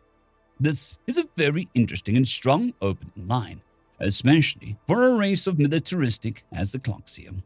As Flash flourished his cape, by sheer chance resembling the only predatory animal on their homeworld, a large, shiny, bird-like creature that hunted Cloxium young. So when he let his ego get a little boost by saying that he was sure that they had heard of him, they made the immediate, unstated parallel they believed he was making, that a man with his reputation was the same as a beast that instilled fear in them as hatchlings, that he was a predator and they were the prey. Ironically, his next line helped settle their decision. I'm here to ask for peace. The Cloxium language has no word for ask nor peace. Asking is a weakness in their eyes, after all, so their translators did the best their little AI could manage and relayed, I'm here to demand surrender. Following an open threat from a man with his reputation, even the warlike Cloxium doubted themselves. To be honest, I'm sure that if they did try to attack him, some utter fate-defying bullshit would have come out of left field. Regardless, due to the translation error, Flash got to continue on. We ended the evening drinking the whiskey I had bought on Flash's credit, so we ended up so drunk that we were barely aware of anything happening. That is, until we woke up in a foxhole with guns of the famed 2547th Polish Regiment aimed at us. Yet another famed event from Flash's storied career of dumb luck. End of excerpt from Tax Rebate Claim Explanation Form D124 Alpha, taken from What the Hell is This Archive? End of story. Negotiations, written by Bendy Master. Flaw 202 was one of the least forgiving flaws of the Majesty. Things happened there that wouldn't happen anywhere else for several reasons. Hoden was one of those reasons. He was on the verge of eliminating one of the others. One of the more influential gang kings in the megacity, Hoden was the leader of a hive subset. His species developed as a massive planetary group under a single member's influence, which had lasted just fine, until they left the planet. Unable to exercise authority across the voids, the ruler had splintered off another, and when that ruler had subjugated the world, it had splintered off another, and so on, and so on. Now their race, once found in glorious unison, was splintered 1,000 times over, with each subset developing differently across the stars, to the point that at times they could barely even be recognized as the same kind. It was a problem Hoden planned to solve. He currently ruled part of this floor. He needed the rest of it. Then the megacity, and the rest of them, then the planet. Once comfortably pulling the strings of his people at all levels of society, he could declare war on nearby splinter races of the hive and begin wiping the unworthy from the stars until it was just the original and him. Then they would see who was more powerful. Before all that could occur, though, Hodar needed to sort out some problems with one of the other gang kings, a human with an annoying tendency to get in the way of his expansions. They both stood in a fairly well-decorated room by hive standards. There was a table and chairs and a faux window portal off to the side. Lining two opposite sides of the room were several of his people and several of the humans' people. Yet it was not a peaceful discussion, and though he did not care overmuch for the outcome, he mostly expected it to end in bloodshed. The human spoke, writhing, colorful tattoos rippling about his body as it stretched it. "You broke our agreement, Hoden, and I don't care for the liars. We agreed that you would leave the residential district to me. But what did I find?" The human flicked its wrist, and two of the lackeys dragged in one of Hoden's extensions. He contemplated the motion it had made, a primitive mode of communication compared to his wide-reaching soul-speak. A pity the humans weren't susceptible to it. They seemed at least a little useful. The human gestured to the extension of Hoden on the ground. "The nice thing about dealing with you is that I know it's not just one of your boys doing what they think might help. It is you, only you, and all you that made this poor sucker break in and start looting on my turf." The human reached out a hand towards its people. A gun was placed into the appendage, which was then placed against the head of Hoden's extension. The gun bucked in the human's hand, and Hoden felt it twinge as the hive member's life was snuffed out. It didn't hurt overmuch, comparable to having a hair plucked out, but it was offensive in its violation of his person. Hoden readied his people to end the humans. The humans' people all raised their weapons as well, but they were all trained on him. Hoden paused, knowing that he could not definitively kill them all without a single shot reaching him. It was too great of a risk. He spoke. "You've made your point, Kaida. I was remiss, sir, but you'll be required to compensate for that life you took." "Of course, as soon as you compensate for the damages done to my district." Hoden twitched at the grating presumption of the human. He calmed his people and spoke again. "Surely it wasn't that much damage." "It killed 8 people, looted 3 stores, and broke the pressure hatches on 15 establishments. Or should I say, you did." Hoden grew thoroughly annoyed. "I instructed it to test your boundaries, as you do my territories every day, so what if a few lives were lost? They're simply resources." The human stared at him for a moment, then turned to the humans behind him. "Leave!" The human strode out without a word, leaving Kaida in the room with Hoden and some 8 of his extensions. He could barely believe the human's foolishness. The moment the portal closed, he brought his people's weapons to bear on the human. "I wouldn't do that if I were you," Kaida said, checking the cell of the gun in its hand. "If you kill me, my second-in-command has orders to take control of your territory after this room blows up." The human held up a hand. Some device flickered with a light against its wrist. "You kill me, you die." Hoden glowered. "Such an extreme measures, Kaida. Just allow me free movement through your territory, and we'll have no more problems. I don't care about these squabbles. There are more important things to attend to." The human nodded. "Of course. But you see, When one of your extensions kills 8 people under my protection, they look to me, wondering why I didn't protect them." Odin gestured to the body on the ground beside him. "They are resources, Kaida." The human slammed down a fist. "Maybe to you they are, Odin, but not to me." The human jabbed a finger towards him. "If this happens again, you're through." Odin had had enough of the human's demanding attitude. He was beholden to none. He roared, "It will happen again, human. I have no time for your grievances or your complaints. The cogs may grind to nubs and be replaced, but the machine will not cease. You have settled your own fate. I declare war upon you." The human moved faster than he could track, crossing the room before he could bring his people's weapons to bear. He thought it would try to go for his guards, which would allow him to escape with those remaining, but instead it came for him. He tried to fend it off, but the human caught him in the neck and placed his body between it and the guards. "You filthy—" The human's gun went to his head, and Odin immediately became still. He couldn't afford to die here. "Now, wait, now—" The human hissed into his ear.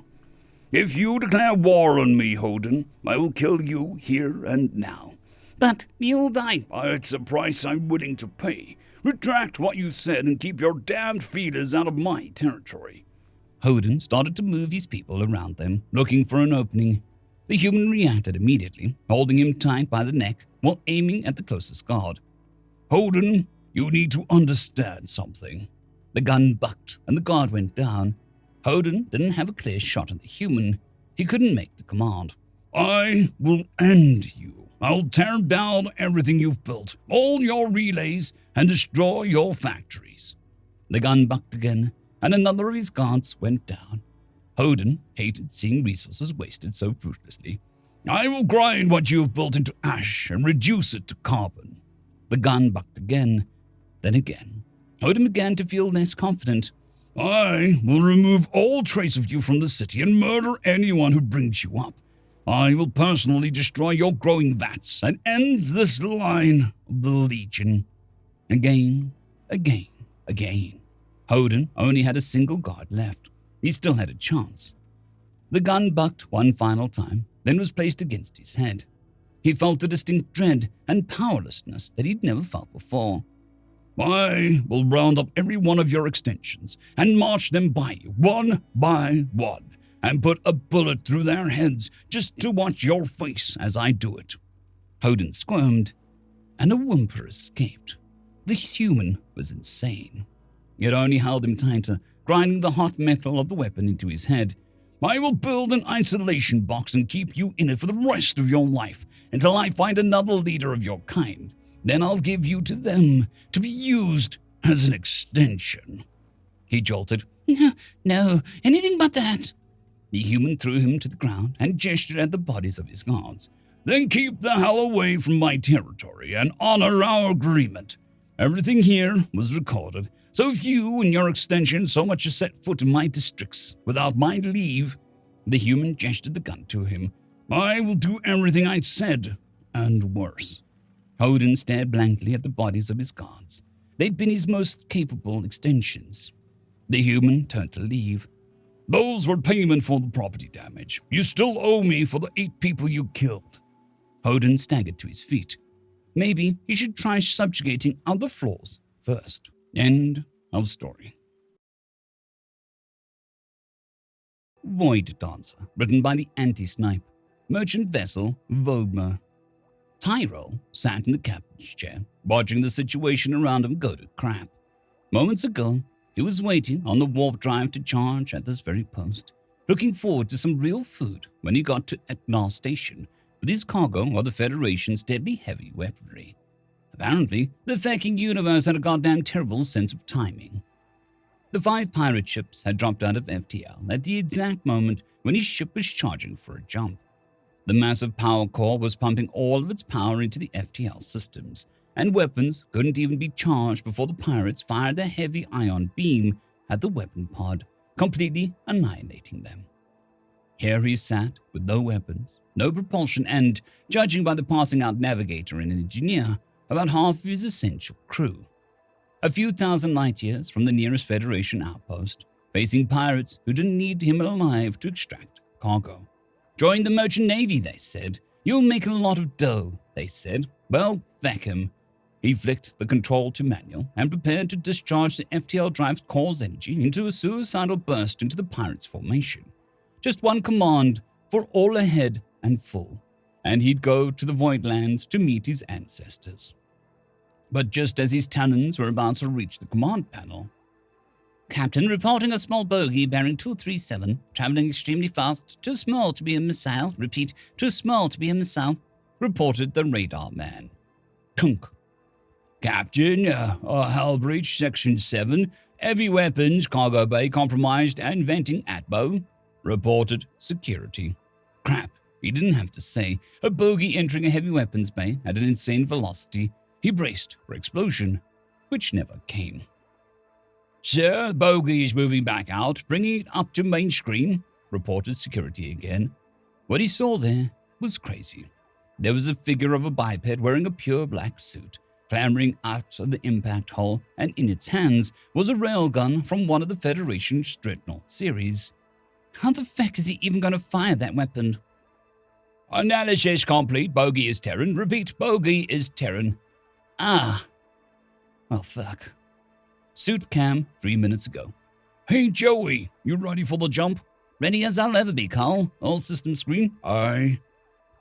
The camera finally saw light. The airlock alleyway lit up as the human pilot, Joey, prepared to run. Remember, Joey, you're going to be jumping out of the craft at near light speed. Make sure that your orgs are in. Acknowledged, Carl. I could never understand why you folks would want to jump out of a perfectly good spacecraft, piped up another alien voice from the comms. It's fun, exclaimed Joey. You and I are going to have a disagree on that. Celia of the Artorian began, but was interrupted by the sound of a Federation alert. Looks like I'll have to cancel the jump, thought Joey. Oh, wait. Distress beacon detected. Ship's a merchant vessel. 5 pirate ships surrounding it. Cargo classified. Looks like it's on Federation contract. Getting Federation data? Yeah. It contains classified weaponry. Hey, Joey, remember those Dreadnought series rails we tested back at the base? Joey was a Terran Marine and an adrenaline junkie in his free time. The pitch-black suit he wore was capable of advanced combat functions, and with the extreme augmentation, Orcs for short, that he'd added to it, it was capable of easily lifting 15 tons while maintaining supersonic velocities, back when it was field-tested on the proving grounds of old Terra. With Joey's background and contacts, he'd managed to add some questionable orcs to the suit, basically allowing it to do completely insane stuff, like jumping out of a vessel at warp speed. You mean the ones that prevented me from firing taters through? Sure, replied Joey, smiling. You thinking what I'm thinking, Joe? Asked Cole. Feck yeah, exclaimed Joe. Hey, Celia, can the suit go through ship armor? Well, it is rated to survive asteroid collisions at FTL. You should be fine. Wait, no. Yes, Joey's face lit up. Nobody's done a sub-warp ship infiltration, right? Not to my knowledge, said Cole, a feral grin forming on his face. I'll make the adjustments to your orgs and upload the breach coordinates. Suit Cam 1, present. Time for a little dance with the void, said Joey, hefting the railgun. Stealth orgs on. Momentum release orgs ready. Weapon system integrated. Release, grinned Joey, as he activated map boots and strolled out of the ship, clambering out of the still-growing hole he'd made in the hull. He'd finally stood on the armor of the vessel, crouched as if to pounce. He loved this. The suit's shock absorbers took care of sudden impacts by storing the impact force into a massive microarray of hypercapacitors for later use, and the release mechanisms were straight out of a goddamn movie. A massive dent formed on the hull of the ship as he blasted off a few thousand meters per second, railgun at the ready. The 2 ships that had disabled the weapon systems were in range of his railgun. Target range 600 kilometers, inertial dampeners ready. Beginning firing cycle. The Federation's new railgun was a behemoth in compact package. The slugs had fired with tungsten with antimatter cores, giving each shot the effective firepower of a thermonuclear warhead with none of the fallout. The coils went red hot and the railgun charged, rotating faster and faster until Fox 1. The railgun shot went right through the vessel in front of the merchant ship, tearing compartments and weapon modules asunder as it worked its way to the warp core. Then it detonated. The explosion was so intense that Joey's view screen filters went into overdrive, rendering everything pitch black. And just as the light began to return to his world, enemy has locked onto thermal signature, bogey bearing 242. Rapidly turning, he fired a second railgun round. This time, he remembered to look the other way, which was a good thing because multiple lock-ons detected, bearing 300, 107, and 212. Back, he thought. Merchant vessel, Vomer, present. Feck, breathed Tyrael. 3 lock-ons was a near-sure kill, especially when the bogies were clustered like that. He prepared for the inevitable annihilation, as heavy ion beams grind the brave human to atoms. No ship armor could take 3 heavy ion attacks, much less personal armor. And then, to his surprise, the human danced. There was no better word for it. As the ion beams fired in their well-calculated sustained fire arcs, the human in the suit showed surprising agility, nimbly navigating the debris field he'd made with his first devastating attack, while easily dodging the 3 ship-destroying matter-dissolving beams of pure, fecking energy. Nor just that. His suit glowed beautifully as the heavy shielding made for transwarp debris protection absorbed whatever part of the arcing energy he couldn't evade. It was beautiful, like a dance of ethereal fairy. No, this had to be a Lakar, a revenant brought to life. Ion beams illuminated the entire sector of space as he whirled and dodged them, using the debris field as a platform to make evasive maneuvers at more than 300 meters per second. It was like nothing he'd seen before, and Tyler had been the first in his class for flight maneuvers. And as he evaded, he fired back, the railgun in his hands now an incandescent dark red, as shots were fired with pinpoint precision, leaving streaks of vermilion in the void as they flew to their marks, turning matter into energy and devoured entire ships with no mercy. And as the ion fire faltered and explosions lit up the cold void, marking the deaths of the remaining 3 pirate vessels, the human hailed them. "Is everyone okay? I'm sorry about your hell." "That's not the problem, but, who are you?" asked Tylek. "Joe Mulligan of the 36th Terran Marines, sir. We received your distress beacon while we were on leave, so we scrambled as fast as possible." He could hear a hint of humor in that voice. Not even a pilot. What the feck? But they'd been saved and everything else came after. "Mr. Mulligan, is there anything we can do for you?" Hesitation. "Well, if you don't mind me asking, could I have your footage of that battle?" "Do your superiors want it for analysis?" "Actually, not really. I wanted it posted on YouTube. You see, my GoPro malfunctioned as I fired the first shot." "Wait, does this mean—" "Yeah, that was one of the few adventure sports that we've been doing. It's called void jumping. I was on my day off jumping with void traveling at subsea velocity when I got the call. Anyway, Void Dancer does have a nice ring to it, right?" Tylek sighed. Humans, goddamn adrenaline junkies. End of story. Trust, written by Shane Watson. Saying that the war was going poorly would be a massive understatement. If one were to say that the war was a horrifying crap show, it would be closer to the mark, but still underselling it. We were losing, simple as that. My entire shake, except me, were killed as soon as our dropship made landfall and opened to deploy. 3 branches of 18 warriors, each gone in an instant. I was still in shock, covered in the purple slick of my fellow's blood and bits of destroyed armor when they came into the dropship and captured me. They were efficient in their movements, disarming and securing me before I could gather myself to fight back. Beneath the shock, shame began to build. This wasn't my first battle, but I froze like a fresh recruit. Me, a decorated warrior, officer, and veteran. I thought I'd been through everything in battle that could happen. I'd just never seen such devastation in less time than a single breath. I spoke their language a little bit. It was expected of an officer like myself. It turned out that at least half the enemy shake spoke my language. We would never allow that, as the threat of enemy propaganda grows exponentially with every new possible target. At least, that's what our military doctrine said. With half their troops as possible targets, though, our steady propaganda barrage would have turned them if there was true. The realization made me wonder what else we had wrong. If we could correct our mistaken assumptions, we could turn the war around. These creatures were like nothing we'd fought before. They wore armor on their heads and torsos, but left their limbs exposed. Of course, hitting a limb would injure them, but they could often still fight. At the same time, their weaponry, though crude, smashed through our armor and even punctured the hulls of our dropships.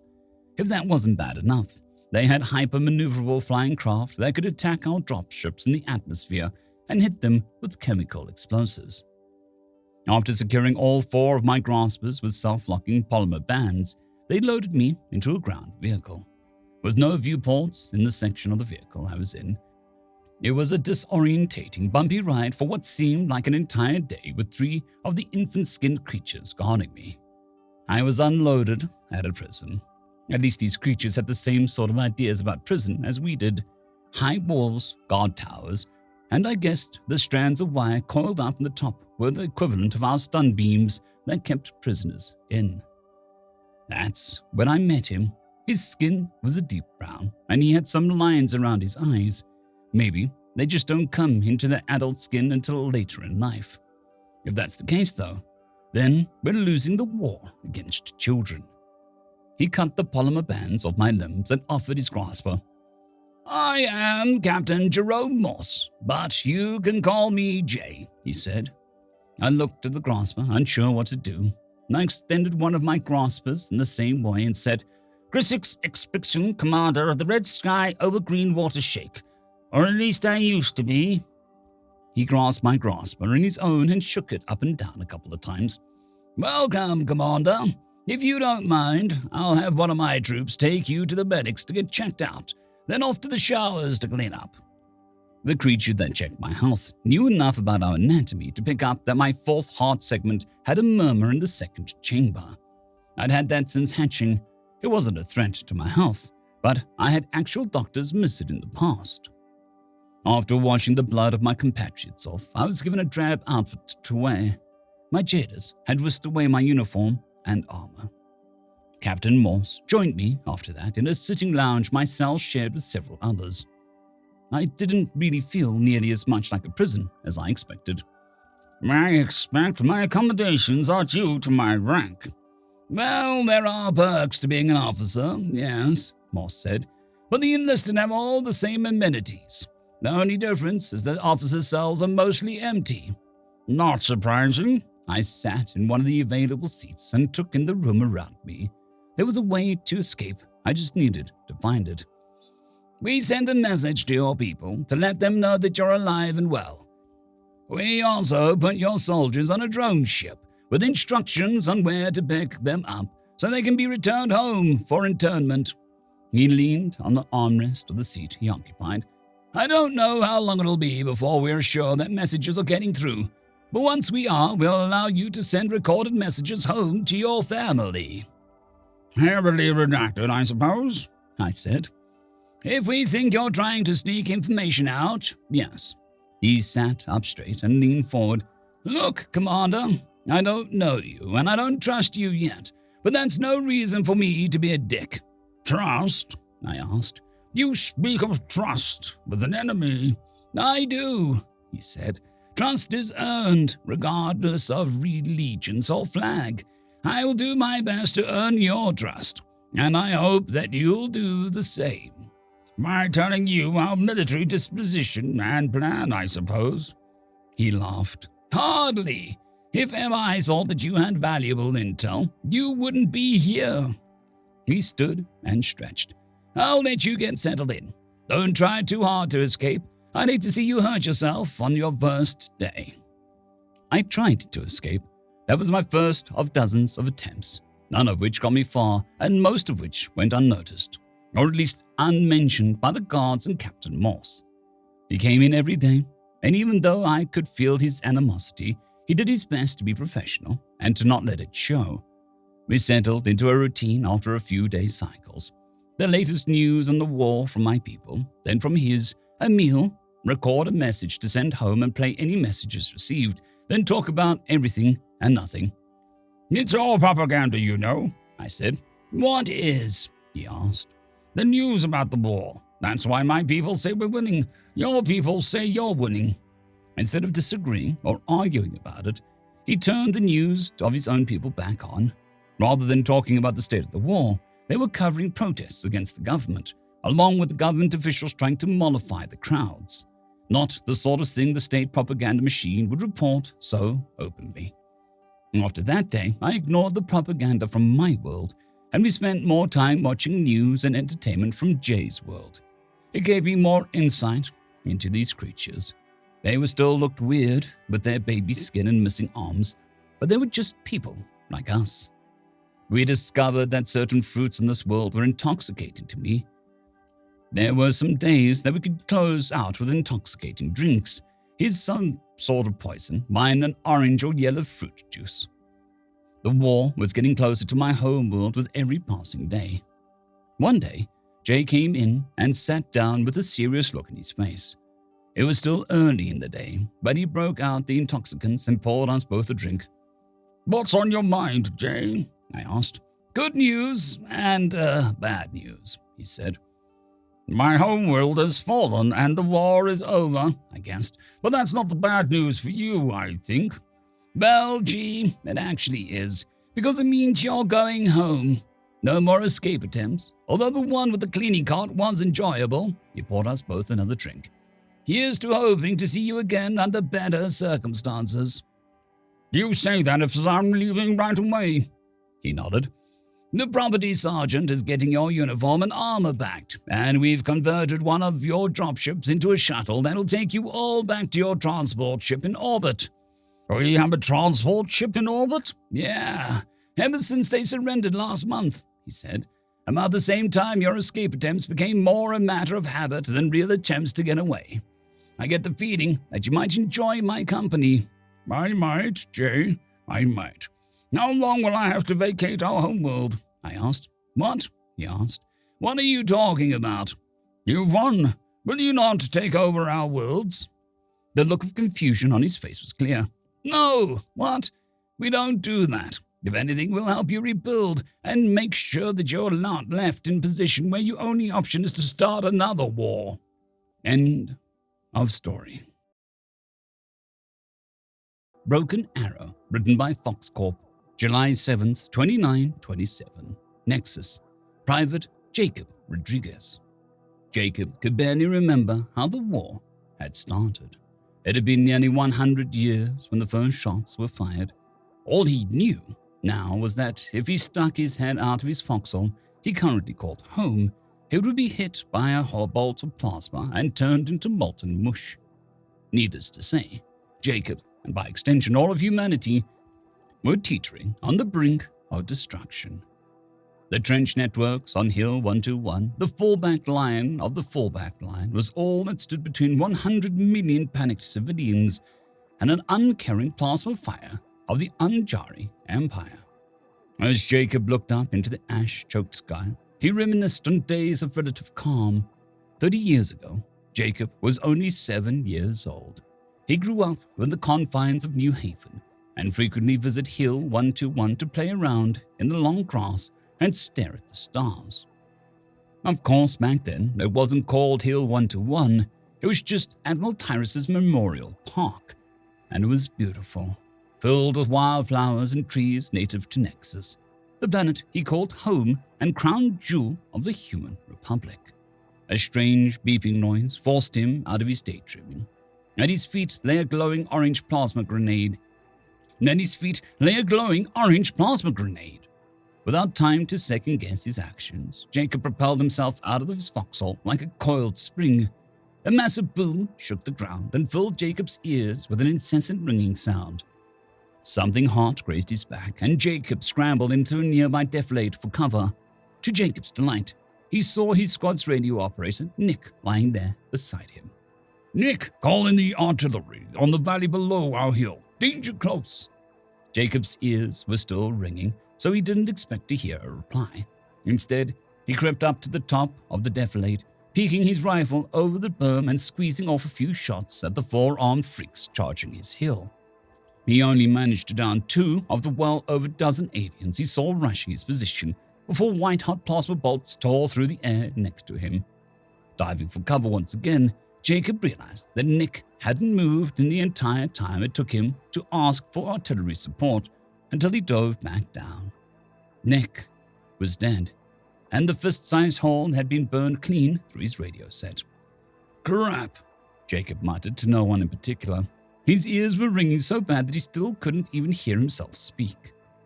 Jacob crawled over to Nick's body, offering a silent prayer to whatever God would listen to ensure the poor man's well-deserved rest in the afterlife, and took up a new position behind a large rock.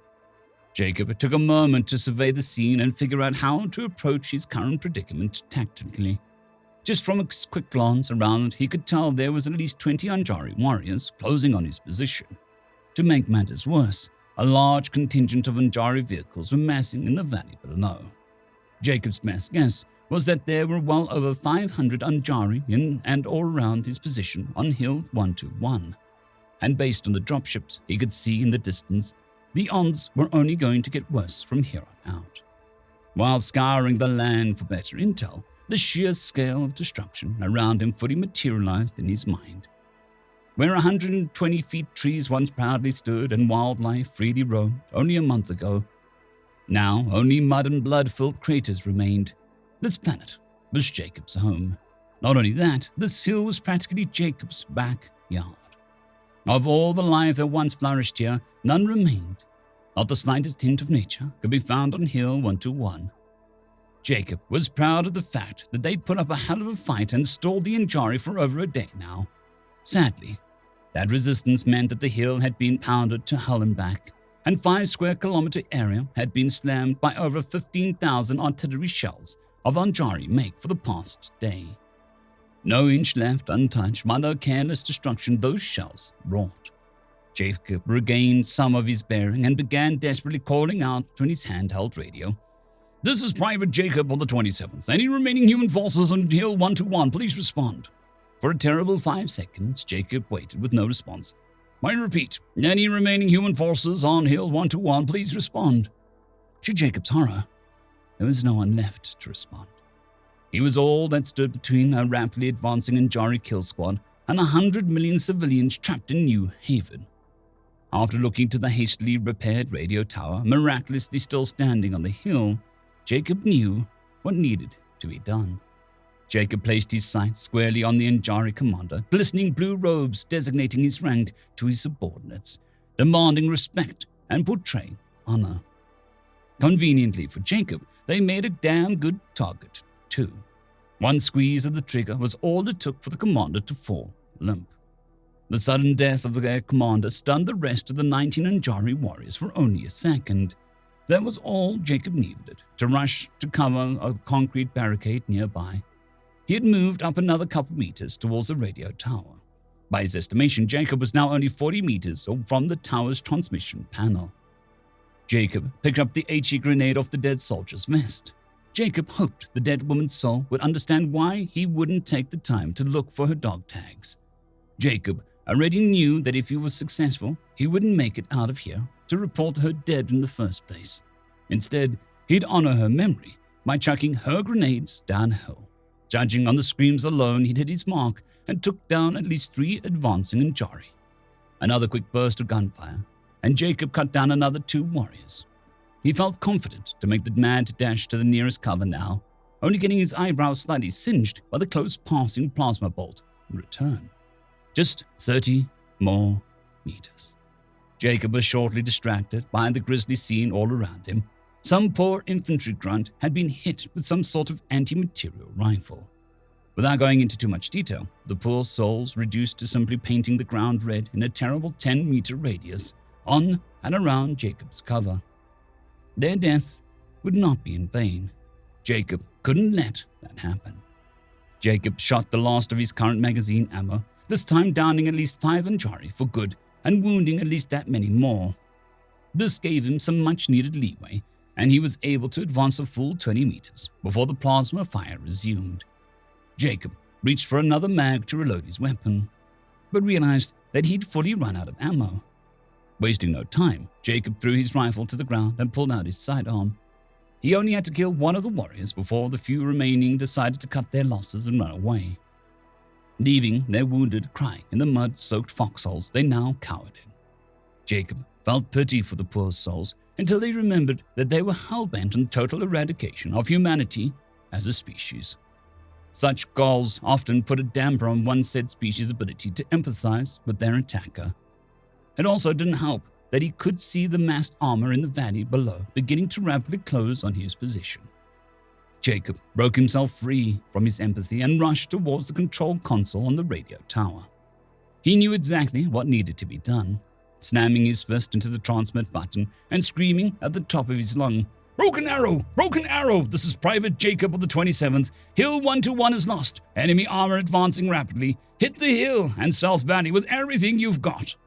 Jacob also made sure to transmit the video logs from the radio station security feed, as well as his body camera footage of the fighting. He hoped it would give the artillery gunners a better bead on the enemy concentrations, as well as to serve as a final goodbye for his family, if his family was still alive. Jacob forced that thought out of his mind and spoke for the last time in his life. "Rachel, if you ever see this, tell Jonah and Sarah that Daddy loves them. Mom, Dad, wherever you are, stay safe. I love you. Tell everybody." A massive bolt of plasma, only capable of being fired from a tank's main gun, slammed into the radio tower directly next to Jacob. As the searing heat of the plasma gave way to the creeping darkness of death, Jacob's thought only of better days. Days where he could breathe in the clean air, marvel at the wildlife, stroll through the parks and enjoy life with his family. He died a hopeful man, hopeful that one day his children could regain the wonders of humanity now lost to war. End of story. Humans and Their Various Mooks, written by Dark Prince 010. While humans and their practices, appearances, and physiology are widely and understandably accepted as disgusting, it bears investigation into the underlying reasons for exactly why this is the case. Humans, like so many other species of intelligent beings in the universe, are in large part a product of their processes and environments they emerged from. We call this process the honing, but humanity named it evolution.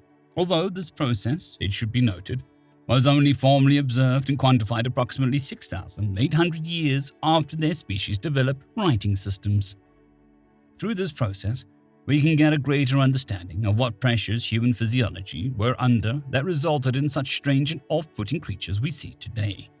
For starters, most life on the human's home planet of Earth has evolved to use proteins, a hydrated and nitrosylated carbon acid chain that link together in a variety of forms, much as one might build a starship from subcomponents. While not as efficient, precise, or durable as our own silicate microcrystals, they achieve much the same purposes with humans' proteins. In addition, proteins have a noted advantage in speed of assembly and the ability to function in spite of, or in some cases directly because of, cleavage of the protein molecule. Similarly, all things to be considered life on Earth are enveloped at the microscopic scale by lipid envelopes, and more complex life forms routinely use triglycerides to store forms of energy as well as to perform other functions. The latter of these molecules is a non-polar substance that can be a liquid or solid ambient temperature depending on side chain saturation, and humans colloquially refer to them as fats. Now, humans, like every species that displays cooperative behaviors thus discovered across all plants and star systems, provide nutritional supplements by natural physiological processes to their offspring. However, humans are a class of revolting animals on their home planet called mammals, which, rather than sensibly deposit a developing fetus in a protective casing and with an inbuilt nutritional supplement or yolk sac as nearly all other species are known to, Instead, gestate the creature within themselves before excreting it at a premature development point and processing to care for, feed, safeguard it outside of any sort of protective housing. The food of choice is the topic of this unfortunate chapter, a slurry of primarily triglyceride and proteins known as milk. Now, it cannot be held against a species that their own development would necessitate to be so off-putting. But the concern goes deeper than that. Of course, the underdeveloped fetuses, often referred to as infants, are a primary consumer of the substance. But humans also routinely consume and imbibe, and here I am cautioning readers with a more delicate constitution that the following passages and revelations may upset and disturb the unprepared. Humans are routinely known to consume other species' milk, particularly those of domesticated food animals from within their own mammalian taxonomy. This is performed even by mature adults, and rather than being a niche and rightfully shunned perversion, it is a multi-trillion credit industry spanning nearly every known country and culture on their planet. It should be noted here that adult humans are not innately capable of digesting and properly processing milk in a way to avoid discomfort, illness, or worse. While the human's process of evolution has managed to grant the ability to tolerate milk to some subgroups across their planet, rather than abandon such clearly unsuitable foodstuff, the remainder have instead processed and purified it using intentional bacterial rotting to cleave the offending proteins and molecules that induce sickness into humans. From this, the humans' yet entirely new classification of foodstuffs, with the entire category of everything pertaining either directly to milk or, unfortunately, countless milk-based byproducts and components referred to as dairy. It is clear from discussion with humans just how deeply this has become ingrained in their species, for even their name of the local megacluster of stars is named Galaxy, a word rooted in one of their subculture's terms for milk. Indeed, even the entire galaxy we both unfortunately share is named the Milky Way, even in their modern documentation. This is further upsetting revelation, as they have named countless astronomical bodies after real and mythical heroes and individuals, creatures, and all manner of other subjects far more suitable than an upsetting protein slurry they insist on consuming.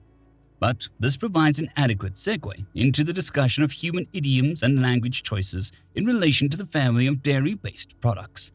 For example, when we had first made contact with humans after one of their probes had inadvertently struck an unoccupied cargo barge, the humans made repeated references to the probe becoming emulsified high-fat content milk, something the humans called cream. It caused quite a stir and quite a bit of confusion due to the translator's direct approach to parsing the strange use of language. This was further compounded when we received an official greeting of peace and welcome from the humans at our first diplomatic summit. Their delegates had been uncertain of our response being too formal and stiff, and in private but overheard discussion, they'd referred to their own verbal greeting as being made of solidified and rotted milk, or, to use a human phrase, cheesy. It was off-putting, to say the least, and again, took a great deal of supplemental explanation and inquiry to understand the meaning behind this phrase. The confusion and unclear idiom usage has continued to the present days, with incidents such as recently the last formal summit. We had offered the humans an unoccupied mining world in order to facilitate and promote good feelings in the upcoming trade agreement. However, the negotiators asked if we meant to cover the humans in triglycerides and solid fats. Our own ambassadors did not understand, wondering if this was perhaps an offensive term, something used to mark or shame individuals, but we were very concerned until we discovered that the phrase meant buttering someone up is only rarely considered to have a negative inflection. As is prudent with any relationship with a neighboring culture, we have kept tabs on unencrypted human communications to better understand their behavioral patterns and preferences, so as to avoid further misunderstandings. Time and again, we have found that human phrases as they relate to milk and dairy products are baffling. Such phrases and declarations range from waiting in exchange for sweet and frozen milk solids to nebulous questions about personal possession and ownership of milk asked by the very domesticated creatures that produced it, to the expressions of disbelief that triglyceride extract from plant material is not in fact a solidified fat from animal extracts. On this final topic, humanity expresses the depths of its bizarre fixation, for in addition to milks extracted from the primary domesticated mammal used for this purpose, they also appear to have an almost perverse curiosity with milking any animal capable of producing the substance. And with the term occasionally, even occasionally leaving the mammalian class and being applied to venom produced by members of the reptilian class on Earth, it is routinely common to find only that domesticated animals, only slightly related to the primary domesticated milk species, have been milked, with their own byproducts turned into an entirely separate range of dairy offerings. Thanks to this insistence on breadth of consumer choice in the food acquisition depots of humans called grocery stores, dairy sections can become elaborate, sprawling affairs as they attempt to cover every possible incarnation and iteration of mammalian milk products. Some of you may be confused to learn that the expressed milk of human species themselves is considered a highly desirable luxury, although it appears this desire is uncommon at best.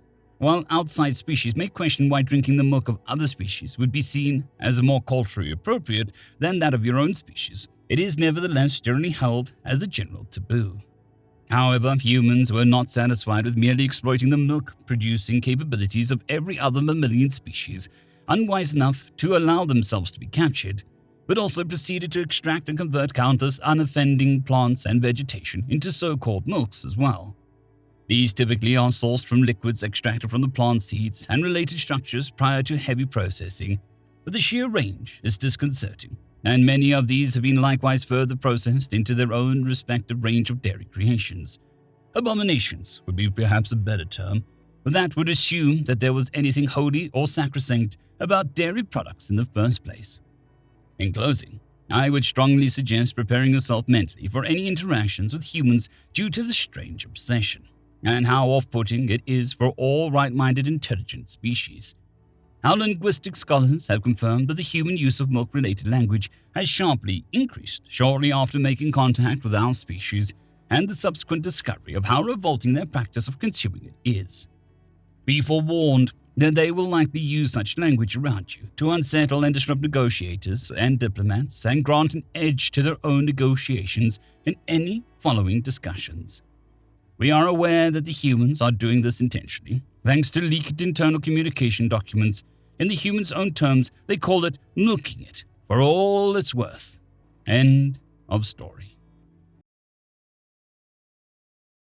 Scary stories written by Anti-Money Squandering. And then they heard the scratching noise from behind them again, scared and nervously hidden their walls, trying not to shake as the noise grew. The scratching grew louder and louder as they shouted until they realized they could hear it on the outside of their own walls. At this, a hidden hatchling burst out and screeched loudly, causing the two listening raptly to the story to squeal in fear. An almond-like scent emanated in the room, and one of the scared youths reached out and punched the jumper in annoyance. They laughed together. "Oh my God, we got you, Neri. I thought that you were going to jump out of your shell." It's not very funny, Verret. You know I hate it when you use our names in your stupid scary stories. Verret continued to laugh, butting heads with Tori for a job well done, as the other two continued to complain. Where were you even hiding, Tori? You know it's a bad scary story if you have to leap at us. It's not, it's too. It's not scary. Just pray response. Yeah, well. What's going on in here? The doorway stood a much larger Ivan, their eyes narrowed in annoyance at the suddenly silent younglings. Well, is someone going to answer me? The seated Ivan looked at each other briefly, all trying to avoid the gaze above them. "It's just scary stories, Mother," Verret muttered, his head still facing down and his voice echoing slightly in his shell. Don't talk into your shells. How many times have I told you? Her expression softened somewhat as Verret's shell flushed slightly purple in embarrassment. She made her way further into the room, settling down at the head of the circle of hatchlings. She reached out and gave Nevri a gentle pat on her shell, still yet to reach her full hardness of maturity. At this age, while they grew rapidly, they still exposed a great deal of their Ivan's delicate bodies. Their mother's shell, far larger, pulsing slightly with a light yellow color as the hatchlings moved closer, eagerly. Scary stories, huh? Well, how about a real scary story, a true one? The younger Ivon all trilled their agreement, their shells confused blurring of excitement green and trepidation orange. Out there, she gestured above them, the hatchlings looking up as if they could see through the dark blue ceiling. There are other species that live in the farthest reaches of space, some of which that are almost as advanced as the Ivon. The hatchlings snickered at this, their shells a pale pink of disbelief. Oh, I know we think that we're the most advanced. She paused and placed a one-finned forelimb conspiratorially to her mouth. Which we are. The hatchlings laughed louder at this, some slapping their own shelled bodies gently as they guffawed. There are, however, some aliens out there who are close to us, who may even overtake us in the future if we're not careful. But if the accord goes through, we may all grow together, sharing in our technology and research. You see, nearly all of other species have very similar upbringings to us Ivon, but this isn't about any of those aliens. No, this is about one species that doesn't fit into the universe, the one that's going their own, very different route. Humans, Barrett squeaked. Yes, little one, humans. But they are primitives, Tori exclaimed, looking around at the others for support. They're not even close to us or other sentients. Sentience, the mother corrected, glancing briefly back at the door before continuing. And yes, they are less advanced than us. It would probably take them another few hundred cycles to even get close to a hyperfault technology. Who knows what that is? Skirt raised a fin, but flushed an angry red when Verret simply blurted out the answer. It's what lets us get places, even other planets. It shortens the distances, somehow. Yes, somehow, she continued, picking up the slight grumbling Skirt. The other sentients have already mastered it, or are very close to. Instead of traveling ourselves, we pull ourselves through, allowing travel over fantastic distances. The others differ slightly, of course, but for the most part, the end result is the same. We start at one point and poof, we're suddenly at another. She pretended to throw Skirt to illustrate her point, who giggled wildly.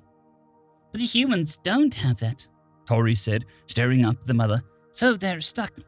So we thought, the mother said, leaning forward and placing Skirt down with his hatchmates. We thought them too primitive for space travel, given how far behind they were with full technology. What we didn't expect was for them to find a different way. She stood and slowly walked around the children, gesturing with her fins. Explosions from their area of space are commonplace. Humans have, since we've discovered them, been prone to igniting weapons that cause great eruptions, obliterating small swaths of their planet. We also kept our distance, viewing these atrocities, hoping that they would resolve their violent tendencies. Who are they fighting, Mother? Themselves, little one. They fight themselves, or perhaps other poor creatures that share the planet with them. The mother paused as the children considered this, all their shells of vivid pink color. After a few more moments, she returned to pacing around them. So we thought nothing of some more explosions from that sector, just standard human barbatry. Then we started picking up on something more concerning. Unidentified objects hurtling across the galaxy. It did not take long to realize their origin was the human home planet. What were they, Mother? Probes? We didn't know, little ones, not at first. They were odd machines, forged from metals in a manner alien to us. As they grew closer to civilized space, we took a greater interest and had access to more details. They were propelled through space by something like those explosions that we had seen from the human planet, cutting through the dark in a blaze of light. Weapons, perhaps. She stopped and gave the nervous Devry a comforting stroke across the top of her scaled head. It was only when we intercepted one that we realized what the humans had done. What?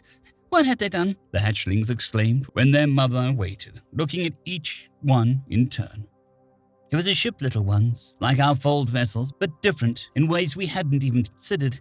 They strapped themselves into those vehicles, organized a controlled explosion, and sent themselves careening across the universe, a metal case, outside of which was an uncaring, freezing void of space. We were horrified, wondering what manner of creature would be willing to subject themselves to such a thing. The mother shivered, as if even the thought of it was abhorrent. The hatchlings sat completely still, their attention held completely by their parent. When we found the humans themselves, well, we understood a bit more. They were utterly alien beings, a bald expanse of skin covering their frames. They were a mix of colors, some a deathly white, others as dark as the space outside. We had assumed from the ships, but seeing them confirmed it. They were giant creatures, some as large as 20 fins tall, and as drones that had found them discovered, they did not mind the terrifying nature of empty space because each of these humans were frozen. Frozen? Barrett gulped, and every hatchling shell was pitch black of fear. How? Each human was encased in some sort of chamber. This device kept them frozen but alive somehow. Our short scout drones recorded this. They noticed that the chambers had begun to activate, the frost covering the humans thawing. They were waking up. The hatchlings squealed in terror and ran to their sleep pods before their mother could finish her story. She chuckled as they snuggled themselves in, their shells slowly returning some color as they calmed down and whispered amongst themselves. "Go to sleep now, little ones. Try not to dream of humans." The hatchlings squealed again, though more in play this time. The mother turned to leave, but the wavering voice of Verret stopped her. Mother, what happened to the humans? Did they wake up? She paused, and a shell cycled through a myriad of muted colors as she considered the question. Eventually, she sighed and turned back to face the room. "No, little ones. We folded their ship somewhere else, far away from us. The humans can't get you." The hatchlings seemed to settle down, when another small voice piped up. "Mother, what if the humans find out what happened to their friends? Won't they be mad?" "They won't find out, little one. Do not fret." "But what if they do?" The mother blinked slowly, her shell now a single color. "They won't, Neri. Now go to bed." She left the hatchlings as they continued to mutter amongst themselves. On a whim, she opened the front entrance to the habitat and walked outside to stand beneath the stars.